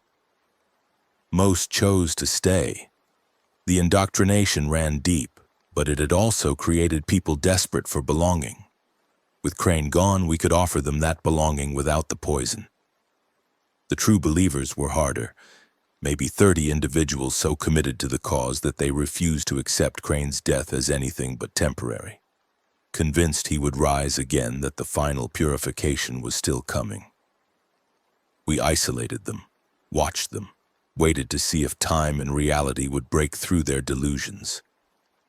Some eventually came around, others never did. We kept those contained, unable to hurt themselves or anyone else, hoping that someday they'd choose to rejoin humanity. And Tommy became a hero. Word spread about the teenager who'd infiltrated the baptized, survived their testing, and killed their prophet. People looked at him differently now, with respect, with awe, with something uncomfortably close to worship. I watched him handle it and saw the same thing I'd seen in myself, the way violence changes you, the way people's expectations reshape your identity. "You okay?" I asked him one night, after another round of praise from grateful survivors. "I'm fine," he said. "Better than fine. We won. We actually won." "That's not what I'm asking." He was quiet for a moment. "I don't dream about it," he finally said. "Killing him. I thought I would. Thought it would haunt me, but when I close my eyes, I just see his face. The look of surprise when he realized what was happening. And I feel..." He searched for the word. "Nothing. I feel nothing. That's not necessarily a good sign. Maybe not, but it's easier." He looked at me. "Is that wrong? That it doesn't bother me more?" I thought about Grace Chen, about the 7 people I'd given mercy to, about the way their faces appeared every time I tried to sleep. "I don't know," I admitted. "I don't think there's a right way to feel about the things we've had to do. We just live with it, whatever it is." "That's not very reassuring." "I know, I'm sorry. It's the best I've got." We sat in silence, 2 people who'd done terrible things for reasons they believed were good, wondering what that made them. The baptized threat was neutralized. The initiative was gone. For the first time since the outbreak began, we had no major enemy faction threatening our existence. It should have felt like victory. Instead, it felt like the beginning of something else. Something I couldn't quite see but could feel approaching, like a storm on the horizon. We kept building, kept expanding. New settlements, new survivors, new challenges that had nothing to do with enemies and everything to do with the hard work of civilization. Food production, medical care, education for the children who'd grown up in the apocalypse. The mundane necessities of survival that filled the space between crises. Maddie flourished in this new world. She'd taken charge of the youth programs, organizing education and training for young survivors. Her immunity made her fearless in ways that sometimes worried me, willing to take risks, to explore dangerous areas, to push boundaries. "She's good at this," Priya observed one day, watching Maddie lead a group of teenagers through a foraging exercise. "Better than you were at her age, probably." "I wasn't surviving an apocalypse at her age." "No, but you were running from things, hiding from the person you were supposed to be." She looked at me. "Maddie's not hiding. She's growing into someone strong and capable and unafraid. That's what scares me." "I know.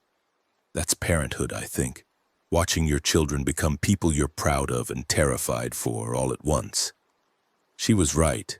Maddie had become someone remarkable. But she'd become that person through trauma and violence and loss. I worried about what it had cost her, what she'd given up to become the survivor she was. But I also couldn't deny that she was thriving, finding purpose, building relationships, making a difference. Maybe that was the best any of us could hope for. The Hollow King returned. We'd almost forgotten about it. The nightmare creature from Lakewood, the fused mass of bodies that had chased us through the night. So much had happened since then, so many other horrors, that the Hollow had faded into memory, until it appeared at our southern perimeter. The scouts who spotted it barely escaped with their lives. "It's huge," one of them reported, still shaking. Bigger than before, like it's been absorbing other infected, and it's not dormant. Even in the cold, it's moving, hunting. Where was it headed? North, toward us. I gathered the council for an emergency session. We've never successfully killed one of these, Maya said. Every attempt we know of ended badly. The neural redundancy, the multiple bodies, it's like fighting a hydra. Then we don't fight it, Jerome suggested. We evacuate, let it pass through, come back when it's gone. And go where? It's heading for Junction City. That's our largest settlement, our center of operations. If we abandon it, we lose months of work. Better than losing lives. We'd lose lives either way. The evacuation itself would be dangerous. And who's to say it wouldn't follow? These things seem attracted to populations. Tommy leaned forward. What if we led it somewhere else? Drew it away from the settlements, got it to chase a decoy? You're talking about bait. I'm talking about me. I can't be infected. The worst it can do is kill me physically. And I'm fast, I know the terrain, I can lead it away and circle back. Absolutely not, I said. We're not sacrificing you as bait for a monster. It's not sacrifice, it's strategy. Someone has to do something or everyone dies. Let it be me. I looked around the room, at Maya calculating odds, at Jerome weighing options, at Priya searching for alternatives. None of us had a better idea. Not alone, I finally said. We support you, vehicles, weapons, backup plans. If we're going to try this, we do it right. The operation to draw away the Hollow King was the most terrifying thing I'd ever participated in. Tommy served as the primary decoy, racing ahead of the creature on a motorcycle, staying just close enough to keep its attention. Behind him, support teams laid obstacles and distractions, trying to guide the thing away from populated areas. The Hollow was faster than it had any right to be. Faster than the creatures it was made of, as if the fusion had amplified rather than diminished. It moved through the landscape like a nightmare made flesh, its many limbs propelling it over obstacles that should have stopped it. And it was intelligent. When we tried to redirect it with noise or movement, it would pause, evaluate, sometimes ignore our distractions entirely. It knew what it wanted, and what it wanted was living prey. It's not following, Tommy's voice crackled over the radio. I'm right here, and it's not following. I looked through binoculars and felt my blood run cold.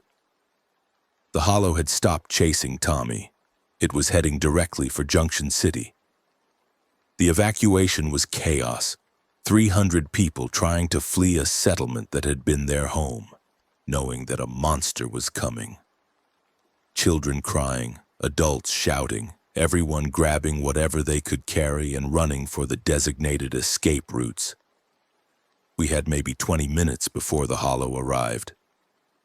I stayed behind with a skeleton crew, volunteers willing to buy time, willing to face the thing head-on if it meant others could escape.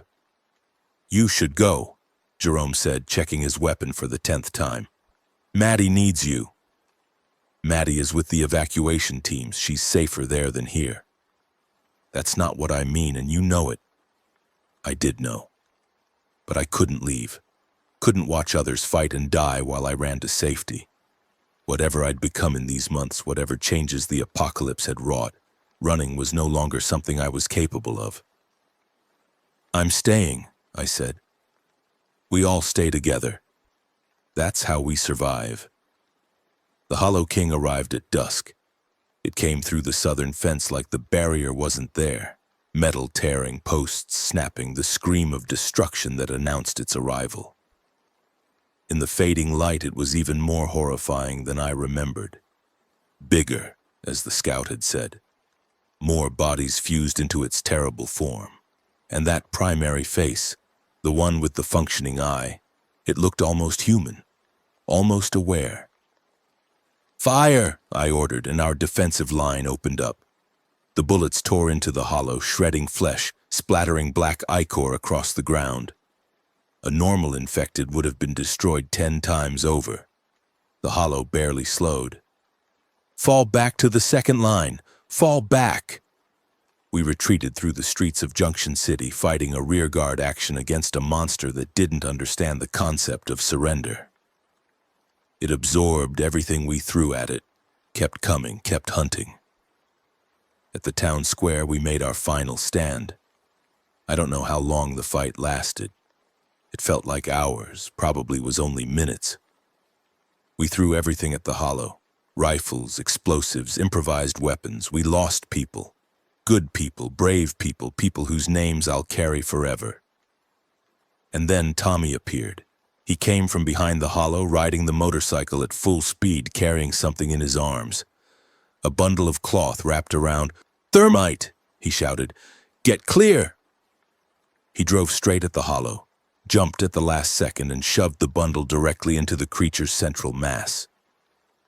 The motorcycle continued forward, crashing into the monster's legs, tangling it. Tommy hit the ground, rolled, kept moving. "Now!" he screamed. "Unlight it now!" Someone fired a flare at the bundle. The thermite ignited. The Hollow King burned. It wasn't like the facility where the fire had been contained by walls. This was out in the open, a pillar of white-hot flame that reached toward the darkening sky. The Hollow screamed, actually screamed, a sound I'd never heard from infected before, and thrashed as the fire consumed it. We pulled back away from the heat, watching as the nightmare burned. When it was over, there was nothing left but ash and memory. We found Tommy in the rubble of a collapsed building where he'd taken shelter from the inferno. His left arm was burned badly. His face was scorched. But he was alive, and when he saw me, he smiled. "Told you," he said. "Told you I could do it. You almost killed yourself. Almost doesn't count." He let the medics take him, still smiling. "We killed a Hollow King, Danny. No one's ever done that before. No one." He was right. We'd accomplished the impossible. Again. Defeated a nightmare, protected our people, proved that even the most terrifying creatures could be destroyed. But the cost. 14 dead in Junction City. Another 8 on the evacuation routes. 22 lives ended by a single creature. Was it worth it? I asked Jerome that night, sitting in the ruins of our capital. "I don't know," he admitted. "We saved the town, but we lost good people. We killed the monster, but there might be others. We survived today, but tomorrow brings new threats." "That's not an answer. It's the only answer I have. Same answer you have, same answer everyone has. We do what we can, lose what we must, and hope the balance tilts toward survival." He looked at me. "You're still here, Danny. After everything. Still standing. Still fighting. Still trying to build something worth having. That has to mean something. Does it? I have to believe it does. Otherwise, what's any of this for?" I didn't have an answer. Maybe there wasn't one. Maybe you just kept moving forward day after day, hoping that somewhere at the end was something worth all the pain. The months that followed were a time of rebuilding. Junction City had survived, but barely. We repaired the walls, cleared the debris, slowly restored what the Hollow King had destroyed. New settlers arrived to replace those we'd lost. New buildings rose from the ashes of old ones. Life stubbornly continued. Tommy healed, his burns leaving scars that he wore like badges of honor. He'd become a legend among our people, the immune teenager who'd killed a prophet and burned a monster. I worried about what that legend was doing to him, but he seemed to be handling it better than I would have at his age. Maddie grew into her role as youth leader. She organized training programs, education initiatives, even recreational activities to give the younger survivors something besides survival to think about. Watching her, I sometimes glimpsed the woman she was becoming. Strong, compassionate, fiercely protective of those in her care. Elena would have been so proud, and me? I kept doing what I'd been doing since the outbreak began. making decisions, carrying burdens, trying to build something worth living in from the ruins of what was. The weight never got lighter. The faces never stopped appearing in my dreams. But I learned to bear it, to keep moving despite it, to find purpose in the work rather than the results, because that was what survival meant now. Not just staying alive, but finding reasons to keep going. Building connections, creating meaning, refusing to let the horror have the final word. The world was still dangerous. There were still infected in the hills, still rival factions in distant territories, still 1,000 ways to die on any given day. But we'd proven that survival was possible, that communities could be built, enemies could be defeated, nightmares could be destroyed. And somewhere out there, the future waited. It was Priya who noticed the change first. "Have you seen the infected lately?" she asked one morning early spring as we surveyed the territory from a watchtower. "Something's different about them." I followed her gaze. In the distance, a handful of infected wandered through an open field, the usual slow shamble, the usual purposeless movement. "They look the same to me. That's what's different. The cold's been gone for weeks. The temperature's been rising steadily. They should be faster, more aggressive, but they're not." I looked closer. She was right. The infected in the field weren't behaving like infected in warm weather. They weren't hunting, weren't responding to stimuli, weren't doing anything except existing. "Tanaka," I said. "Get Tanaka." The scientist confirmed what Priya had suspected. "They're decaying," she said after analyzing samples we'd gathered. "The prion has been in their systems for so long that their neural tissue is breaking down. They're not becoming more dangerous. They're becoming less functional. Given enough time, they might become essentially inert." How much time? Hard to say. Months, maybe years. It depends on individual factors. How long since infection, environmental conditions, physical damage accumulated. She looked at me. "Danny, this is good news. The infection isn't sustainable. The infected are breaking down. Given enough time, the worst might simply end." I processed that. Tried to understand what it meant. If the infected were decaying, becoming less dangerous over time, then maybe there was an actual future waiting beyond the apocalypse. Not just survival, but recovery. Not just enduring, but rebuilding. "Don't celebrate yet," Tanaka cautioned. "There are still millions of them. Even at reduced capacity, they're dangerous. And we don't know what happens when they become inert. They might simply stop moving, or they might do something else entirely. But there's hope. There's always been hope. Now there's evidence to support it. Evidence. Data. Science pointing toward a future that wasn't just survival, but something more. It was the best news I'd heard since the outbreak began. We shared the findings with our network, with other survivor groups, with anyone who would listen. The response was immediate and powerful. People who'd been living in despair suddenly had reason to believe that the nightmare wasn't permanent. Not everyone accepted it. Some had become so accustomed to the apocalypse that they couldn't imagine an alternative. Some thought we were spreading false hope, setting people up for disappointment.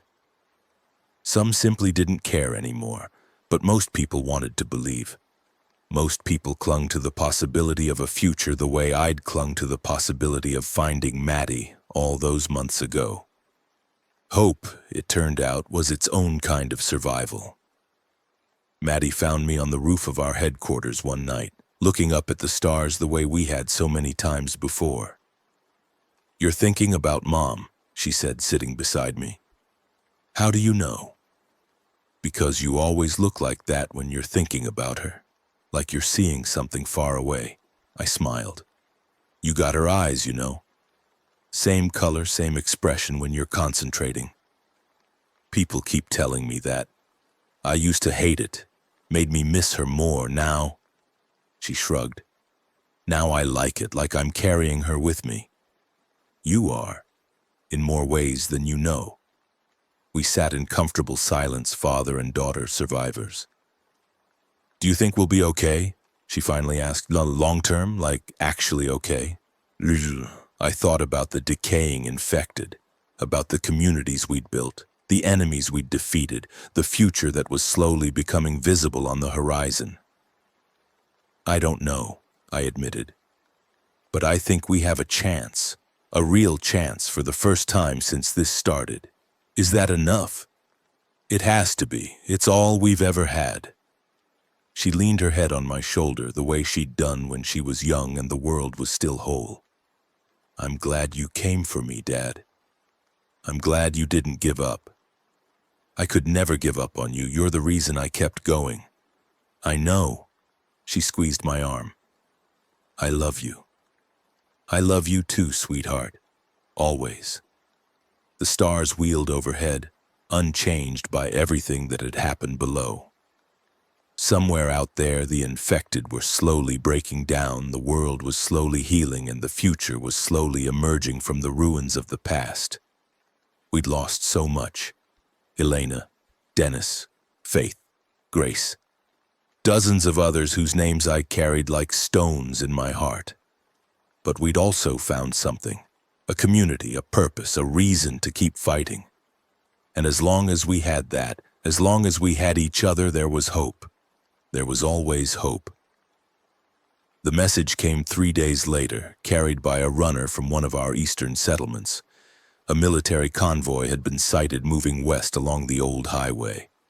Not initiative remnants, but something else.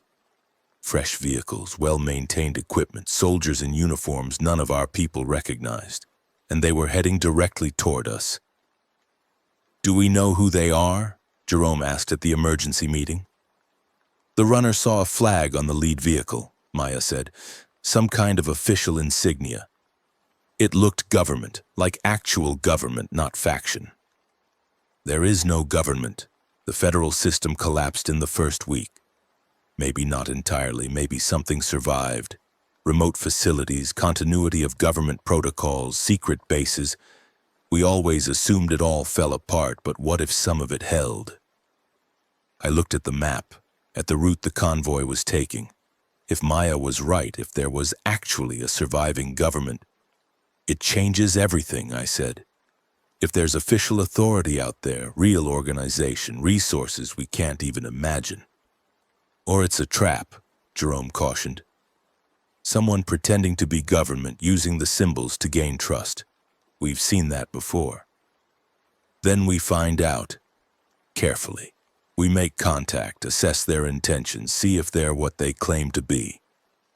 And if they're hostile, then we deal with it the way we've dealt with everything else. I turned to the team. Get our best scouts on the highway. I want eyes on that convoy before it gets anywhere near our territory. Find out who they are, what they want, whether they're a threat or an opportunity. And if they're real? Maddie asked quietly. If there's actually a government out there coming to help? I thought about all the times I'd wished for rescue, all the moments when I'd hoped that someone somewhere was working to save us. Then we welcome them, I said, and we see what kind of future we can build together. The meeting adjourned. People scattered to their tasks. But I remained, staring at the map, wondering what was coming next. The apocalypse had transformed us. We'd survived the fall, built something from the ashes, learned to fight and kill and endure. We weren't the people we'd been before, but maybe that was okay. Maybe the people we'd become were exactly who we needed to be for whatever came next. The convoy was coming. The future was approaching. And whatever it brought, hope or horror, salvation or new threats, we would face it together. We'd survived this long. We weren't about to stop now. The convoy wasn't government. We learned that the hard way. Our scouts made contact 40 miles east of Junction City, approaching under a white flag with peaceful intentions clearly displayed. They never came back. What came back was a message carved into the chest of one of our people and left at the crossroads where we'd agreed to meet. Submit or die. The body was Marcus Chen. The same Marcus Chen who'd been one of my students on the last normal day, who'd survived the school, the escape, the crossing. The same Marcus Chen who'd grown from a terrified teenager into a capable young man, who'd volunteered for the scouting mission because he wanted to prove himself. They'd kept him alive for hours before they finished. The wounds told the story, methodical, designed to maximize suffering. His eyes had been left open, frozen in an expression of agony that I knew would haunt me forever. I stood over his body in the cold morning light, and something shifted inside me. Something that had been bending for months finally broke. "Who are they?" My voice didn't sound like mine. Too flat, too calm. "The scouts we sent after the first team managed to observe from a distance," Jerome said. He looked almost as hollow as I felt. "They're not government. They're using military equipment, but they're raiders, organized, well-armed, and completely ruthless. They call themselves the Reclaimers." "How many?" "At least 200, maybe more. They've been working their way west, absorbing smaller groups by force. Anyone who resists gets..." He gestured at Marcus's body. 200 armed raiders coming for everything we'd built, everything we'd sacrificed to create. "Evacuate the eastern settlements," I said. "Everyone pulls back to Junction City. We consolidate, we fortify, we prepare." "Danny, with that many fighters, they could overwhelm us even consolidated. We don't have the numbers." "Then we find another way." I knelt beside Marcus's body, closed his eyes with gentle fingers. "But we don't run, we don't hide, and we don't submit." I looked up at Jerome. "They want a war? They've got one." The Reclaimers hit our eastern perimeter 3 days later. They came in force, armored vehicles, heavy weapons, the kind of military hardware we'd only dreamed about. Our scouts had underestimated their numbers. There weren't 200. There were closer to 400, a small army rolling across the landscape like a plague. We weren't ready. The first settlement fell in hours. Millbrook, population 87, wiped out before reinforcements could arrive. We found the bodies arranged in a circle around the town square, heads on pikes, another message carved into the community center's wall. "This is what resistance looks like." The second settlement, Riverside, managed to evacuate before the Reclaimers arrived, but not everyone made it. 40 people disappeared in the chaos, captured or killed, we didn't know which. By the end of the first week, we'd lost a third of our territory and nearly 100 people. "We can't keep doing this," Maya said at the emergency council. Her voice was raw with exhaustion. "Every time we try to hold, they overwhelm us. Every time we retreat, they take what we leave behind. They're not just attacking, they're consuming, taking our supplies, our equipment, our people." "Our people?" Priya asked sharply. "They're taking prisoners?" "Some. The young, the strong, anyone they think might be useful." Maya's expression darkened. "The rest they kill as examples." "Then we get our people back," I said. "We hit them where they're not expecting, rescue whoever we can." "With what?" Jerome interrupted. "We're outnumbered, outgunned, and losing ground every day. A rescue mission would be suicide." "So we just abandon them?" "I'm saying we need to be smart, pick our battles, wait for an opportunity instead of charging in and getting everyone killed." He wasn't wrong. I knew he wasn't wrong. But every day we waited was another day our people spent in Reclaimer custody, suffering whatever horrors those bastards inflicted. "There might be another option," Tommy said quietly. Everyone turned to look at him. "The Reclaimers have weaknesses. They're spread out, maintaining supply lines, holding captured territory. They can't be strong everywhere." He spread a map across the table. "Here, their main camp. It's where they keep prisoners before processing them. Lightly defended because they don't expect anyone to be crazy enough to attack it." "How do you know this?" "Because I've been watching them, tracking their movements, mapping their patterns. He met my eyes. I can get in. Same as I did with the baptized. One person moving quiet can do what an army can't. You barely survived the baptized. I learned from my mistakes, and this time I won't be alone. He pointed at the map. Small team, 4, maybe 5 people. We slip in, free the prisoners, slip out before they know what hit them. And if you're caught, then we're caught. Same risk as any mission. But if we succeed, we hurt them. Not just their numbers, but their reputation. Show people they can be beaten.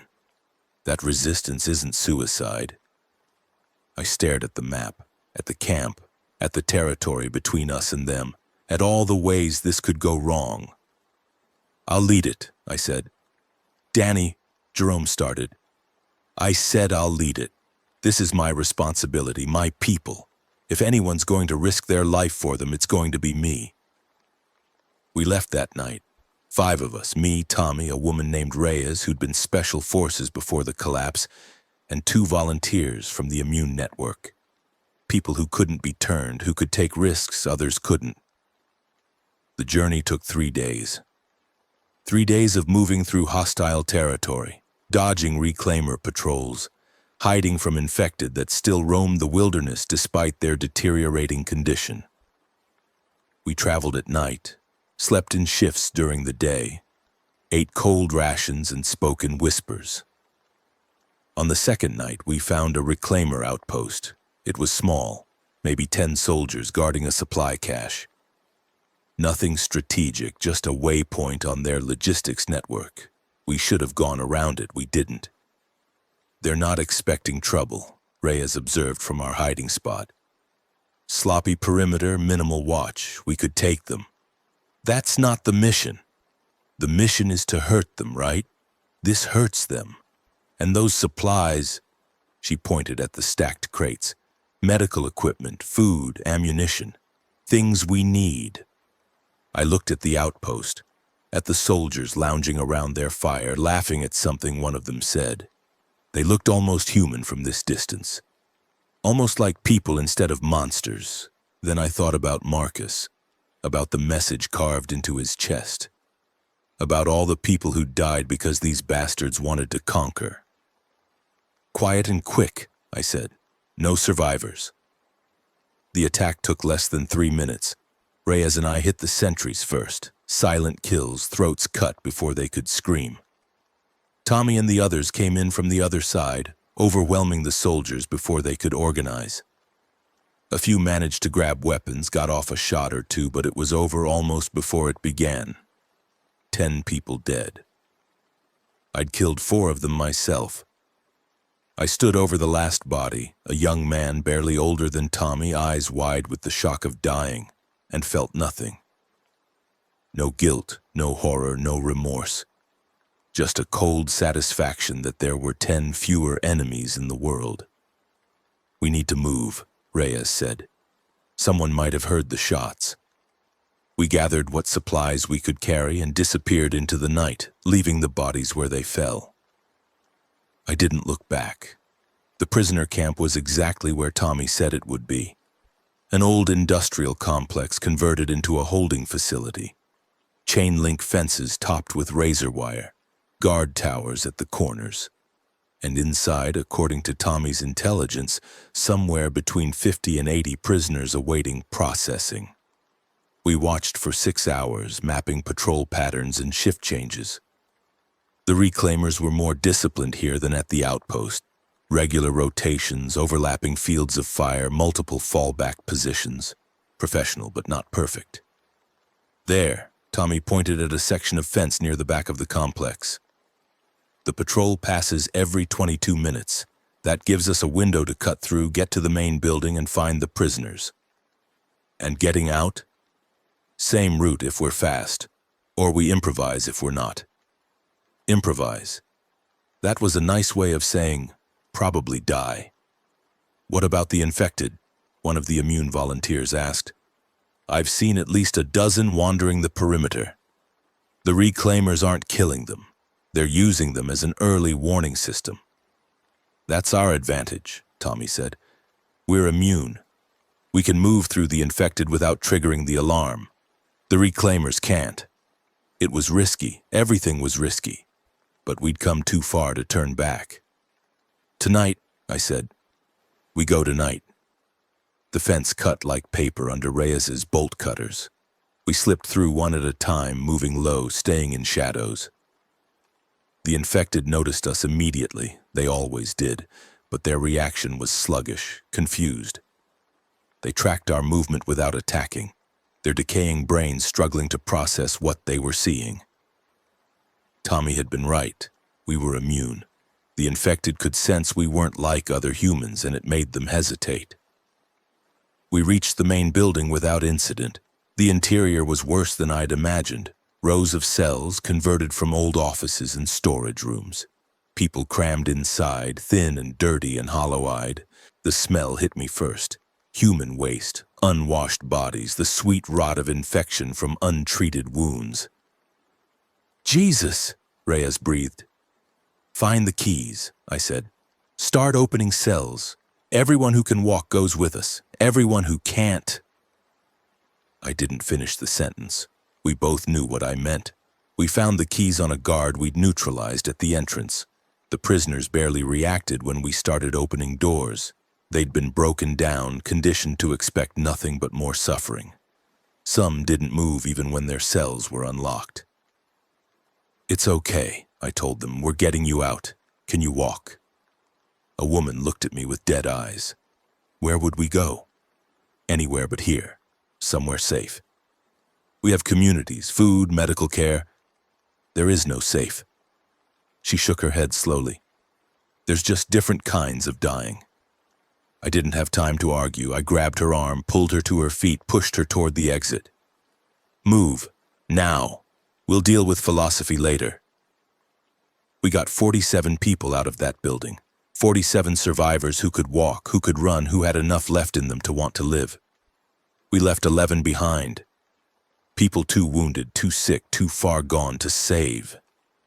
I gave them what mercy I could, quick deaths, painless endings, and tried not to think about how easy it had become.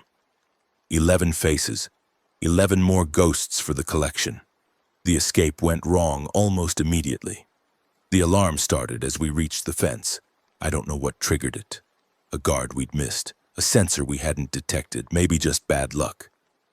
But suddenly spotlights were sweeping the compound, voices were shouting, and the crack of gunfire split the night. "Run!" I screamed. "Everyone through the fence, now!" Chaos. Bodies pushing through the gap, stumbling over each other, the prisoners too weak and disoriented to move fast enough. Behind us, reclaimers were pouring out of buildings, weapons up, hunting. Tommy grabbed a rifle from one of the fallen guards and started laying down covering fire. Reyes did the same, creating a corridor of violence that kept the pursuers back. "Get them through!" Tommy shouted. "I'll hold! You can't hold alone? I'm immune. The worst they can do is kill me."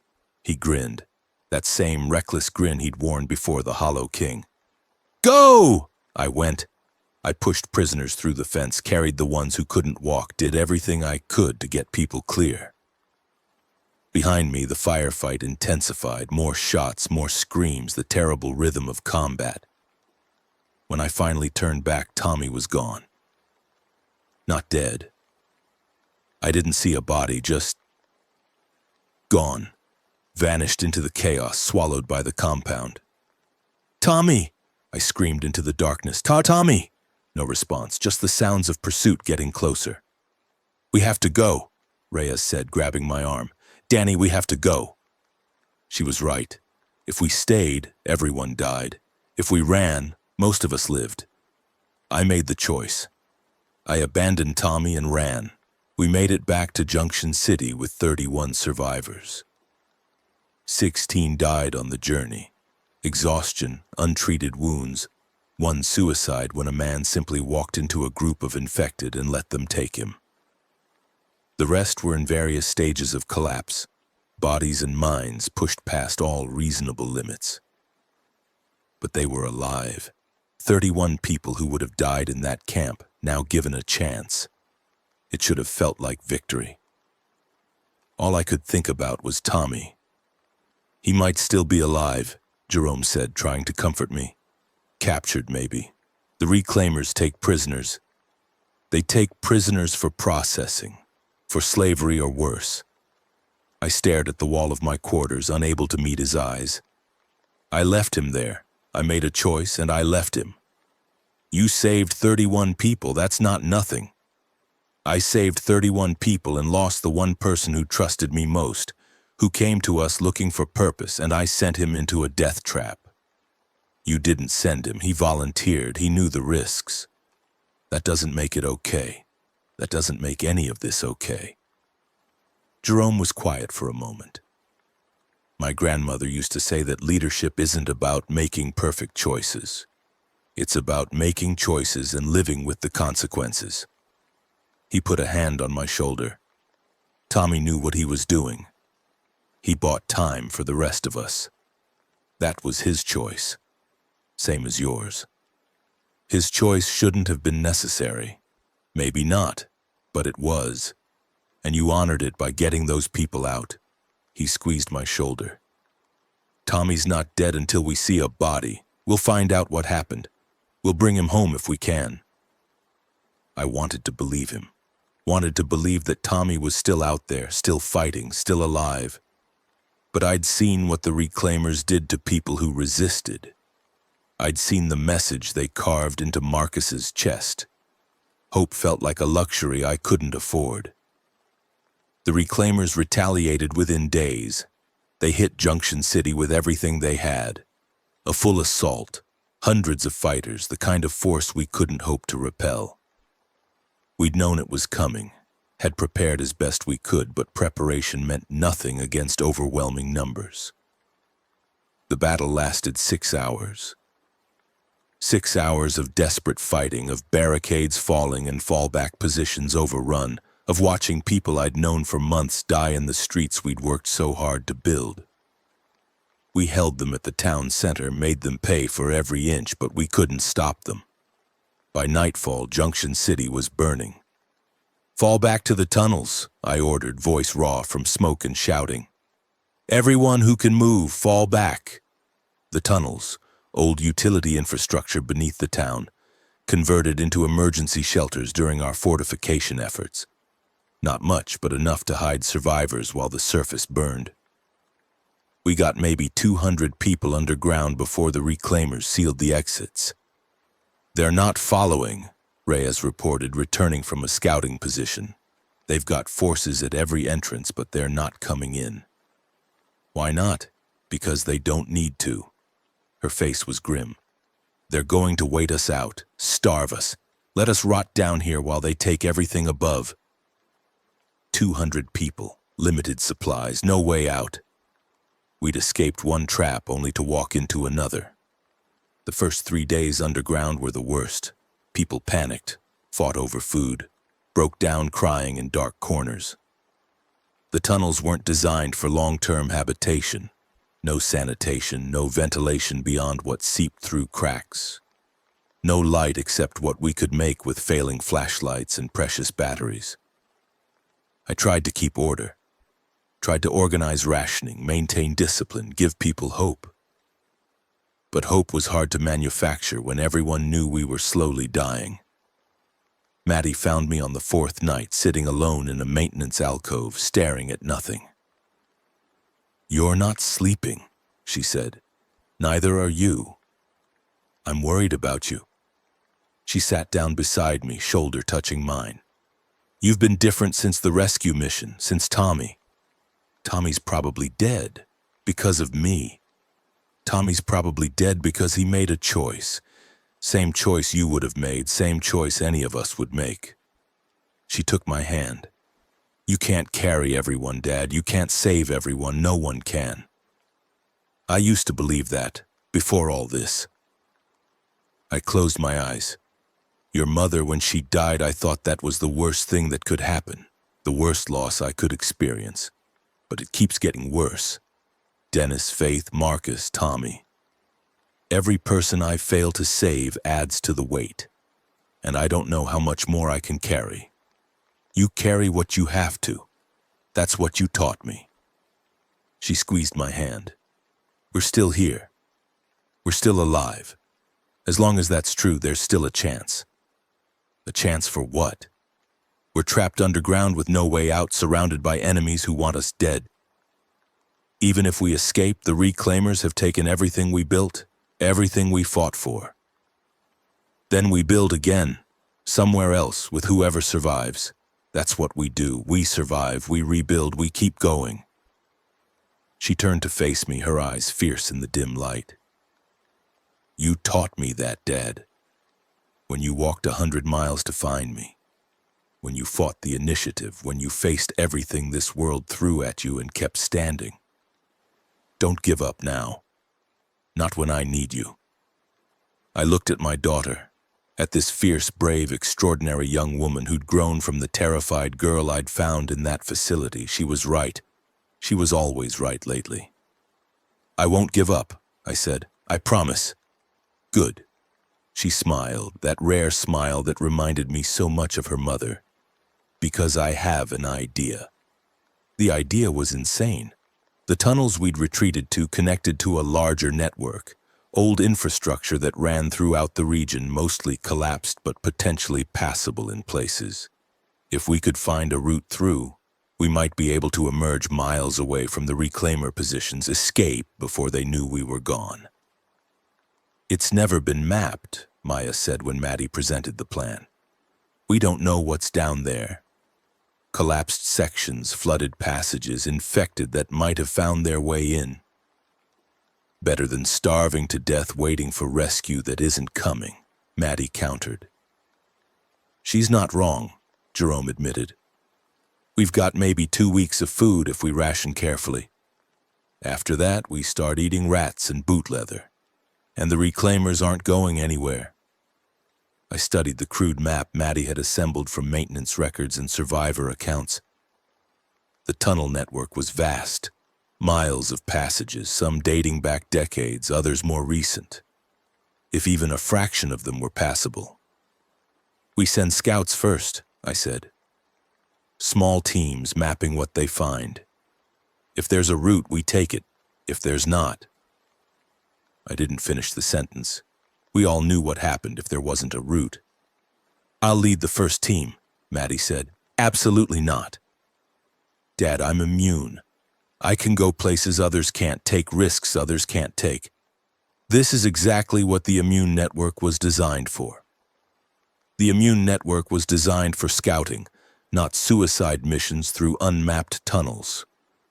Everything's a suicide mission now. That's what survival means. She met my eyes with that fierce determination I'd come to know so well.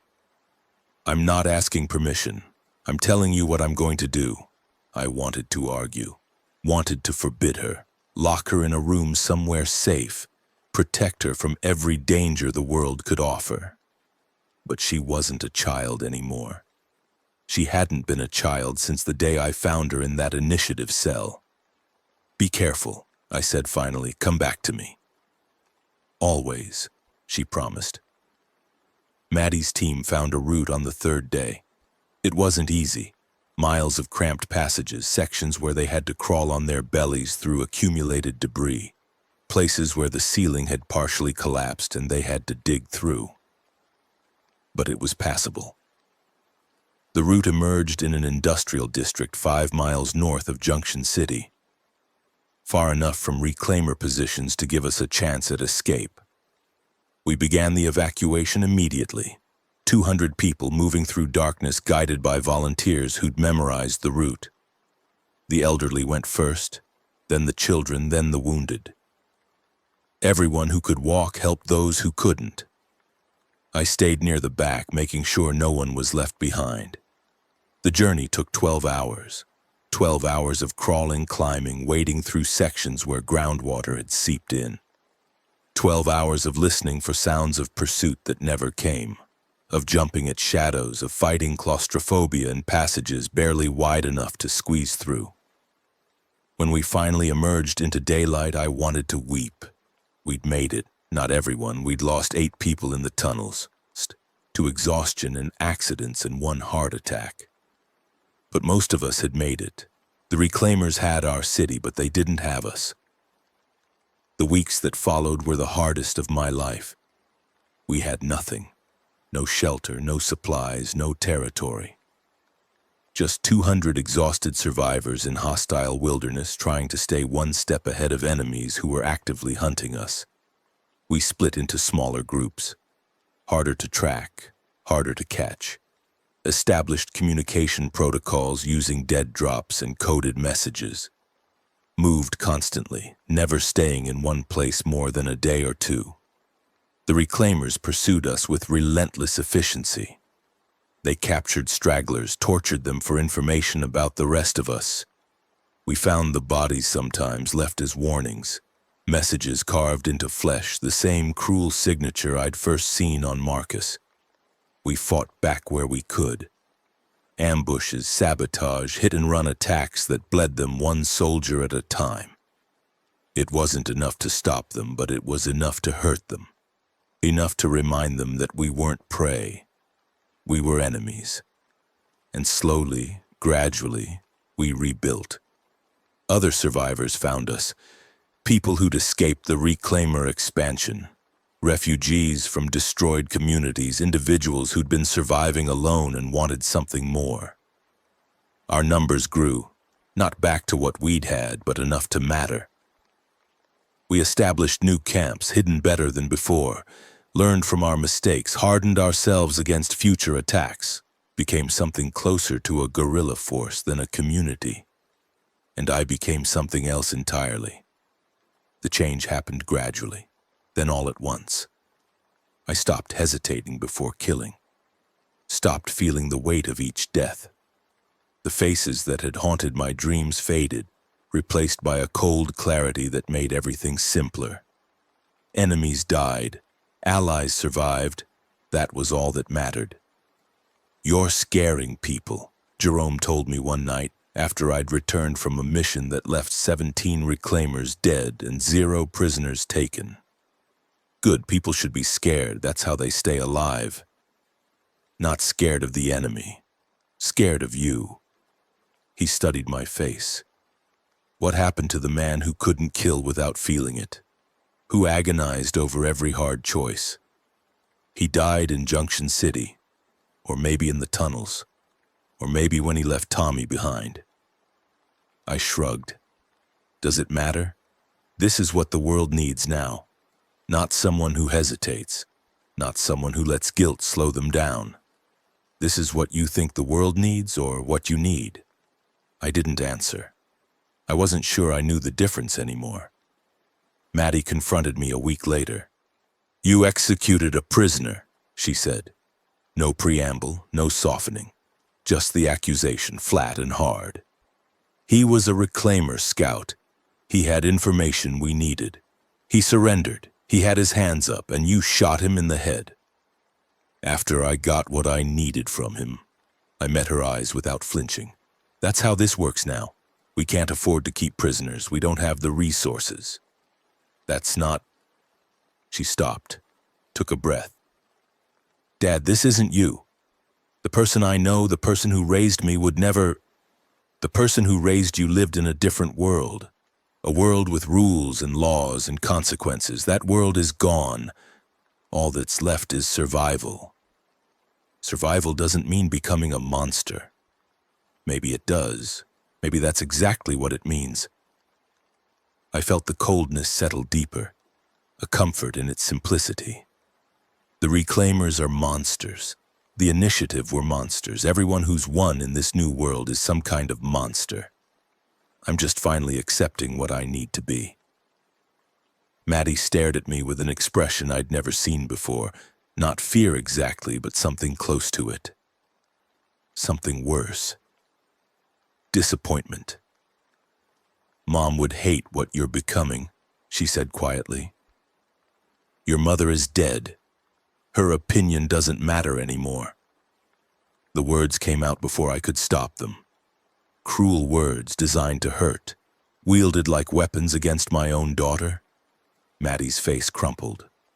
For a moment she looked like the 16-year-old girl I'd rescued from the initiative. Lost, scared, desperate for the father she remembered. Then the moment passed and her expression hardened into something that matched my own. "You're right," she said. "She is dead, and I'm starting to think the father I loved is dead too. Whatever's wearing his face is just another monster." She walked away. I let her go. The dreams came back that night. Not the faces of the dead. I'd learned to suppress those. Something different, something I hadn't dreamed in months. Elena. She was sitting at the kitchen table of our old house, the one we'd sold before moving to Tacoma. Sunlight streamed through windows that didn't exist anymore, illuminating her face with a warmth I'd almost forgotten. "Danny." Her voice was exactly as I remembered. "What have you done to yourself?" "I survived. That's what you would have wanted. I would have wanted you to survive as yourself, not as this thing you've become." She shook her head, sorrow etched in every line. "You used to be kind, patient, the man who apologized to spiders. That man was weak. He couldn't protect anyone. That man saved our daughter. That man walked 100 miles through hell because he loved her. That man was the strongest person I ever knew." She reached across the table, took my hand. "You're still in there, Danny, I can feel it, but you've buried yourself so deep." "I had to. It was the only way to keep going." "Was it? Or was it just the easiest way?" Her eyes held mine. "Feeling nothing is easier than feeling everything. Going numb is easier than processing grief. You chose the path of least resistance, Danny. You chose to stop being human because being human hurt too much." I wanted to argue, wanted to defend the choices I'd made, the person I'd become, but she was right. She was always right. "I don't know how to come back," I admitted. "I've been cold for so long, I don't remember what warmth feels like." "Start with Maddie. Start with telling her you're sorry. Start with admitting that you're broken and you need help." She squeezed my hand. "The man I loved is still in there. Find him, bring him back." I woke up with tears on my face, the first tears I'd shed in months. I found Maddie at dawn. She was sitting on a ridge overlooking our camp, watching the sunrise with an expression that reminded me painfully of her mother. "Can I sit?" I asked. She didn't answer, but she didn't tell me to leave either. I took that as permission. We sat in silence for a long time, watching the sky shift from gray to pink to gold. The world could still be beautiful, I realized, even now, even after everything. "I'm sorry," I said finally. "What I said about your mother, it was cruel and wrong, and I didn't mean it." "But you said it." "I did. Because I've been saying cruel things to everyone lately. Doing cruel things. Becoming someone I don't recognize." I took a breath. "You were right. I'm becoming a monster, and I don't know how to stop." Maddie was quiet for a moment. "When I was in the initiative," she said slowly, "there was a guard named Thompson. He wasn't like the others. He was kind. Brought me extra food sometimes, treated me like a person instead of a test subject. And then one day he wasn't kind anymore. Something changed in him and he became just as cruel as the rest. What happened?" I asked him after. He said he'd lost his family a few weeks before, his wife, his kids, all turned in a single night. He said the pain was so bad that he had to shut it off. Had to become numb just to keep breathing. She turned to look at me. "You've lost so much, Dad. Mom, Dennis, Faith, Marcus, Tommy, everyone at Junction City. Every loss is another wound, and you've been wounded so many times. I understand why you went numb, I do. But numb isn't the same as healed. The wounds are still there, you've just stopped feeling them." She took my hand, the same way Elena had in the dream.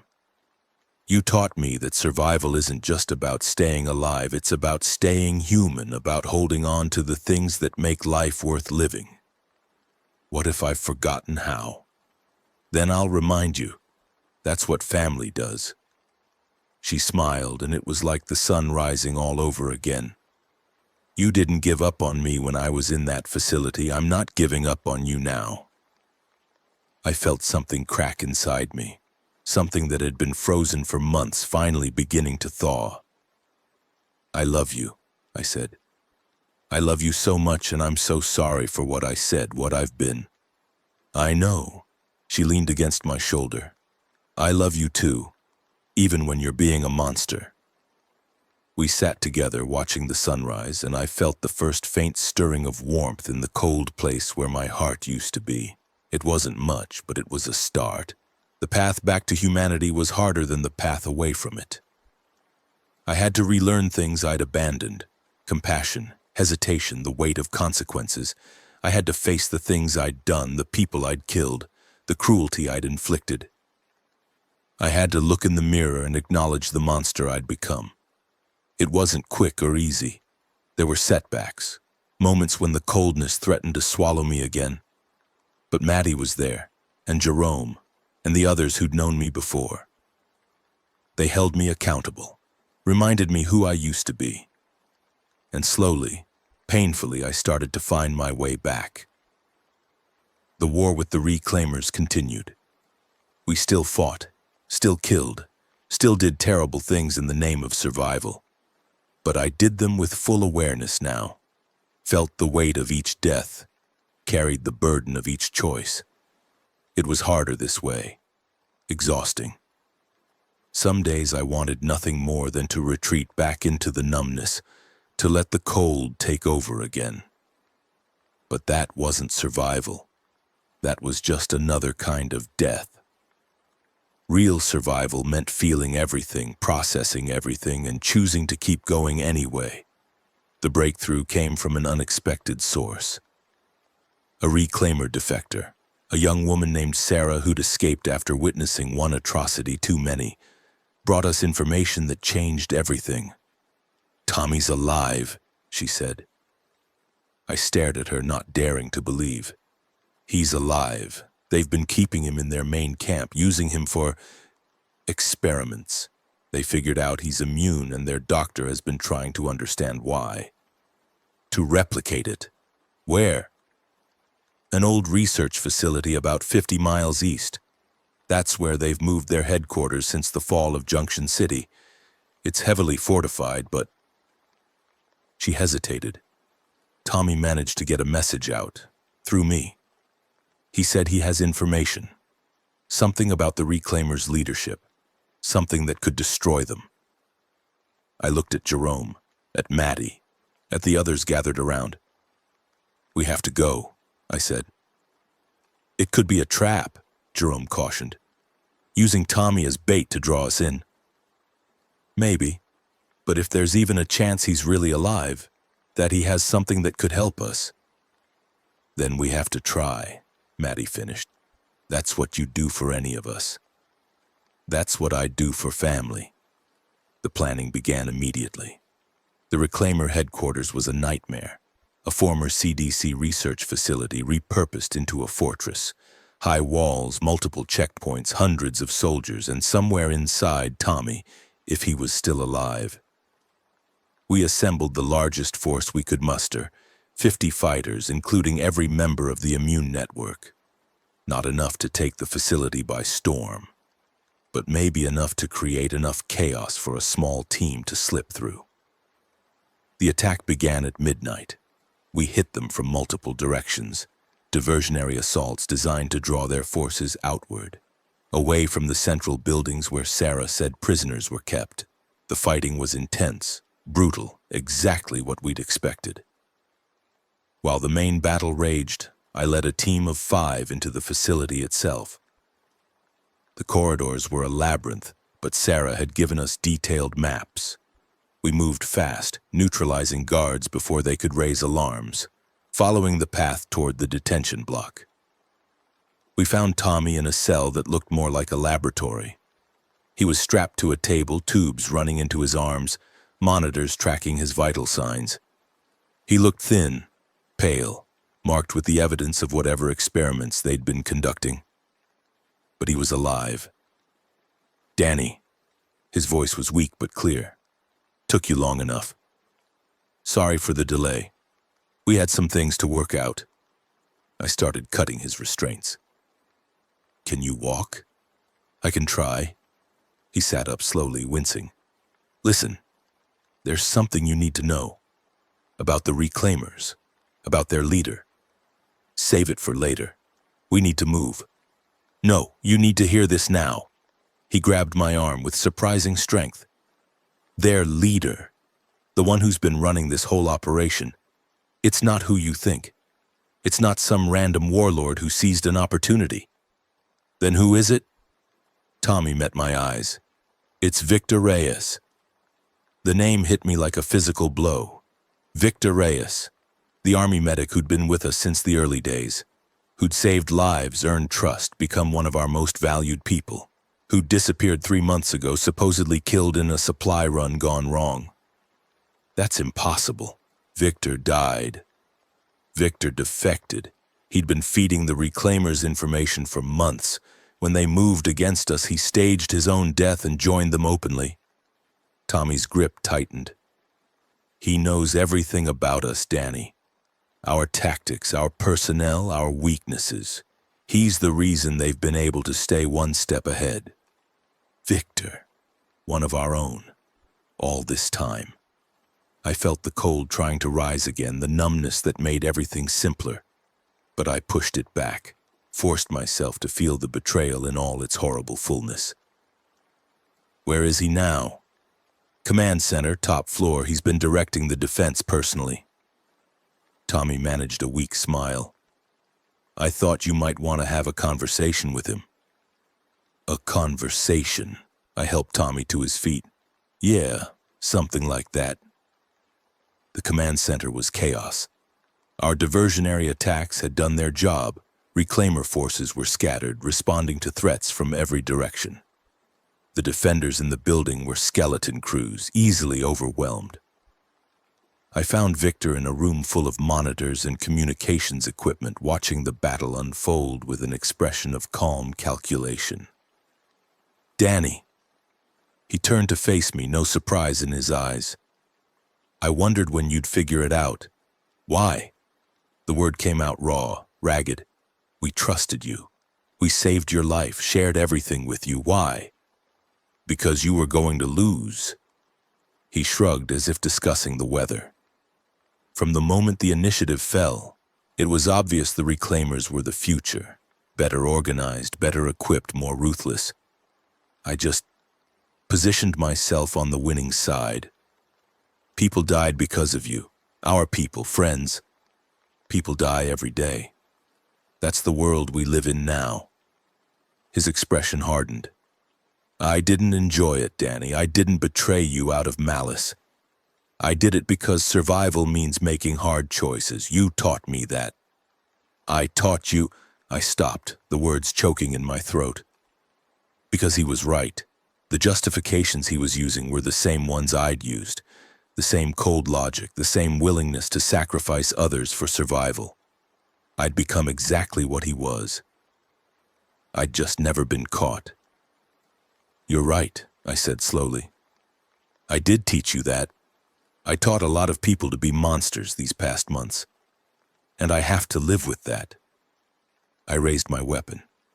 But there's a difference between survival and treason. Between hard choices and betrayal. What you did wasn't survival. It was cowardice. You chose the winning side because you were too afraid to fight for what was right. And what's right? He laughed. In this world, there is no right, Danny. There's just power and weakness. The strong survive, the weak die. Everything else is just noise. Maybe. But here's the thing about noise. I squeezed the trigger. Sometimes it's the last thing you hear. Victor Reyes died with a look of surprise on his face, as if he couldn't believe it was ending this way. I felt no satisfaction, no relief. Just the weight of one more death, one more choice, one more piece of myself sacrificed on the altar of survival. But this death felt different from the others. This one felt like justice. The fall of the Reclaimer headquarters broke them. Without Victor's strategic genius, without their fortified position, the organization crumbled. Soldiers defected or fled. Prisoners were liberated. The threat that had destroyed Junction City and killed so many of our people simply dissolved. It should have felt like victory. Mostly it just felt like exhaustion. We regrouped in the ruins of the facility, taking stock of what we'd lost and what we'd gained. Tommy was recovering the information he'd gathered about Reclaimer networks, helping us mop up resistance across the region. Our people were returning from hiding, ready to rebuild. Again. Always rebuilding. "How many times do we do this?" I asked Jerome one night, sitting amid the wreckage. "How many times do we build something, watch it get destroyed, and start over?" "As many times as it takes," he settled beside me. "That's the job. That's survival. I'm tired. I know. We all are." He was quiet for a moment. "But tired isn't the same as beaten, and you've come a long way from the man who couldn't feel anything." "Have I?" "Danny, you executed Victor not because you'd gone numb, but because you felt the full weight of what he'd done and judged him worthy of death. That's not cold. That's justice. Is there a difference?" "I think so. Coldness is not caring. Justice is caring enough to act." He looked at me. "You're not the man you were before all this. That man is gone. He had to go. But the person you're becoming, he might be someone worth being." I thought about Elena, about her words in the dream, about finding the man she loved and bringing him back. Maybe I couldn't go back to who I was. Maybe that person really was gone, destroyed by the weight of everything that had happened. But maybe I could become someone new, someone who carried the scars but wasn't defined by them, someone who felt the weight but kept moving anyway. "I'm going to try," I said, "to be better, to be worth the sacrifices people have made. That's all any of us can do." Jerome stood, offered me a hand. "Come on. There's work to do. There's always work to do." I took his hand and let him pull me to my feet. The work was waiting. It always was. We rebuilt. Not Junction City, that was gone, taken over by the few reclaimers who refused to surrender, and we didn't have the strength to retake it. But we found new places, established new communities, started the long process of creating something from nothing. The infected continued to deteriorate, just as Tanaka had predicted. Some regions were becoming almost safe, the walking dead reduced to shambling obstacles rather than existential threats. Other regions remained dangerous, pockets of fresh infected, areas where environmental conditions kept the prion more active. And there were still human threats. Smaller factions, remnant groups, desperate survivors who saw cooperation as weakness. We dealt with them as we had to. Sometimes through diplomacy, sometimes through violence. But the scale had changed. The world was healing slowly and unevenly, but healing nonetheless. Tommy recovered fully and took charge of the immune network, expanding it into something between a scout force and a peacekeeping organization. The immune could go places others couldn't, mediate disputes, establish connections between isolated communities. They became the glue holding the fragile new society together. Maddie continued leading the youth programs, but her role had grown. She was a leader now, respected in her own right, not just as my daughter. People looked to her for guidance, for inspiration, for the kind of hope that I'd never quite been able to provide. She was better at this than I was, better at believing, at hoping, at seeing the future as something to build rather than just survive. And me? I kept doing what I'd always done, making decisions, carrying burdens, trying to protect the people I loved. But I did it differently now, with full awareness, full feeling, accepting the weight instead of trying to escape it. It wasn't easier. Some days it was almost unbearable, but it was right. It was human. And that had to count for something. The night before we left for the coast, I visited a grave. We'd buried Marcus Chen in a quiet spot overlooking a valley marked with a simple stone. It wasn't much, but it was something, a place to remember, a place to mourn. "I'm sorry," I said to the stone. "I'm sorry I couldn't save you. I'm sorry I wasn't faster, smarter, better." The stone didn't answer. Stones never did. I've been thinking a lot about the choices we make, the people we become. You made a choice to volunteer for that mission, knowing the risks. You died because you believed in something, in the idea that people were worth saving. I knelt, placed my hand on the cold surface. I forgot that for a while. Forgot what we were fighting for, but I'm trying to remember now. Trying to be worthy of the sacrifice you and so many others made. A wind stirred the grass, carrying the scent of growing things. Life, persisting despite everything. I'm going to keep fighting, Marcus, keep building, keep trying. And when I finally get to wherever you are, I hope you'll be able to tell me that I did okay.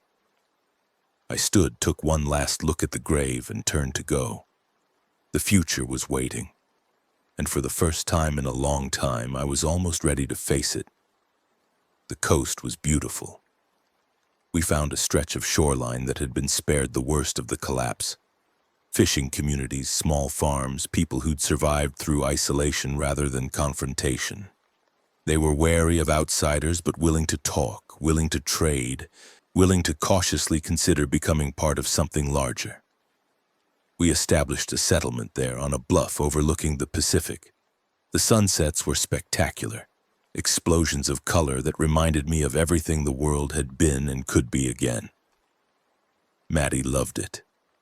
She spent hours on the beach collecting shells, watching the waves, simply existing in a way she hadn't been able to since the outbreak began. "This could be home," she said one evening, as we sat together watching the sun sink into the ocean. "A real home, not just a place to survive." "Maybe. You don't sound convinced." "I've learned not to get too attached to places. They have a way of being taken from you." "That's true of everything, though. People, places, moments. Nothing lasts forever, but that doesn't mean we shouldn't enjoy them while we have them." I looked at my daughter, at this wise young woman who'd somehow emerged from the horror of the past year with her capacity for hope intact. "When did you get so smart?" "I had a good teacher," she grinned. "Sometimes." I laughed, actually laughed, a sound I'd almost forgotten how to make. "Okay," I said. "Let's try making this home. Really try this time." "Yeah?" "Yeah." I put my arm around her, pulled her close. "But if something destroys this place, I'm blaming you." "Deal." We sat together as the sun set, father and daughter survivors. The world was still dangerous, still broken, still full of threats we couldn't predict or control.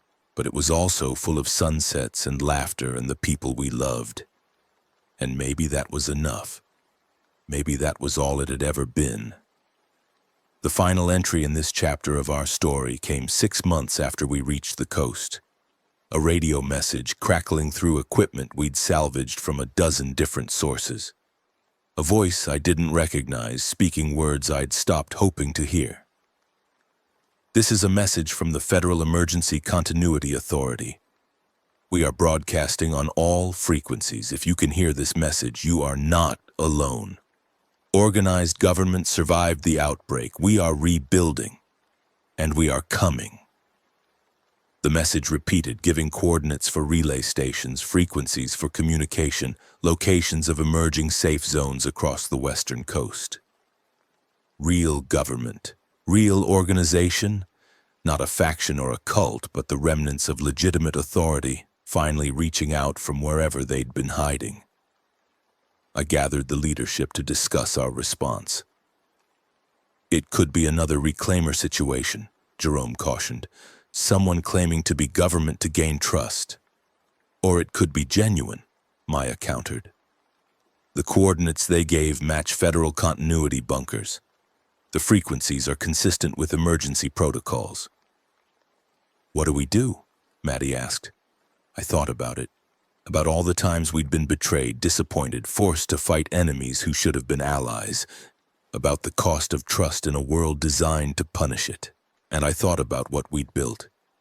The communities, the networks, the fragile web of cooperation we'd spun from nothing. We'd proven that survival was possible. Proven that people could work together, could build something worth having. Maybe it was time to stop being afraid of what we might lose and start being hopeful about what we might gain. We make contact, I said, carefully, cautiously, with every safeguard we can think of. We verify their claims, assess their intentions, determine if they're what they say they are. And if they are, then we welcome them. We share what we've learned, what we've built. We become part of something larger. I looked around the room. We didn't survive all this just to hide on the coast forever. We survived to build a future, and building a future means taking risks. My grandmother used to say that hope is the most dangerous feeling, Jerome said, echoing words he'd spoken what felt like a lifetime ago. She was right, I agreed. But she also said that refusing hope is just another way of giving up. And we're not giving up. Not anymore. The council approved the contact protocols. Within days, we'd established communication with the federal authority, begun the slow process of verification and trust building. Whatever came next, we'd face it together. Whatever the future held, we'd be ready. The federal authority wasn't what we expected. Their first delegation arrived 3 weeks after initial contact. A convoy of military vehicles that looked like they'd been driven out of a time capsule. Clean uniforms, functional equipment, soldiers who moved with the crisp discipline of people who'd never had to improvise their survival. They looked at our ragged settlement with expressions that hovered somewhere between pity and assessment. The officer in charge was a woman named Colonel Sarah Mitchell, mid-50s. With steel gray hair and eyes that had seen things but hadn't been broken by them. She shook my hand with a grip that meant business. Mr. Whitmore, your reputation precedes you. I wasn't aware I had a reputation. You'd be surprised. The man who walked across the Pacific Northwest to find his daughter, who broke the initiative, who destroyed the baptized cult, who shattered the reclaimers. She smiled, but it didn't reach her eyes. You've been busy. Survival tends to keep you occupied. Indeed. She looked around at our settlement. The salvaged buildings, the improvised defenses, the people watching with mixtures of hope and suspicion. You've built something impressive here. How many communities fall under your network? We don't think of it as falling under anything. We're partners, not subjects. 12 settlements, roughly 3,000 people total. Self-organized, no central authority. We've had bad experiences with central authority. Her smile tightened. So I've heard. The initiative, yes? Military remnant gone rogue, conducting experiments on civilians. She shook her head. Exactly the kind of situation the Continuity Authority was designed to prevent. Designed to prevent, but didn't. We were occupied with our own survival. The initial outbreak hit our bunker complexes hard. We lost 60% of our personnel in the first month. By the time we'd stabilized, regional command structures had already collapsed or gone independent.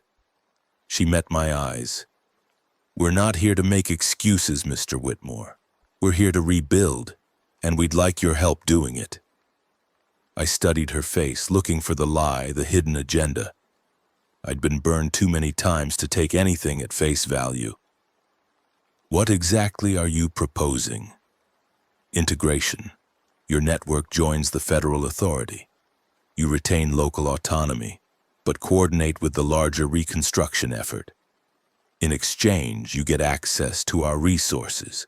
Military protection, medical supplies, communication infrastructure, everything we've preserved from before. And what do you get? Legitimacy. Cooperation, the knowledge and experience you've accumulated. She paused. And your people. 3,000 survivors is a significant population. The authority currently controls approximately 50,000 across the western seaboard. Your addition would be meaningful. 50,000. More people than I dared imagine still existed. I'll need to discuss this with the other settlement leaders. Of course, take your time. She gestured to her convoy.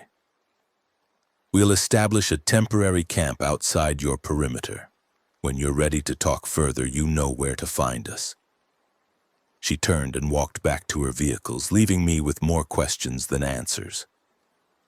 The council meeting that night was heated. It's too good to be true, Jerome argued. Organized government, preserved resources, military protection. After everything we've been through, this just falls into our lap? I don't buy it. The alternative is assuming they're lying, Maya countered. And if they're telling the truth, we'd be refusing help that could save thousands of lives. We don't know what they want, not really. Integration could mean anything. Partnership or absorption, cooperation or control. Then we find out. We negotiate, set terms, establish boundaries. Maya spread her hands. We can't keep operating like we're the only ones left. If there's a larger structure out there, we need to engage with it. Even if that structure wants to use us, everyone wants to use everyone. That's how cooperation works. The question is whether the exchange is fair. I listened to them argue, weighing each point. Both sides had merit.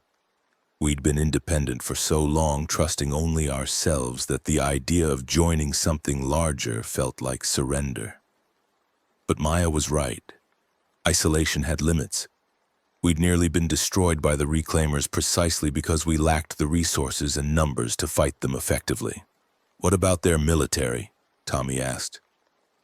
He'd been quiet until now, watching the debate with careful eyes. Did anyone else notice how they looked at our defenses? Like they were assessing weaknesses, not admiring strengths. That's standard military behavior, Priya said. Doesn't mean they're hostile. Doesn't mean they're not. Maddie leaned forward. Maybe we're asking the wrong question. Instead of debating whether to trust them, we should be asking how to verify their claims. They say they have 50,000 people, preserved infrastructure, organized government. Those are things we can check. How? We send observers, people we trust embedded with their organization. They report back what they see. She looked at me. If the authority is legitimate, they shouldn't have any problem with transparency. If they refuse, that tells us something too. It was a good idea, a smart idea, the kind of idea I should have thought of myself. We propose an exchange, I said. We'll send representatives to their central command.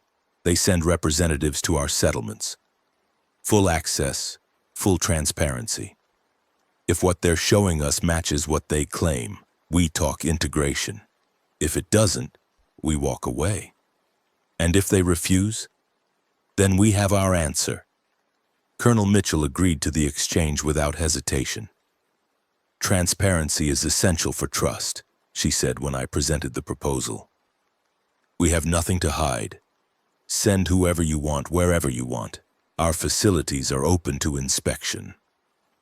It was exactly what I'd hoped to hear and exactly what made me suspicious. In my experience, people who had nothing to hide usually hid it anyway. We selected 3 observers, Tommy for his immunity and combat experience, Maya for her scientific knowledge, and a woman named Chen who'd been a federal auditor before the collapse and knew how government was supposed to work. They left with the authority convoy 2 days later, heading for what Mitchell called Pacific Command, a military installation somewhere in the mountains that had served as the Continuity Authority's headquarters since the outbreak. In exchange, we received 3 authority observers of our own. 2 soldiers who asked polite questions and kept detailed notes, and a civilian administrator named Dr. William Foster who seemed genuinely interested in how we'd managed to build functional communities without centralized control. "Remarkable," he said during a tour of our agricultural systems. "You've developed sustainable food production using nothing but salvaged equipment and traditional knowledge. Our projections assume this level of self-sufficiency would take years to achieve. Desperation is a good teacher." Evidently, he made another note. "And the medical protocols? I understand you've developed treatments for common post-outbreak conditions, infection prevention, trauma care, malnutrition recovery." Dr. Tanaka deserves most of the credit. She's been adapting pre-collapse medical knowledge to our resource constraints. "The same Dr. Tanaka who worked for Helix Dynamics?" I stopped walking. "How do you know about that?" "We have extensive records. Dr. Tanaka was on our watch list. Persons of interest with knowledge relevant to the outbreak." He smiled, but there was something calculating behind it. Her expertise could be valuable to the authority. Has she considered relocating to Pacific Command? Our research facilities are considerably more advanced than what's available here. She's happy where she is, I'm sure, but the offer stands if she changes her mind. He continued the tour, asking more questions, making more notes, and I continued watching him, wondering what game the authority was really playing. The first report from our observers came 2 weeks later. Tommy's voice crackled through the salvaged radio equipment, encrypted using protocols Maya had established before departure. "Pacific Command is real. A full military installation built into the mountain designed for nuclear war survival. They've got everything: power generation, water treatment, food production, medical facilities. More resources than I've seen since before the outbreak." "And the population?" "Hard to count exactly, but their claims seem accurate. Maybe 50,000 spread across multiple facilities connected by secure communications. It's organized, Danny. Really organized. Command structure, logistics chains, even a functioning legal system. What about their intentions? Have they said anything about what they want from us?" Static crackled for a moment before Tommy's response came through. "That's the complicated part. There's definitely a faction that just wants cooperation. People who believe in rebuilding through partnership. But there's another faction, mostly military hardliners, who talk about consolidation. They think survival requires centralized control. Anyone who doesn't join voluntarily should be brought in by force." "Which faction does Mitchell belong to?" "I'm not sure. She plays both sides, supports whoever's winning the internal debate." More static. "Danny, there's something else. They've been monitoring us for months before the radio contact, before any of this. They have surveillance networks, drones, long-range observation posts, informants in survivor communities. They knew about the reclaimers, knew about Victor's betrayal, knew about everything. And they didn't intervene? They claim they were gathering intelligence and assessing the situation. But some of the hardliners, they say they were waiting to see who won. If the reclaimers had beaten us, they would have dealt with them instead." My blood ran cold. They'd watched us fight, watched us die, waited to see who emerged victorious before making contact. "What's your recommendation?" The pause stretched longer than it should have. "I don't know. They have resources we need, connections we can't build on our own. But they're also manipulative, secretive, and half of them think cooperation means obedience." Another pause. "Maybe the question isn't whether we can trust them, but whether we can afford not to work with them." "That's not an answer, Tommy." "I know. I don't have a good answer. I just have the situation." The transmission ended, leaving me alone with the impossible choice it represented. The second complication arrived 3 days later. A runner from one of our inland settlements, exhausted from hard travel, carrying news that changed everything. "Massive horde," he gasped, bent over and struggling for breath. Moving west. Thousands of them, maybe tens of thousands. We've never seen anything like it. From where? The interior. The dead zones east of the mountains. Something's driving them toward the coast. I pulled out maps, trying to trace the trajectory. If the horde was moving west from the interior dead zones, it would hit our eastern settlements first, communities we'd just started to rebuild after the Reclaimer War. How long before they reach populated areas? Days, maybe a week if they keep their current pace. The runner looked at me with desperate eyes. We can't fight that many. We can't even slow them down. Tens of thousands of infected, even deteriorated, even slowed by months of decay, that many would overwhelm any defense we could mount. Our entire network had maybe 3,000 people. We couldn't fight a horde that outnumbered us 10 to 1, unless we had help. I sent a message to Pacific Command that night, requesting immediate military assistance. The response came within hours. The authority stands ready to assist our partners in the network, Colonel Mitchell's recorded voice stated. However, large-scale military operations require formal integration agreements. We cannot commit significant resources to non-members. In other words, join us or face the horde alone. The council meeting that followed was the most contentious we'd ever had. They're using the horde as leverage, Jerome said, his voice tight with anger. They want us desperate, dependent. This is exactly what the hardliners were hoping for. Maybe, but the horde is real. The threat is real. Maya's tone was pragmatic but strained. If we don't get help, thousands of our people will die. And if we join the authority under duress, we lose everything we've built. Our independence, our way of life, our freedom to make our own choices. Freedom doesn't matter much to the dead. It matters to everyone else. The people who survived this long specifically because we weren't controlled by some central authority. You want to tell them that's over? That they fought and bled and watched their families die just to become subjects of a new government? I want to tell them they'll be alive to complain about it. The argument went in circles, neither side willing to concede. And all the while, the horde drew closer. Finally, Maddie spoke. What if we don't have to choose?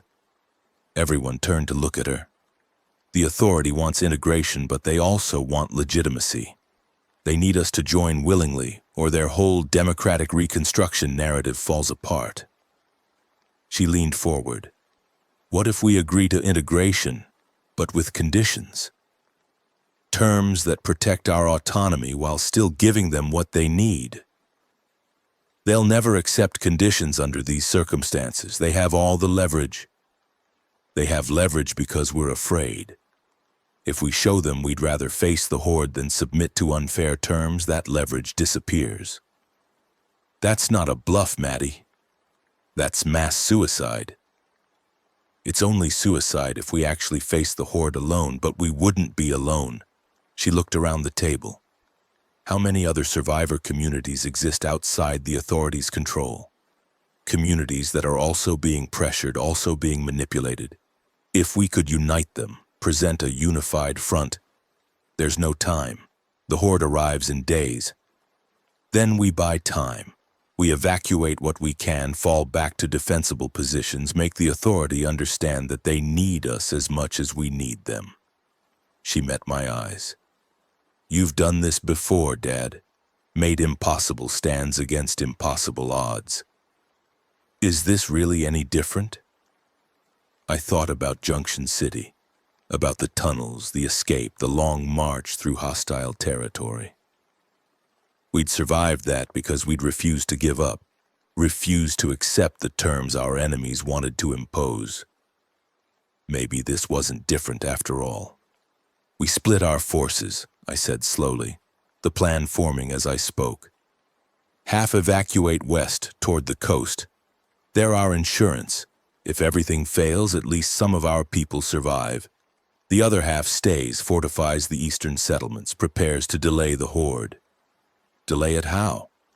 Same way we've always dealt with superior numbers. Ambushes, traps, controlled retreats. We slow them down, make them work for every mile. And while we're doing that, we reach out to every independent community we know. Tell them what's happening. Invite them to stand with us. Against the Horde and the Authority? Against anyone who thinks they can use our fear to control us. I looked around the table. I'm not saying we refuse integration forever, but we refuse it on their terms. We show them that we're partners, not supplicants.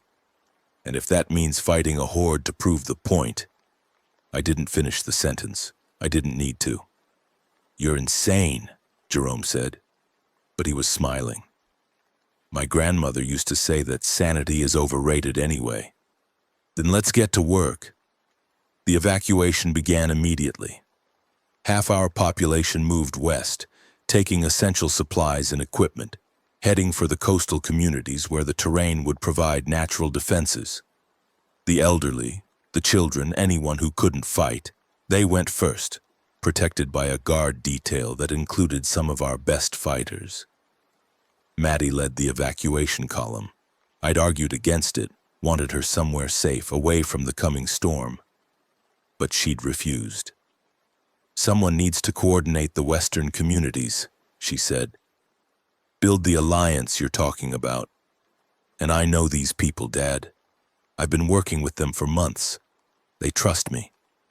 I trust you too. That's why I want you safe. Safe doesn't exist anymore. You taught me that. She hugged me, fierce and brief. Stay alive. I'll handle the politics. Since when do you handle politics? Since someone had to. She pulled back, smiled. You're better at fighting anyway. She left with the column, and I watched her go until she disappeared over the horizon. My daughter grown into something stronger than I'd ever been, heading into danger while I stayed behind. The world had strange ideas about what parents were supposed to do. The eastern fortifications took shape over the following days. We turned settlements into strongpoints, digging trenches, building barricades, creating kill zones where the infected would be funneled into concentrated fire. Every resource we had went into the defenses: ammunition, fuel, food, medical supplies. We can hold for maybe a week, Jerome estimated, surveying our preparations. After that, we run out of ammunition, run out of everything. A week might be enough, if Maddie can rally the Western communities, if she can make the Authority understand we're serious. A lot of ifs. When isn't it? The Horde appeared on the eastern horizon 3 days before we expected it. They came in a wave that stretched from tree line to tree line, a tide of rotting flesh and mindless hunger. Even from a distance, the sound was overwhelming, the shuffle of countless feet, the collective moan of thousands of infected throats. My God, someone whispered. I raised my binoculars and felt my stomach drop. The horde wasn't just large, it was massive, far bigger than the runner had described. The infected stretched to the horizon in every direction, a carpet of corpses that would wash over our defenses like a tsunami. How many? Jerome asked. I can't count them, there's no end. I lowered the binoculars. This isn't a horde, it's a migration. Every infected from the interior dead zones, all moving at once. Why? What's driving them? I didn't have an answer. Infected didn't migrate. They wandered, they hunted, they sometimes congregated around noise or movement, but they didn't engage in coordinated mass movements. Something had changed. Something was pushing them west. It doesn't matter why. It matters what we do about it. I turned to the defenders assembled behind me. Everyone to positions. This is what we prepared for. We'd prepared for thousands. We were facing hundreds of thousands. But preparation was all we had. The first wave hit our outermost defenses at dusk. We'd positioned ourselves in a narrow valley, the terrain funneling the infected toward choke points where concentrated fire could do maximum damage. It worked for about 20 minutes. Then the sheer pressure of bodies overwhelmed the choke points, infected climbing over fallen infected, a tide of flesh that simple kept coming. Fall back to secondary positions, fall back. We retreated through prepared routes, triggering traps as we went. Explosives detonated among the horde. Fuel canisters ignited, collapsing structures crushed dozens of infected at a time. It barely made a difference. The secondary positions held longer, an hour, maybe two. Then those fell too, and we retreated again, to tertiary positions that had been the absolute final fallback. The fighting went on through the night. By dawn, we'd lost 3 settlements and 47 people. The survivors were exhausted, ammunition critically low, morale crumbling. "We can't hold another day," Reyes reported, her face streaked with grime and dried blood. "The next position is the last position. After that, there's nowhere left to fall back to." I looked at the sun rising over the endless horde, and I felt something I hadn't felt since the initiative. Despair. We'd fought so hard, survived so much, and it was going to end here, overwhelmed by a tide of corpses we couldn't stop. "Get everyone ready," I said. "We make our stand at the final position. If we're going to die, we make them pay for every one of us." Reyes nodded and moved to relay the orders. I stayed on the ridge, watching the infected advance, wondering if Maddie had made it to the coast. Wondering if she'd know what happened to us, wondering if anyone would remember what we'd tried to build. The radio crackled. "Junction Network, this is Pacific Command. Do you copy?" I grabbed the handset. "This is Whitmore. We copy." "Mr. Whitmore, this is Colonel Mitchell. I've been authorized to inform you that the federal authority has agreed to your terms." I blinked, certain I'd misheard. "What?" "Your terms. Partnership with preserved autonomy. Local governance with federal coordination. The council voted this morning." Her voice held something I hadn't heard before. Respect, maybe. Or just surprise. "Your daughter is very persuasive, Mr. Whitmore, and apparently she's not the only one. Communities across the western seaboard have been joining her coalition for the past 48 hours. The authority found itself facing a united front of independent survivors, a front that made it very clear they'd rather die than accept absorption. Maddie, my brilliant, impossible daughter. "The Horde! Air support is en route. Ground forces mobilizing from Pacific Command. ETA approximately 4 hours. A pause. "Can you hold that long?" 4 hours. With no ammunition, no reserves, nothing but exhausted survivors and crumbling defenses. "We'll hold," I said. "Good, Mitchell out." The radio went silent, and I stood there for a moment, letting the reality sink in. We weren't alone anymore. The next 4 hours were the longest of my life. We consolidated our remaining forces at the final position, a hilltop settlement with natural choke points and solid buildings we'd reinforced into bunkers. The infected came in waves, and we met each wave with everything we had left. Ammunition ran out in the second hour. After that, it was melee weapons, improvised clubs, anything that could crack a skull.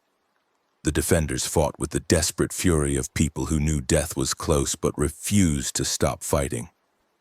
I killed more infected in those 4 hours than in all my previous encounters combined.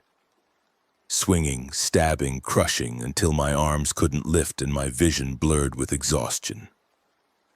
Jerome fought beside me, then Reyes, then others whose names I couldn't remember through the haze of violence. The line bent but didn't break. And then finally, impossibly, the sound of rotors. The helicopters came from the west, military gunships bristling with weapons. They opened fire on the horde, tearing gaps in the mass of infected that our exhausted defenders could never have managed. Behind them came the ground forces, armored vehicles pushing through the infected, soldiers in full combat gear establishing firing lines. The overwhelming force of organized military power turned against the tide. The battle was over in less than an hour. When the last infected fell, when the guns finally went silent, I stood in the middle of a field of corpses and wept. We'd survived. Against everything, despite everything, we'd survived. The aftermath was complicated. The authority had kept their word. We were partners, not subjects. Our settlements maintained local governance, made their own decisions, retained the independence we'd fought so hard to preserve. But partnership meant compromise, meant coordination with the larger federal structure, meant accepting that we were part of something bigger than ourselves. Some people adapted easily. Others struggled. A few left entirely, heading into the wilderness to find their own way. I understood both responses. The world we'd built in isolation was gone, replaced by something larger and more complex. Whether that was better or worse depended on who you asked. For me, it was enough. Maddie returned from the coast a week after the battle, the leader of a coalition she'd built from nothing in a matter of days. The authority treated her with respect bordering on reverence. She'd done what none of them had managed, united the independent communities into a force that couldn't be ignored. "You're famous now," I told her when we finally had a moment alone. "I'm exhausted now. Famous is just a side effect." She smiled, but there were shadows under her eyes. "How are you holding up?" "I'm alive. Most of our people are alive. The rest," I shrugged, "the rest we mourn and remember." "That's not what I meant." She studied my face. "The battle, the killing, all of it. How are you really?" I thought about the question, about the weight I'd been carrying, the ghosts that followed me everywhere. "Better than I was," I said finally. "Not good, but better.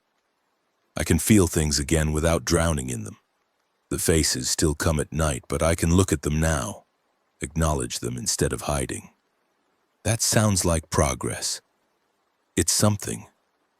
I looked at her, my daughter, my reason for everything, the person who'd given me purpose when I had none. "Thank you for what you did with the coalition, for saving us. You saved yourselves. I just gave the authority a reason to help. You did more than that. You showed them that independence doesn't mean isolation, that we could be partners without being subordinates." I pulled her into a hug. "I'm proud of you, Maddie, so proud." "I know, Dad." She hugged me back. "I know." The investigation into the Horde's migration took weeks. Authority scientists, working with Dr. Tanaka and teams from across the network, eventually pieced together what had happened. The infected hadn't migrated spontaneously. They'd been driven by environmental factors no one had predicted. "Forest fires," Tanaka explained at the briefing. Massive wildfires in the interior sparked by lightning strikes in areas that hadn't been managed since the outbreak. The smoke and heat drove the infected west, away from the flames. They weren't migrating, they were fleeing. Can it happen again? Almost certainly. Climate patterns have shifted without human management. Fires, floods, other natural disasters, they'll continue to affect infected movements for years. We need early warning systems, planned evacuation routes, coordinated response protocols.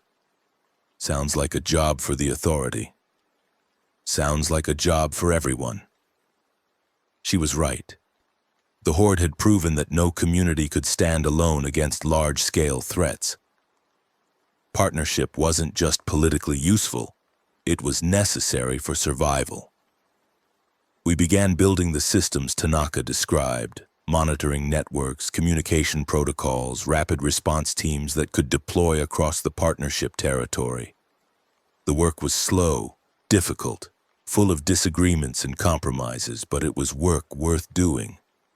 And for the first time in months, I felt something like optimism about the future. 6 months after the Horde, Tommy brought news that changed everything again. "We found something," he said, barely able to contain his excitement. "In the interior. A facility the authority didn't know about, protected by natural barriers that kept the infected out. What kind of facility? Helix Dynamics, a backup research center built before the outbreak as a continuity site.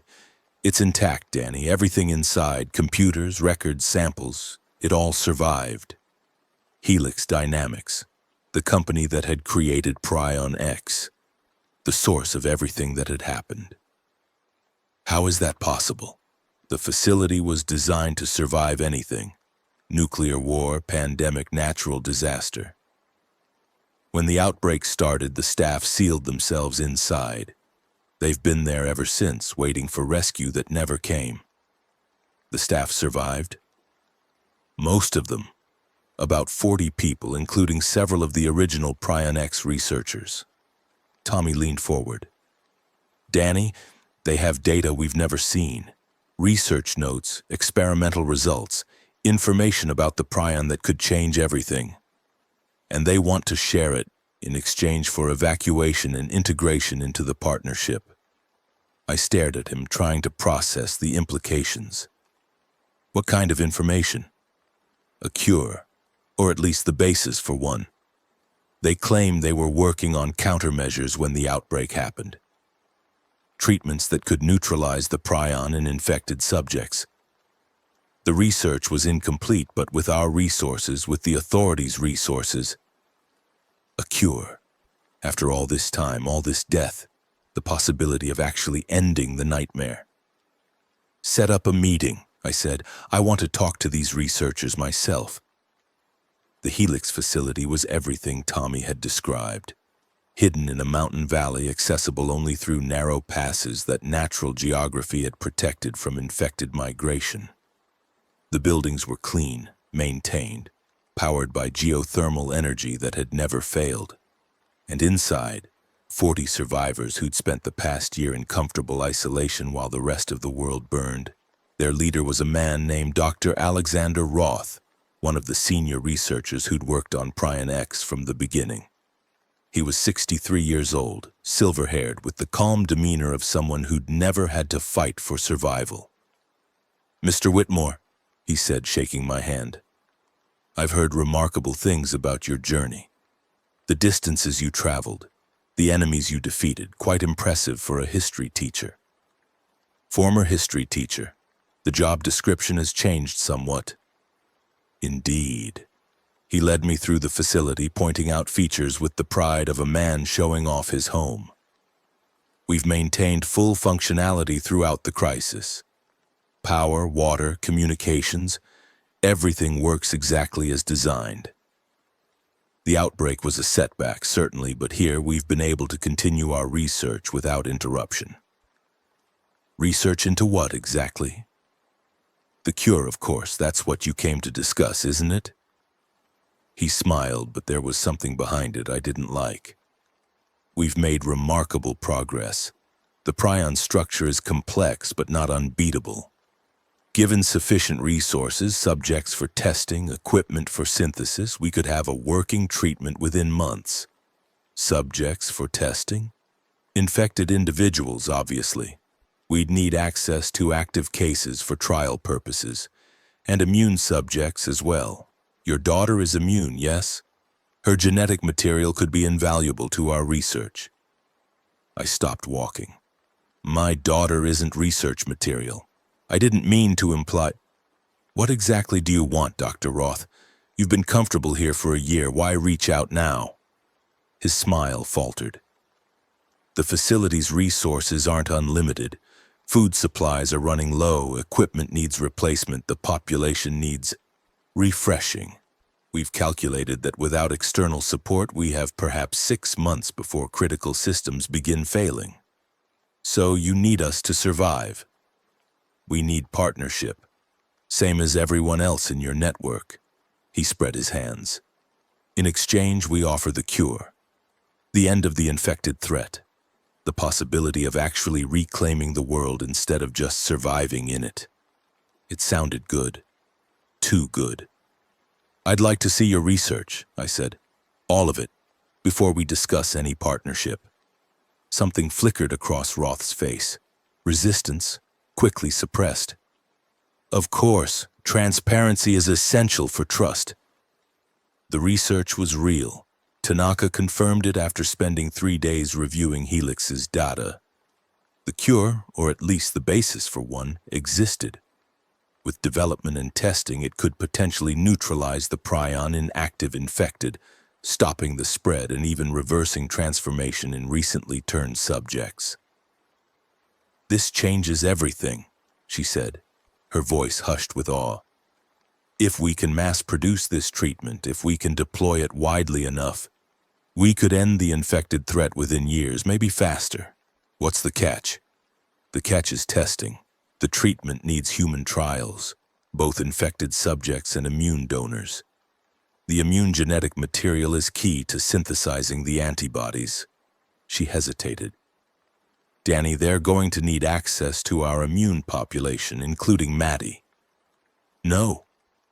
I understand your protective instincts, but..." I said no. "We went through this with the initiative. We're not turning people into test subjects. This is different. Helix isn't the initiative. Roth is a legitimate researcher, not a military tyrant. And the people would be volunteers, fully informed, participating by choice. Would they?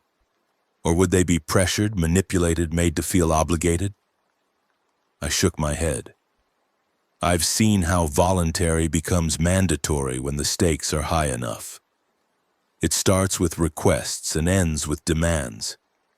Then we build safeguards, oversight committees, independent monitors, strict protocols. We make sure no one is pressured, that consent is genuine and ongoing." Tanaka met my eyes. "Danny, this is the cure. The actual, genuine end of the nightmare cure. We can't reject it because of what might go wrong. We have to try." She was right. I knew she was right. But the fear wouldn't go away. I found Maddie on the bluff overlooking the ocean, the same spot where we'd talked about making this place home. "You're thinking about the cure," she said without turning around. "How did you know?" "Because I'm thinking about it too. Tanaka briefed me this morning." She turned to face me. "She also told me what they need, immune volunteers for the testing." "Maddie, I'm going to do it." The words hit me like a physical blow. "No, absolutely not." "It's not your decision, Dad. I'm 20 years old. I've led a coalition, helped save our communities, proven myself over and over. I get to decide what risks I'm willing to take. This is different. This is your body, your safety. My choice." Her voice was firm but gentle. "I understand why you're scared. After everything you went through to find me, protect me, keep me alive, the idea of risking that must be terrifying. But I can't live my life wrapped in protective barriers. That's not survival. That's just a different kind of death. If something goes wrong, then at least it went wrong while I was trying to help, trying to end this nightmare for everyone, not just myself." She took my hands. "Dad, you taught me that survival isn't just about staying alive. It's about staying human, holding on to the things that matter, fighting for something larger than yourself. This is me fighting. This is me being the person you raised me to be. I wanted to argue, wanted to forbid her, lock her away somewhere safe, protect her from every danger the world could offer. But she wasn't a child anymore. She was a leader, a survivor, an adult who'd earned the right to make her own choices. I can't lose you," I said. "I can't survive losing you. You won't lose me. I'll be careful. I'll insist on safeguards. I'll make sure everything is done properly." She smiled. "And if something does go wrong, at least you'll know I died trying to save the world. That's not a bad legacy. It's not the legacy I want for you." "What legacy do you want?" I thought about it, about Elena, about all the people we'd lost, about the future we were trying to build. "I want you to live," I said finally. "To have a life, a family, happiness. I want you to see what the world becomes after all this." I want you to grow old and tell stories about the bad times to grandchildren who can barely imagine them. I want that too, but getting there means taking risks, means trying, even when it's dangerous. She squeezed my hands. Trust me, Dad. Trust who I am. Trust who you raised me to be. I closed my eyes, feeling tears I couldn't suppress. I trust you, I said. I'm just so scared. I know. She hugged me, fierce and warm. But we've been scared before, and we've always come through. Always, I agreed. I held my daughter and I tried to believe it would be enough. The research program began with Maddie as its primary immune donor. She underwent testing, provided samples, participated in experimental protocols with the careful attention to safety I'd demanded. Oversight committees monitored every procedure. Independent observers verified every step. And slowly, impossibly, the cure took shape. The initial trials are promising, Tanaka reported after 6 weeks. We've successfully neutralized the prion in laboratory conditions. The next step is controlled testing on active infected. What does that mean in practice? We capture recently turned subjects, administer the treatment, and observe the results. If it works, if we can reverse the transformation, we'll have proof of concept. After that, it's just a matter of scaling up production and deployment. If it works, medicine is always if, but the data so far is extremely encouraging. The first controlled test took place a month later. The subject was a man who'd been turned for less than 24 hours, fresh infected, still in the early stages of transformation. They restrained him, administered the treatment, and waited. For 6 hours, nothing changed. The infected subject strained against his bonds, moaning and snapping at the researchers who monitored him. Then, gradually, the behavior shifted. The aggression faded. The moaning quieted. The clouded eyes began to clear, showing something like confusion instead of mindless hunger. Subject is stabilizing, one of the researchers reported, barely containing excitement.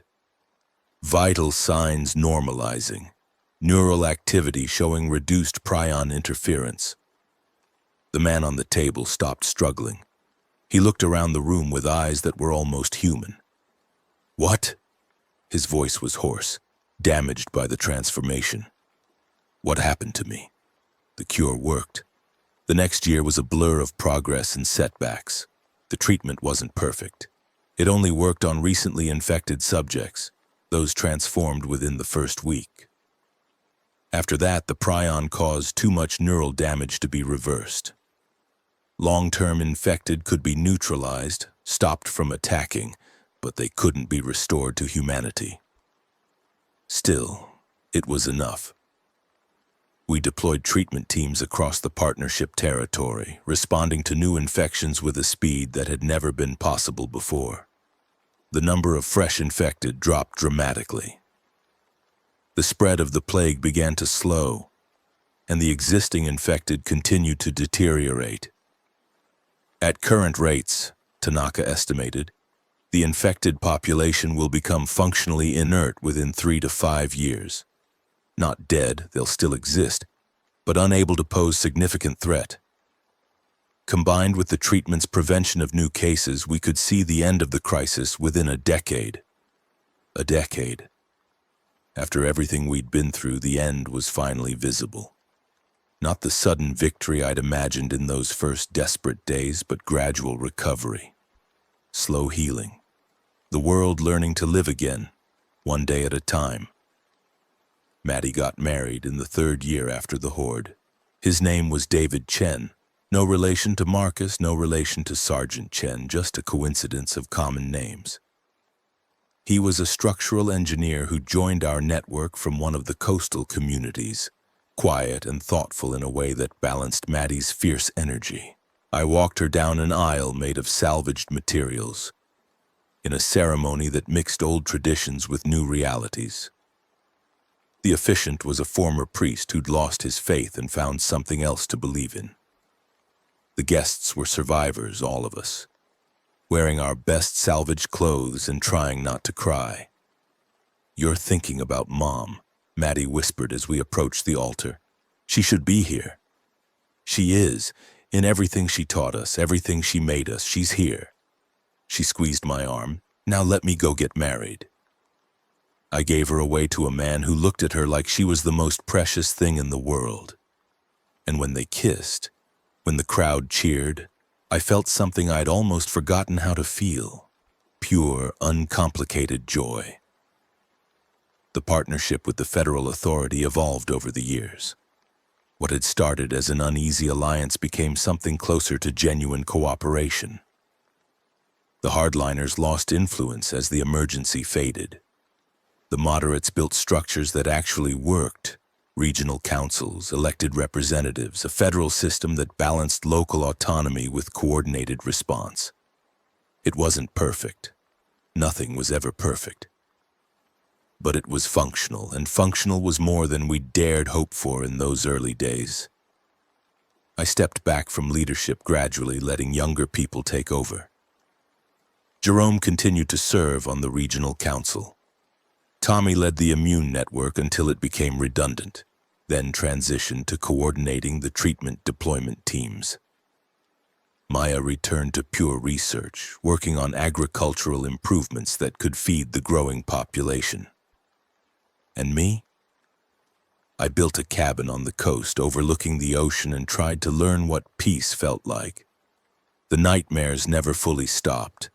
Elena, Dennis, Faith, Marcus, Grace Chen, and the 11 people I'd given mercy to. Victor Reyes and the Reclaimer soldiers, all the unnamed dead, all the terrible choices. They visited me in the dark hours, reminding me of everything I'd done and failed to do. But I'd learned to live with them, to acknowledge the weight without being crushed by it. The faces came and I looked at them and I said, "I remember, I'm sorry, I carry you with me." It was the best I could offer. Maddie visited often, bringing David, then later bringing their daughter, a girl named Elena after her grandmother. I held my granddaughter and marveled at the miracle of new life in a world that had seemed determined to end. "She has your eyes," Maddie said one afternoon, watching me play with the baby. "She has her grandmother's eyes, just like you do." "Same thing, really." She smiled. "Dad, there's something I need to tell you." I looked up, suddenly alert. "What's wrong?" "Nothing's wrong, it's just..." She took a breath. "They want to name the treatment, the cure officially, for the history books. They want to call it the Whitmore Protocol." I stared at her. "That's ridiculous. Tanaka developed it. Roth's team did the original research. You just walked 100 miles to find your daughter, then spent years fighting for a world worth living in. The partnership exists because of what you built. The coalition that changed everything, that was your example I followed." She took my hand. "You deserve this, Dad. Let them honor you." "I don't need honors. I just needed you. Just needed to keep you safe." "I know. But you did more than that. Whether you meant to or not, you gave people hope. Showed them that survival was possible, that humanity was worth preserving." She squeezed my hand. "Let them remember that. Let the world remember what one person can do when they refuse to give up." I thought about all the times I'd almost given up, all the moments when despair had seemed like the only option, and I thought about Elena, in that dream, telling me to find the man she loved and bring him back. "Okay," I said finally. "If that's what they want." "That's what they want," she smiled. "That's what you earned." The ceremony took place on the anniversary of the Horde. Representatives from across the partnership territory gathered at Junction City, rebuilt now, though different from before. The streets I'd nearly died defending were filled with people celebrating survival, celebrating recovery, celebrating the future we'd fought so hard to reach. Colonel Mitchell gave a speech about courage and perseverance. Dr. Tanaka spoke about the science, the years of work that had led to the cure. Various leaders offered testimonials about what the network had meant to their communities. Then it was my turn. I walked to the podium and looked out at the crowd. Thousands of faces, survivors all, people who'd lived through the worst and come out the other side. "I'm not good at speeches," I said. Never was. I was a history teacher, which meant I talked a lot, but usually about people who were much more interesting than me. A ripple of laughter. They want me to say something profound, something about leadership and sacrifice and the indomitable human spirit. But the truth is, I didn't do any of this alone. I did it with family, with friends, with people who refused to give up even when giving up was the only sensible option. I looked at Maddie in the front row, holding little Elena, David's arm around her. I walked 100 miles to find my daughter. That's the part everyone remembers, but what they don't always remember is that I almost didn't make it. Almost gave up, almost lost myself, almost became something I didn't recognize. The only reason I survived wasn't courage or strength or any of the things people call heroic. It was because other people believed in me when I'd stopped believing in myself. I took a breath. The cure isn't about one person, it's about all of us. Every survivor who kept going when the world fell apart. Every parent who protected their children. Every stranger who became family because family was what we needed. We built this together, the partnership, the recovery, the future. And if my name ends up attached to it, I hope people remember that the name represents everyone who fought and died and refused to let the darkness win. I paused, feeling the weight of everything I'd wanted to say but couldn't find words for.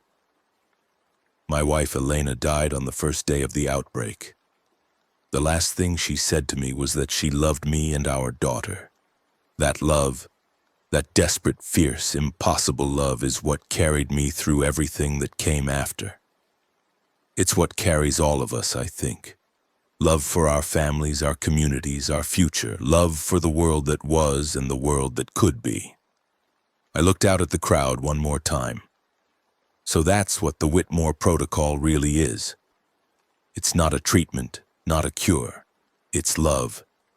The stubborn, relentless refusal to give up on the people we care about. I stepped back from the podium. Thank you for letting me be part of it. The applause washed over me like a wave, and I let myself feel it.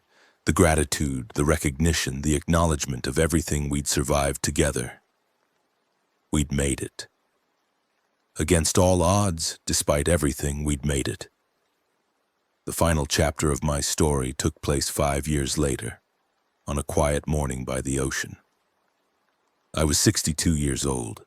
My hair had gone white, my hands shook sometimes, and my knees complained about the stairs. The man who'd walked 100 miles through hell was older now, slower, marked by the journey in ways that went beyond the physical. But I was alive. My daughter was alive. My granddaughter was growing up in a world where infected were a declining threat, where communities cooperated instead of fighting, where the future held something other than survival. Elena visited me in my dreams sometimes still, but the dreams were gentler now, memories instead of nightmares, conversations instead of accusations. "You did good," she told me in the last one I remember clearly. "Better than you give yourself credit for. I missed you. Every day I missed you." "I know. But you lived. You kept living, kept loving, kept fighting for the things that mattered. That's all I ever wanted for you." "Is it enough?" She smiled. That same smile I'd fallen in love with 35 years ago. "It's everything." I woke from that dream to the sound of my granddaughter laughing outside, chasing seagulls on the beach. Maddie and David were watching her, holding hands, looking like people who believed in the future. I made coffee, walked to the porch, and watched the sunrise paint the ocean gold. Somewhere out there, the last of the infected wandered through empty landscapes, slowly deteriorating into nothing. Somewhere out there, people were waking up in communities that had once seemed impossible, living lives that had once seemed unreachable. And here, on this porch, in this moment, there was peace. Not the peace of ending, but the peace of continuation. The knowledge that everything I'd fought for had meant something, that the world went on, better than it was, because people like me had refused to let it end. Little Elena ran up the steps, breathless with excitement. "Grandpa! Grandpa, come see, there's a whale in the ocean, a real whale." I set down my coffee and took her hand. "Show me," I said. We walked to the water's edge together, 3 generations of Whitmores watching a creature from the old world swim through the new one. The whale surfaced, spouted water into the morning air, and dove again, continuing its ancient journey. Life, persisting. Life, always finding a way. The story doesn't end here, of course. Stories never really end. They just pause, hand off to new storytellers, become the foundations for narratives yet to come. Maddie will have more children. Little Elena will grow up and fall in love and face challenges I can't imagine. The partnership will evolve, face new threats, overcome new obstacles. And someday, years from now, someone will sit in a rebuilt classroom and teach history, including the history of the outbreak, the fall, the long recovery. They'll talk about the initiative and the baptized and the reclaimers. They'll discuss the Whitmore Protocol and what it meant for humanity's survival. And maybe, if they're a good teacher, they'll remind their students of the real lesson, that survival isn't about any one person, it's about all of us, about the choices we make when everything falls apart, about the love that carries us through the darkness, about the stubborn, impossible refusal to give up on each other. That's the story I lived, the story I'm still living in whatever time remains. And if it's all the same to the universe, I'd like it to keep going for a while longer. There's a whale in the ocean. There's a granddaughter holding my hand. There's a future waiting to be written. And I'd like to see what comes next. The peace lasted 7 years of watching my granddaughter grow from a toddler chasing seagulls to a bright-eyed child asking questions about the world before. 7 years of quiet mornings on the porch, of visits from Maddie and David, of slowly learning that survival could mean more than just not dying. 7 years of believing the worst was behind us. I should have known better. The first sign came on a Tuesday morning, unremarkable in every way except for the message that crackled through the emergency radio I still kept by my bed. Old habits died hard, and some part of me had never quite accepted that the danger was over. All partnership stations, priority alert. Unusual infected activity detected in Sector 7, multiple reports of coordinated movement patterns. Regional command requesting immediate reconnaissance. Coordinated movement. The words hit me like ice water. Infected didn't coordinate. They wandered, they hunted, they sometimes congregated around stimuli, but they didn't coordinate. The only time we'd seen anything like coordination was with the baptized choir, and the baptized had been destroyed years ago. I was out of bed and reaching for clothes before the message finished repeating. The regional command center was chaos when I arrived. Screens showed satellite imagery, drone footage, reports flooding in from observation posts across the territory. I hadn't been to this facility in years, had deliberately stepped back from operational involvement. But they still recognized me at the gate. Mr. Whitmore. The young officer on duty looked barely old enough to shave. "Sir, we weren't expecting—" "Where's Colonel Mitchell?" "Command room, sir, but civilians aren't supposed to—" I was already past him, moving through corridors that felt both familiar and strange. The personnel had changed, the equipment had been upgraded, but the underlying structure was the same. War rooms looked like war rooms no matter when they were built. Mitchell was older too, her hair gone fully white, but she still carried herself with that same iron authority. She looked up when I entered, and something flickered across her face. Surprise, then something almost like relief. "Danny, I was about to send for you." "What's happening?" She gestured to the main display where a topographical map showed the interior territories. Red markers clustered in patterns that made my stomach clench. 48 hours ago, our eastern observation posts reported unusual infected behavior. Groups forming, moving with apparent purpose, ignoring typical stimuli. We thought it was a localized phenomenon. Maybe environmental factors, fire or flooding, driving them somewhere. But it's not localized. No, it's spreading. Every hour more reports come in. Infected across the entire eastern region are exhibiting the same behavior. They're gathering, Danny, converging on specific locations with what looks like... She paused as if the words were difficult to say. With what looks like intent. How is that possible? The deterioration should have made them nearly inert by now. It should have, but something's changed. She pulled up another display, biological data, charts, and graphs I couldn't fully interpret. "Dr. Tanaka has a theory. She's on her way here now." "What kind of theory?" Mitchell's expression told me I wasn't going to like the answer. "The prion. It's mutating." Tanaka arrived within the hour, looking every bit as alarmed as I felt. "The Whitmore protocol worked," she explained to the assembled leadership, "because it targeted specific structures in the prion X compound. We neutralized those structures, stopped the spread, prevented new infections. But the prion itself was never fully destroyed, just rendered inactive." "You're saying it reactivated?" "I'm saying it evolved. The deteriorated infected we've been observing for years, the ones we thought were becoming harmless. They were actually incubating a new strain. A mutation that's resistant to our treatment." The room went silent. "The new strain has different characteristics.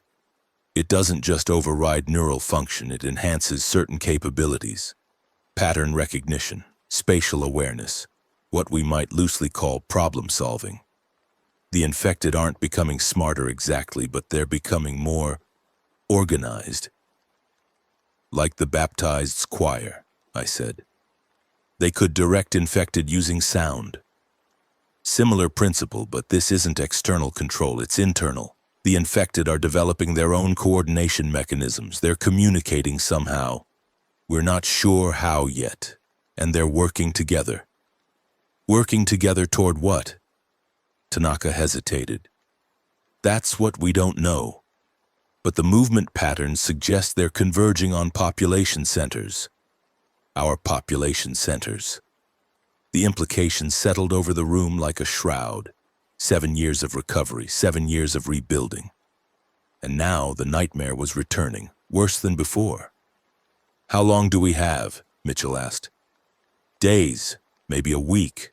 The convergence is accelerating." "Can the protocol be modified, updated to target the new strain?" "Possibly. But we'd need samples of the mutated prion, time to analyze them, resources to synthesize new treatments. Time we might not have." I looked at the map, at the red markers spreading like blood across the interior. Somewhere in that mass of converging infected was the answer, the source of the mutation, the key to stopping it. "Then we go get the samples," I said. Everyone turned to look at me. "You're 62 years old," Mitchell said carefully. "The field operations. I've been fighting infected since before most of your personnel were born. I know how they move, how they hunt, how to survive among them." I met her eyes. "And more importantly, I know what's at stake. My granddaughter is out there, Mitchell. My daughter, my son-in-law, everyone I love. I'm not sitting in a bunker while the world falls apart again." "Danny, you want samples from the mutated infected? You want to know what's driving this convergence? Send me. I'll find the answers." Mitchell studied me for a long moment. You'd need a team, the immune network. Tommy, I want Tommy leading the field element, and anyone else from the original network who's still active. Most of them have retired, moved on to civilian roles. Then call them back. This is what they trained for. I looked around the room. This is what we all trained for. The silence stretched. Then Mitchell nodded slowly. I'll make the calls. You have 72 hours to assemble your team and prepare. 72 hours. Not enough time for anything except the impossible. But impossible was what we did. Tommy arrived the next morning. He was 43 now, still lean and sharp, but marked by the years in ways that went beyond the physical. The eager teenager who'd volunteered to infiltrate the baptized had become something else. A leader, a veteran, someone who'd seen too much and kept going anyway. Danny? He clasped my hand with genuine warmth. When they said you were leading this, I thought they were joking. I'm too old for jokes, they take too much energy. He laughed, but his eyes were serious. The reports I've seen, this is bad. Worse than the Horde, maybe worse than anything we've faced. That's why they called us. Us meaning the old guard, the people who should be enjoying their retirement. Us meaning the people who know what we're doing, the people who've been through this before. I handed him a tablet with the latest intelligence. 17 confirmed convergence points across the eastern region. The largest is here. I pointed to a marker deep in the interior. Old industrial complex used to be a manufacturing hub. Based on the movement patterns, it's the primary gathering site. You think that's where the mutation started? I think it's where we'll find answers. The infected are drawn there for a reason. Whatever that reason is, we need to understand it. Tommy studied the map. Getting there won't be easy. The route passes through some of the most deteriorated territory we have. Even with the old infected being mostly inert, the mutated ones will be a problem, I know. I met his eyes. That's why I need your best people, the ones who've survived the impossible before. I've got a list. Reyes, the good one, not the traitor, she's been running training operations in the northern sector. Chen from the Coastal Patrol. A few others who never really retired, just found different ways to serve. How many? 8, maybe 10. Enough for a deep reconnaissance mission, not enough for a sustained engagement. We're not looking for engagement, we're looking for information. Get in, observe, collect samples, get out. I paused. And if we find the source of the mutation, we eliminate it. Eliminate how? However we have to. The team assembled over the next 48 hours. Reyes was there, older but no less capable. Her sniper skills still sharp despite years away from active operations. Chen brought tactical expertise and an unflappable calm that I remembered from the Reclaimer conflict. Others I knew by reputation, if not personally. Survivors of 100 missions, each carrying their own scars and stories. And Maddie. No, I said when she walked into the briefing room. Yes, she replied, settling into a chair like she owned it. This is too dangerous. You have a daughter, responsibilities. So do you. And you're still going. She met my eyes with that same fierce determination I'd seen so many times before. Dad, I'm not a child. I'm not even the young woman you taught to fight. I'm 47 years old. I've led combat operations. I've survived things you don't even know about. If you're going into the field, I'm coming with you. Elena needs her mother. Elena needs a world that's safe to grow up in. If this mutation spreads, if the infected return in force, nowhere will be safe. She leaned forward. You taught me that survival isn't just about staying alive. It's about fighting for the things that matter. Well, this matters. Let me fight. I wanted to argue, wanted to forbid her the way I had so many times before. But she was right. She'd always been right in the end. You follow orders, I said. No exceptions, no arguments. If I tell you to run, you run. Same deal you gave me 30 years ago. She smiled. I've gotten better at following it. You've gotten better at everything. I pulled her into a hug, holding on longer than I should have. I love you, Maddie. Whatever happens out there, I need you to know that. I know, Dad. I've always known. We departed at dawn on the third day. 12 of us in 3 modified vehicles loaded with equipment and supplies for a 2-week mission. The plan was simple. Follow the convergence patterns to the primary gathering site, observe and collect data, then extract before the infected noticed our presence. Simple plans rarely survived contact with reality. The first 2 days were almost peaceful. The territory we passed through was empty. Not just of infected, but of everything. Abandoned towns, overgrown roads, the remnants of a world that had ended years ago. Whatever the mutated infected were doing, they'd drawn their deteriorated cousins with them, leaving the landscape eerily still. This is wrong, Tommy said on the second night as we made camp in an old gas station. Even at the worst of the deterioration, there were always stragglers, infected too damaged to migrate with the others, but there's nothing here. It's like they've all just vanished. Not vanished, concentrated. I studied the map, tracking our progress against the projected convergence patterns. Everything is being pulled toward the gathering sites. The question is why? Maybe the mutation includes some kind of hive behavior? A biological imperative to congregate? Maybe. But that doesn't explain the coordination. Hive insects follow pheromone trails and simple rules. These infected are doing something more complex. Chen joined us, carrying a sample kit she'd been using to collect biological material along the route. I've been testing deteriorated tissue we've found. The mutation is present in everything, even the remains that have been dead for months. It's not just affecting active infected, it's spreading through the entire population. Including the inert ones? Including the inert ones.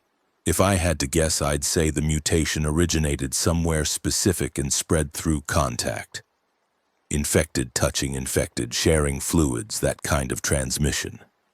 It's been propagating for months, maybe years, building toward critical mass. Critical mass for what? She shook her head. I don't know, but whatever it is, we're going to find out at that gathering site. We reached the outer perimeter of the industrial complex on the 4th day. What we found defied everything we thought we knew about infected. The facility sprawled across several acres. Warehouses, manufacturing buildings, storage yards, all interconnected by roads and rail lines. In the years since the outbreak, nature had begun reclaiming it. Trees growing through cracked concrete, vines crawling up walls, the slow entropy of abandonment. But the infected had been busy. They'd built something. What the hell am I looking at? Reyes whispered, her scope trained on the central complex. I raised my own binoculars and felt my blood run cold. The infected had constructed barriers.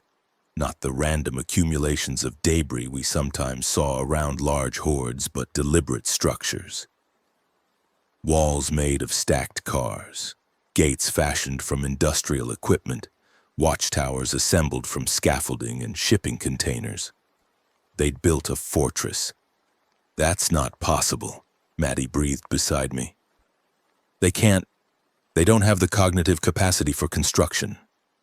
The deteriorated ones didn't. But these aren't deteriorated. I watched an infected figure move along one of the walls, its gait wrong, too fluid, too purposeful. These are something new. How many? Tommy asked. I scanned the complex, trying to count the moving figures, the shapes in windows and doorways, the masses gathered in open areas. Thousands, I said. Maybe tens of thousands. More than I've seen in one place since the original horde. We can't get samples from that. We can't even get close without being detected. We have to try. The answers we need are in there somewhere. The source of the mutation, the reason for this behavior. If we don't understand it, we can't stop it. And if we get caught? I lowered my binoculars and looked at the team. 11 people who'd trusted me enough to follow me into the unknown. Then we make sure the information gets out. Whatever we learn, whatever we find, it has to reach Mitchell, even if we don't. No one argued. No one suggested retreat. We'd all known what we were signing up for. We established an observation post on a ridge overlooking the complex concealed in the ruins of a cell tower station. For 3 days, we watched and documented, trying to understand what we were seeing. The infected had organized into something resembling a society. Different groups performed different functions. Some patrolled the perimeter, moving in coordinated patterns that covered every approach. Others worked on the fortifications, adding new structures, reinforcing existing ones. Still others gathered materials from the surrounding area, salvaging equipment, harvesting plants, even hunting animals that wandered too close.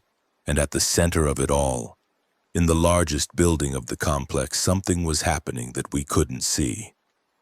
"They keep going in there," Chen reported on the second day.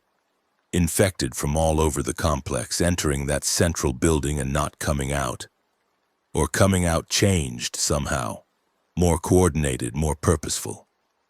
"Changed how?" "I can't tell from this distance, but their movement patterns are different afterward, more efficient." She hesitated. "More human." "You think something in that building is enhancing them?" "I think something in that building is the source of all this. The mutation, the coordination, the construction, it all radiates from that central point. Whatever's controlling them, it's in there." I studied the building through my scope. It was the largest structure in the complex, a former assembly plant maybe, or a distribution center. The infected had reinforced its entrances, added additional barriers, created what looked almost like defensive positions. They were protecting something. "We need to get inside," I said. "That's suicide," Reyes objected. "The security they've established is designed to keep out threats they understand. Large groups, loud approaches, the kind of attacks they've experienced before." I looked at Tommy. "But a small team moving quietly, using the techniques we developed for immune operations." "It might work," he admitted. "The immune can move through infected groups without triggering standard responses. If the mutation hasn't changed that. Big if. Everything's a big if. The question is whether the potential reward justifies the risk." I thought about Elena, about the world we'd been building, about everything that would be lost if this mutation spread unchecked. "It does," I said. "I'll go in tonight." "Not alone," Maddie said immediately. "Maddie, you said I follow orders. Well, here's my counter-order. You don't go anywhere without backup. That's not negotiable."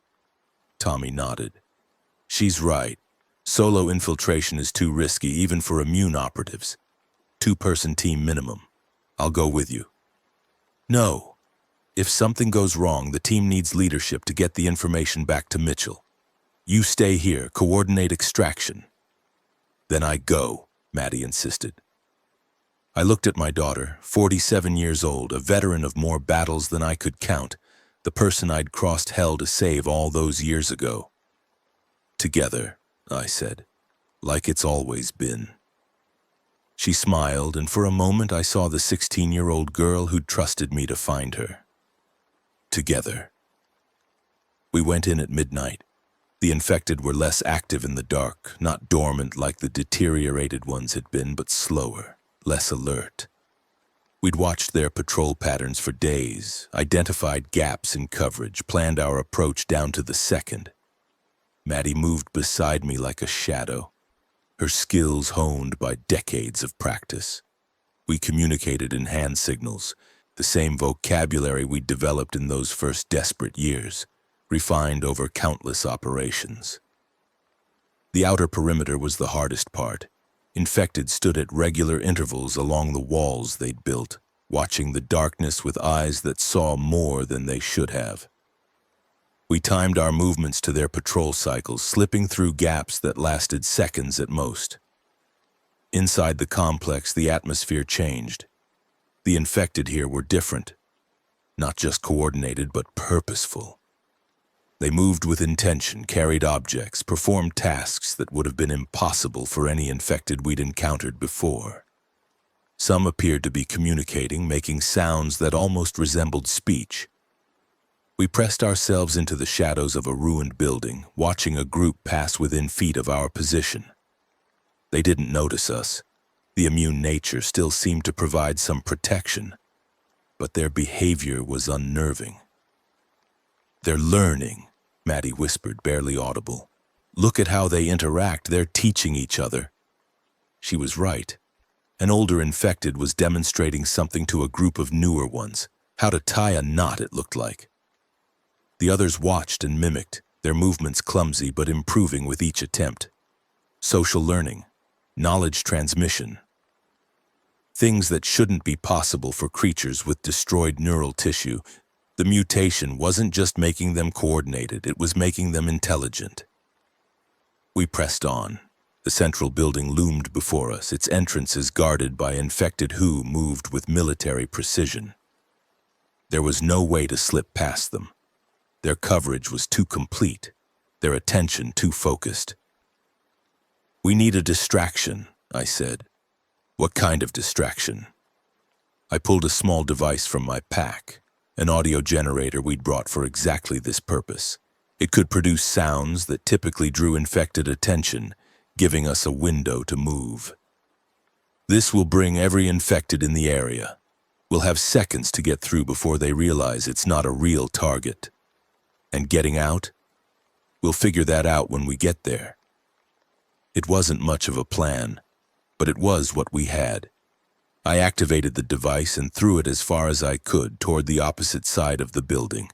It landed with a clatter and began emitting a high-pitched whine, the sound of a wounded animal designed to trigger hunting instincts. The guards responded immediately. Their heads turned in unison and they moved toward the sound with unsettling coordination. The path to the entrance was clear. "Now!" I hissed, and we ran. Through the doors into the darkness beyond, praying that whatever was inside wouldn't be worse than what we'd left behind. The interior of the building was a cathedral of horror. The infected had transformed the space into something almost organic. Walls covered in dried fluids that looked like they'd been deliberately applied, structures grown from accumulated biological material, passages that twisted and turned in patterns that defied industrial architecture. And everywhere the infected. They filled the building like cells in a body, each one performing some function in a larger system. Some processed materials, others maintained the strange structures. Still others simply stood in formation, waiting. We moved through them like ghosts, invisible by virtue of our immunity, but surrounded by things that shouldn't exist. "What is this?" Maddie breathed. "I don't know, but whatever's controlling them, it's at the center." We followed the flow of traffic, infected moving deeper into the building toward whatever lay at its heart. The passages grew narrower, the biological structures denser, until we emerged into a vast central chamber. And there we found the answer to everything. It was massive. The thing at the center of the chamber defied description. A fusion of bodies so extensive it formed a living mountain of flesh. Dozens, maybe hundreds of infected had merged together over time, their forms blending into a single enormous organism. Multiple heads, countless limbs, a mass of biological tissue that pulsed with alien life. The Hollow King had been terrifying. This was worse. This was a Hollow Emperor, a gestalt entity that had grown beyond anything we'd imagined possible. And it was aware. Eyes, dozens of them scattered across its surface, turned toward us as we entered the chamber. For a moment, nothing happened. Then something emerged from the mass, not a full body but a face, pushing forward from the flesh, its features almost recognizable. It opened its mouth and spoke. "You came."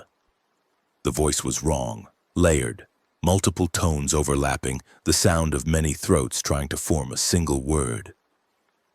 But it was speech, real speech carrying meaning and intent. "You understand?" I stared at the thing, trying to process what I was witnessing. An infected that could talk. A mutation that had produced not just coordination but consciousness. "What are you?" I managed. The face shifted, something like a smile crossing its features. "Evolution, survival, what you feared we would become." The voice grew stronger, more coherent. We remember the before, the falling, the hunger, the endless nothing. Then change came. Understanding, purpose. You're the source. The mutation originated here. We are. First. Others follow. Join. Grow. The mass pulsed, and I saw movement within it. Other faces, other bodies absorbed but not destroyed. You made us. Your cure. It did not kill, it taught. Showed us what we could become. The protocol, the treatment we'd celebrated as salvation had triggered this mutation, had given the infected the cognitive boost they needed to organize, to learn, to evolve. "What do you want?" Maddie asked, her voice steady despite the horror before us. The entity seemed to consider the question. To live, as you live, to grow, to continue. Its voice took on something almost like emotion. "We do not wish war. We remember its pain, the dying, the burning. We wish only to exist. You're massing forces, building fortifications. That's not peaceful existence. Defense, protection. We know what you do to us. Fire, bullets, destruction." The face twisted with something like anger. "We will not be destroyed again.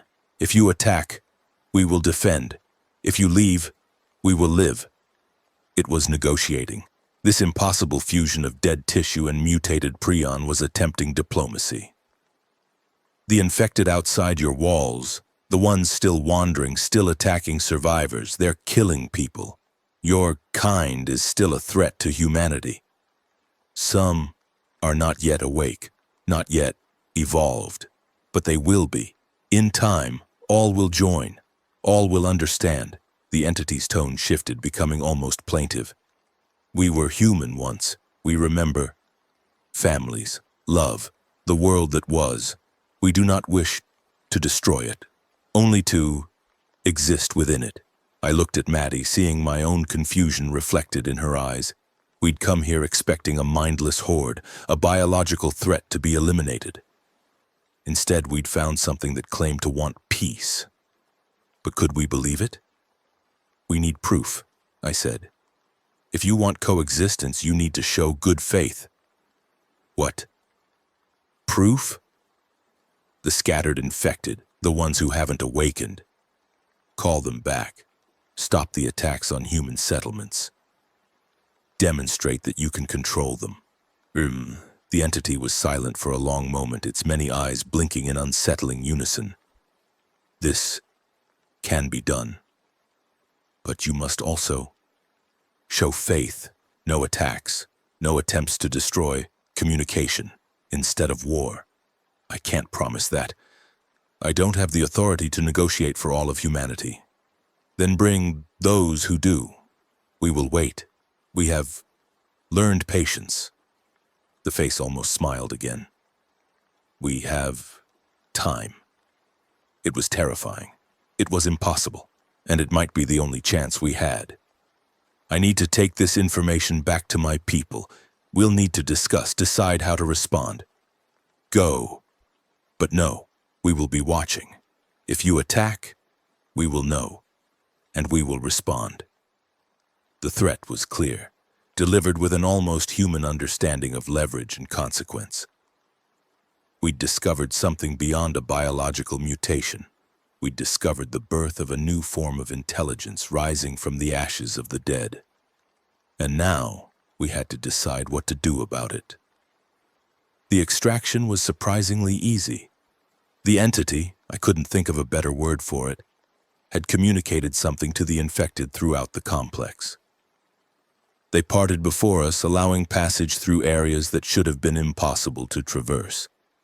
They watched us with eyes that held something new, not just hunger or aggression, but curiosity. We emerged into the night and made our way back to the observation post where Tommy and the others waited with barely concealed anxiety. We saw the activity change, Tommy said as we approached. The patrols pulled back, the guards stood down. What happened in there? I looked at Maddie, still processing what we'd witnessed. Everything changed, I said. Everything we thought we knew about the infected, it's wrong. Or it used to be right and now it's something else. I told them what we'd found. The evolved entity, the claim of consciousness, the offer of coexistence. The reactions ranged from disbelief to horror to cautious hope. You're saying they can think, Reyes said slowly. That they're people now? I'm saying they're something. Whether that something deserves the same consideration we give people, that's a question I can't answer. If they're intelligent, if they can communicate and negotiate, that changes the ethical calculus completely. We can't just exterminate them like animals. They're not animals, they're not people, they're something new. Chen shook her head. We don't have categories for what they are. Categories can wait, Tommy said. What matters now is how we respond. Do we believe them? Do we trust this offer of coexistence? They let us go, Maddie pointed out. They had us completely at their mercy and they let us leave. That's not nothing. Or it's a trap. Get us to lower our guard, then strike when we're not prepared. If they wanted to strike, they have the numbers. We've seen tens of thousands of them, and that's just one site. If there are other gathering points, other entities like the one we saw, then they could overwhelm every human settlement in the region. They don't need to trick us. They could just attack. The debate went in circles, no one willing to commit to a position. Because the truth was, we didn't have enough information. We didn't understand what we were dealing with, and any decision we made could have catastrophic consequences. Finally, I raised my hand for silence. We report what we found. Everything. The evolution, the communication, the offer. Let the council decide how to respond. That's not our call to make. And if they decide to attack, then we attack. And maybe the infected respond, and maybe millions die, and maybe we're back where we started 7 years ago. I met each of their eyes in turn. Or maybe we try something different. Maybe we take a risk on the possibility of peace, because the alternative is a war we might not survive. That's a hell of a gamble. It's always been a hell of a gamble. Every choice we've made since the outbreak, staying alive, building communities, trusting strangers, all of it was gambling against the odds. I thought of Elena, of the future we were trying to protect. The question isn't whether to gamble, it's whether the potential reward is worth the risk. No one had an answer to that. Maybe no one could. The journey back took longer than the journey out. Infected activity had shifted throughout the region. Patrols pulling back, gatherings dispersing, the coordinated behavior becoming less focused. Whether this was the entity keeping its promise or preparing some new strategy, we couldn't tell. I spent the travel time composing my report, trying to find words for things that defied description.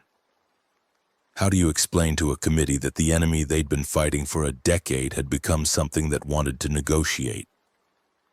How do you recommend policy toward a species that had eaten your friends and now claimed to want peace?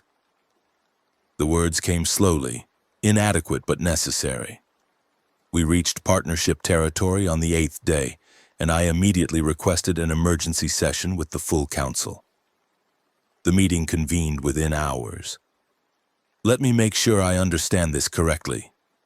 Speaker Harrison, the elected head of the Partnership Council, was a former university professor who'd survived the outbreak by hiding in a library basement for 3 months. He approached everything with academic precision, which made him excellent for policy debates and terrible for crisis response. You're telling us that the infected have evolved into an intelligent species, that they've formed some kind of collective consciousness, and that they want to negotiate terms of coexistence with humanity. That's an oversimplification, but essentially yes. Based on a conversation with what did you call it? A gestalt entity formed from hundreds of merged infected bodies? Yes. And you believe this entity was being truthful about its intentions? I believe it was being truthful about what it wants. Whether what it wants is compatible with human survival. That's the question we need to answer. Colonel Mitchell stepped forward. The reconnaissance data supports Mr. Whitmore's report. Infected activity has decreased dramatically throughout the eastern region. Attacks on human settlements have dropped to near zero. Something has changed in their behavior, and it started after his team's contact with this entity. Or they're regrouping for a coordinated attack. Possible. But the timing and pattern don't support that interpretation. If they were massing for assault, we'd expect concentration near human population centers. Instead, they're dispersing, returning to scattered distributions. Standing down, Tommy added. That's what it looks like. They're standing down because they were told to. Speaker Harrison rubbed his temples. This is not a decision we're equipped to make. The ethical, political, and strategic implications are immense. I know. I stepped to the center of the chamber, feeling the weight of everyone's attention. 7 years ago, we thought we'd won. We thought the cure would end the threat, that the infected would deteriorate into nothing, that humanity could rebuild in peace. We were wrong. The cure didn't end the infected, it transformed them, made them into something new. I paused, gathering my thoughts. Now we have a choice. We can try to destroy this new species before it becomes too powerful. Launch a preemptive war that would cost thousands of lives on both sides and might not even succeed. Or we can take the risk they're offering. Negotiate. Try to find a way to share this world with something that used to be our enemy. You're asking us to trust creatures that ate our families, someone shouted from the back of the chamber. I'm asking you to consider the possibility that those creatures don't exist anymore, that what's emerged is something different. Something that remembers what it was, regrets what it did, and wants a chance to be something better. You can't know that. You can't possibly know what's really in their minds. No, I can't. Just like I couldn't know what was in the minds of strangers when we first started building communities. Just like I couldn't know if the authority was trustworthy when they offered partnership. I looked around the chamber. We've taken risks on people before. We've extended trust and been betrayed, but we've also built something extraordinary. The question is whether we're willing to extend that same trust to beings that are different from us but might share our desire for peace. The chamber erupted in arguments, shouting, the chaos of democracy confronting an impossible choice. I stepped back and let them fight it out. Some things couldn't be decided by one person. Some things had to be worked through together. The debate lasted 3 days. Factions formed and dissolved. Proposals were raised and shot down. At one point, it seemed like the council would simply refuse to decide, leaving the situation in indefinite limbo. Then Maddie spoke. She'd been silent throughout the proceedings, observing rather than participating. But on the 3rd day, during a lull in the arguments, she rose from her seat and walked to the center of the chamber. I was 16 when the outbreak started, she said. My father walked 100 miles to find me. Along the way, he met people who could have been enemies but became allies. He made choices that cost lives, saved lives, changed lives. And through all of it, he held on to one principle.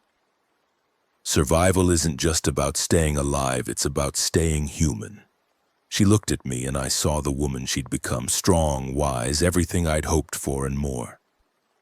Staying human means being willing to change, to grow, to recognize that the world isn't static, that our understanding of it has to evolve as circumstances evolve. She turned to face the council. The infected have changed. We need to change too, not by abandoning our caution or our memories of what they were, but by being open to the possibility that what they are now might be something we can coexist with. And if we're wrong, someone asked, then we fight. We've been fighting since the beginning and we've survived. If peace fails, we'll survive that too. She paused. But if we never try, if we respond to change with the same fear and aggression that nearly destroyed us during the outbreak, then we'll have failed in a different way. We'll have proven that humanity can't evolve, can't adapt, can't find new ways to live in a new world. The chamber was silent. I'm not asking you to trust the infected, Maddie continued. I'm asking you to trust ourselves. Trust that we're strong enough to take a risk, smart enough to recognize a threat if it emerges, and human enough to try for peace when the alternative is endless war. She sat down. The vote was taken an hour later. The motion for conditional engagement passed by 7 votes. The negotiations began a month later. We established a neutral site, an abandoned town roughly equidistant between the nearest human settlement and the infected complex. Security measures were extensive. Armed guards, escape routes, contingency protocols for every scenario we could imagine. The entity sent representatives. Not the massive gestalt form I'd encountered in the central chamber, but smaller constructs. Merged infected that could move and communicate more easily.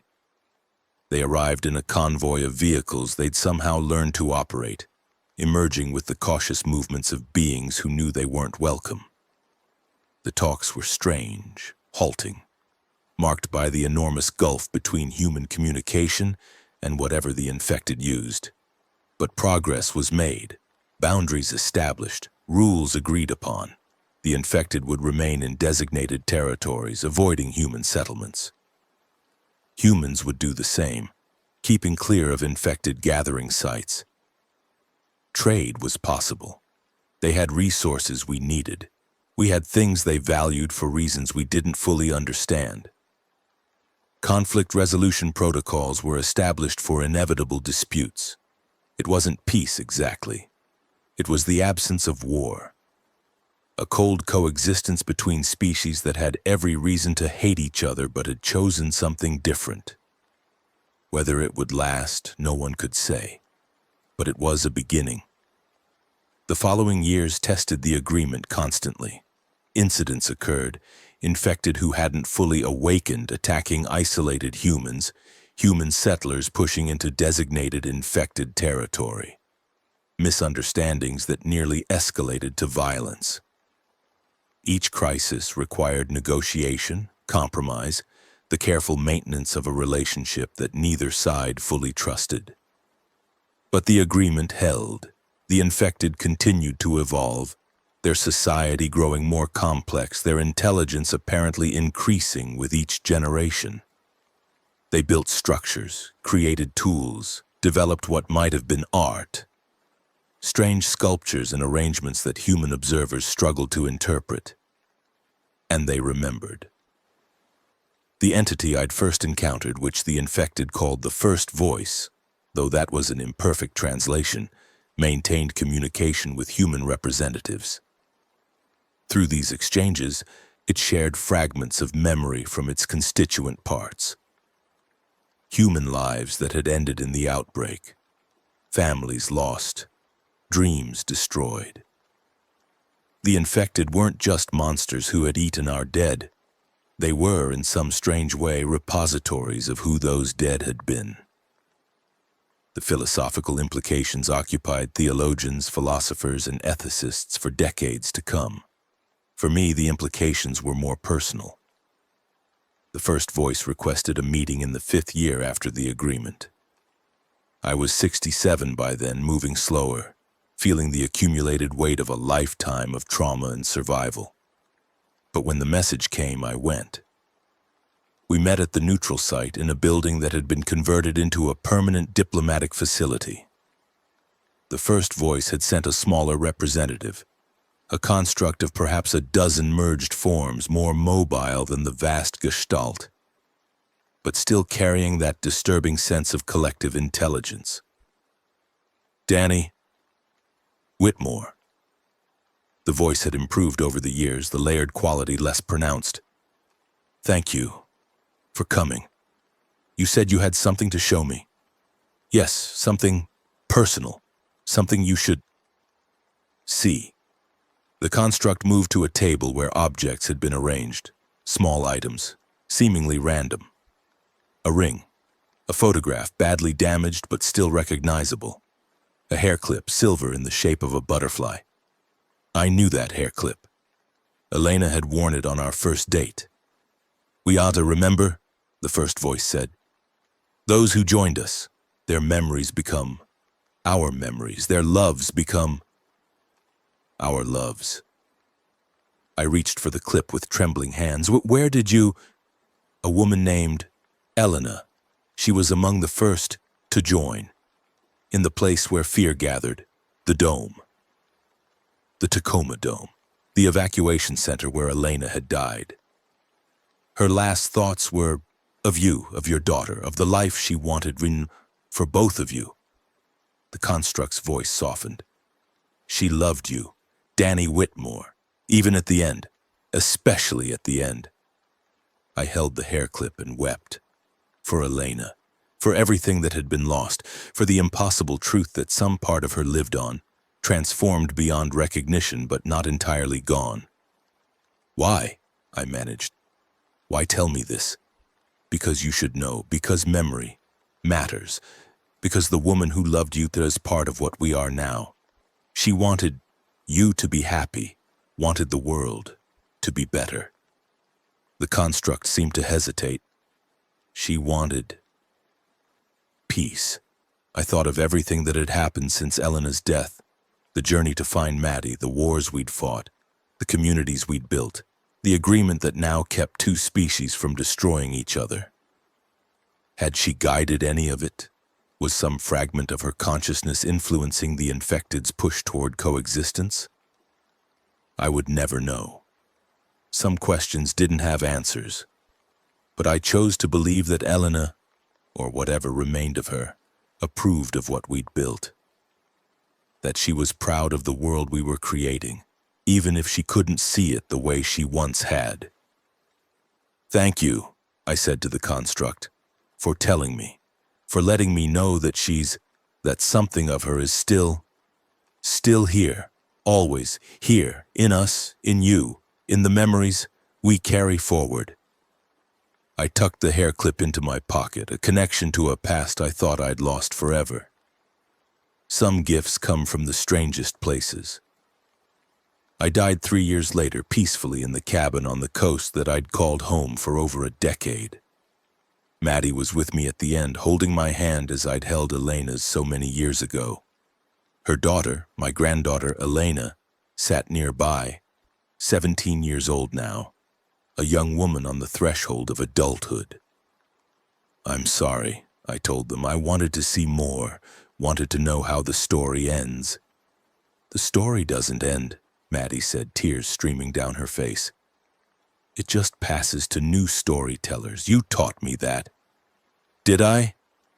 I don't remember teaching anything, just surviving, trying not to make too many mistakes. You made plenty of mistakes, that's what made you human.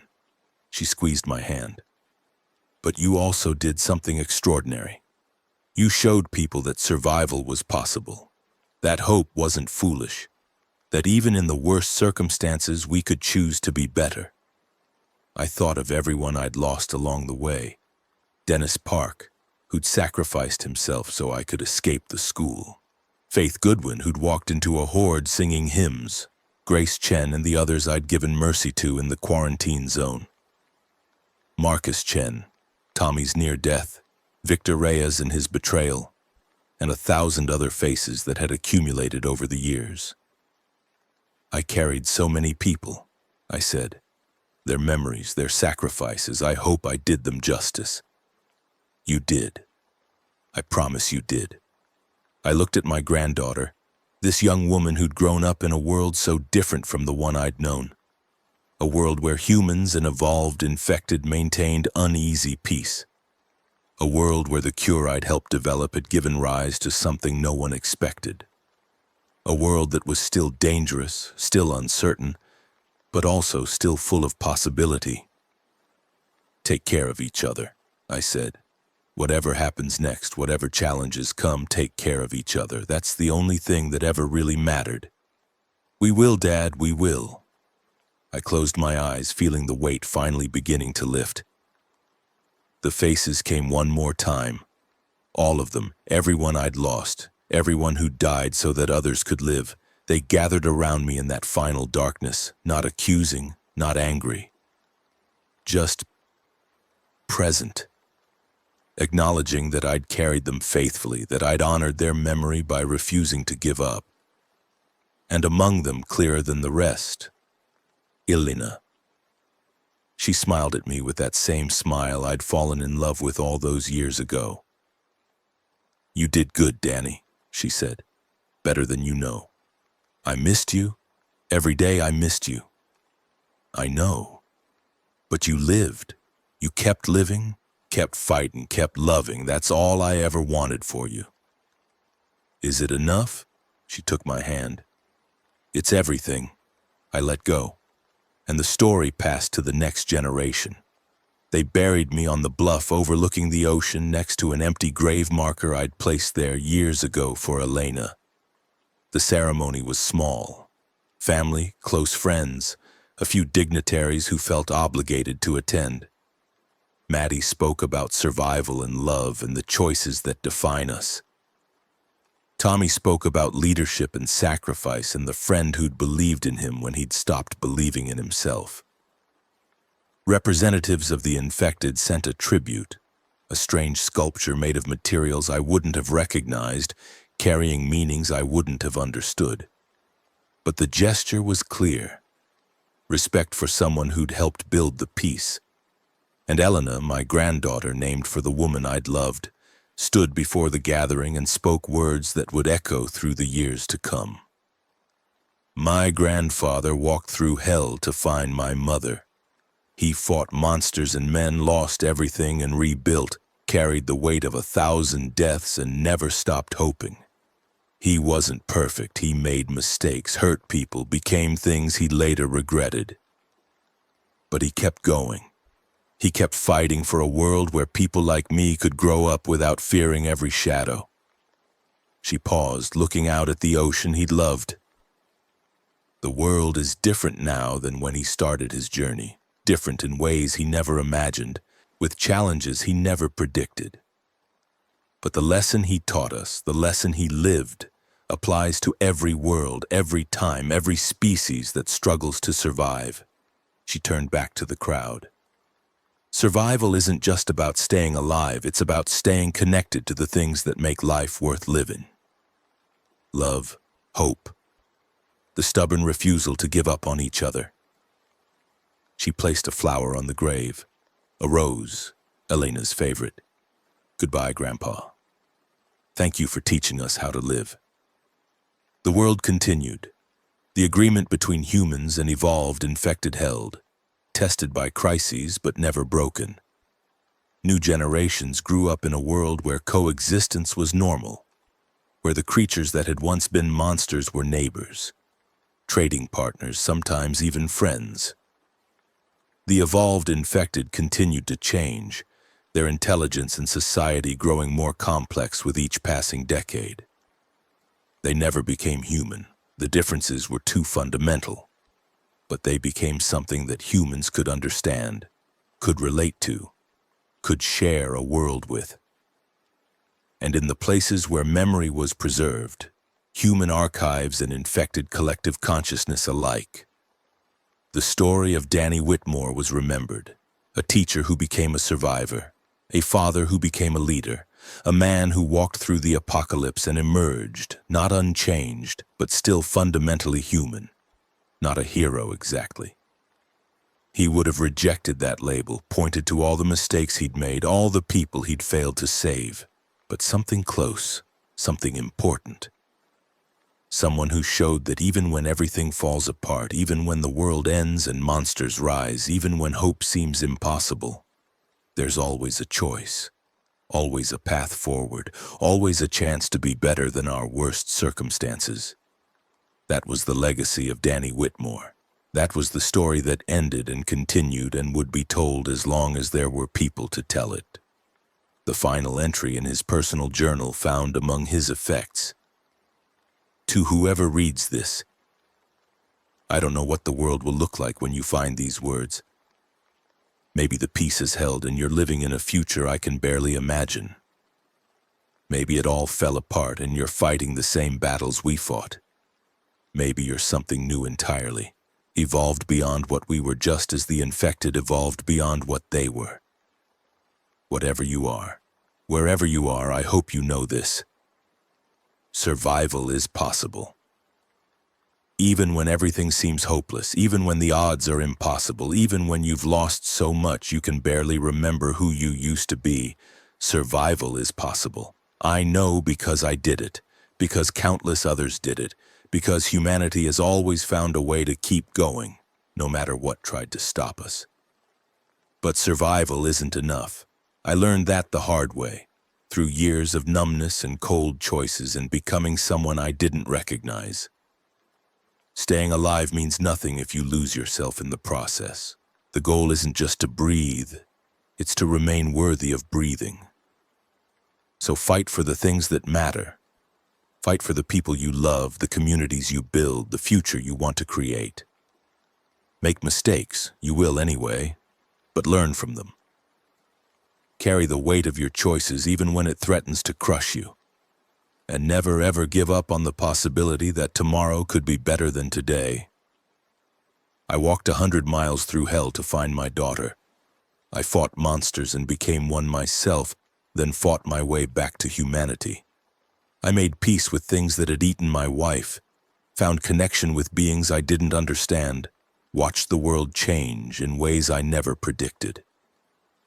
And through all of it, every nightmare, every victory, every loss, and every triumph, I held on to one truth. Love is stronger than death. Hope is stronger than despair. And as long as there are people willing to fight for something better, the human story continues. I'm passing that story to you now. Take care of it. Add to it. Make it something worth telling. And whatever you do, whatever challenges you face, whatever monsters rise against you, remember that you're not alone. You're part of something larger, a chain of survivors stretching back to the first human who refused to die. I believe in you. Even though we'll never meet, even though I can't imagine what your world looks like, I believe in you. Because believing in each other is what kept us alive. It's what keeps us human. Danny Whitmore. The sun sets over the Pacific Ocean, painting the water gold and crimson. On a bluff overlooking the shore, two graves stand side by side, one that holds remains, one that holds only memory. A young woman visits them regularly, placing flowers, speaking words that the wind carries away. In the distance, shapes move through the evening. Figures that might be human, might be something else, going about the business of living in a world that belongs to both.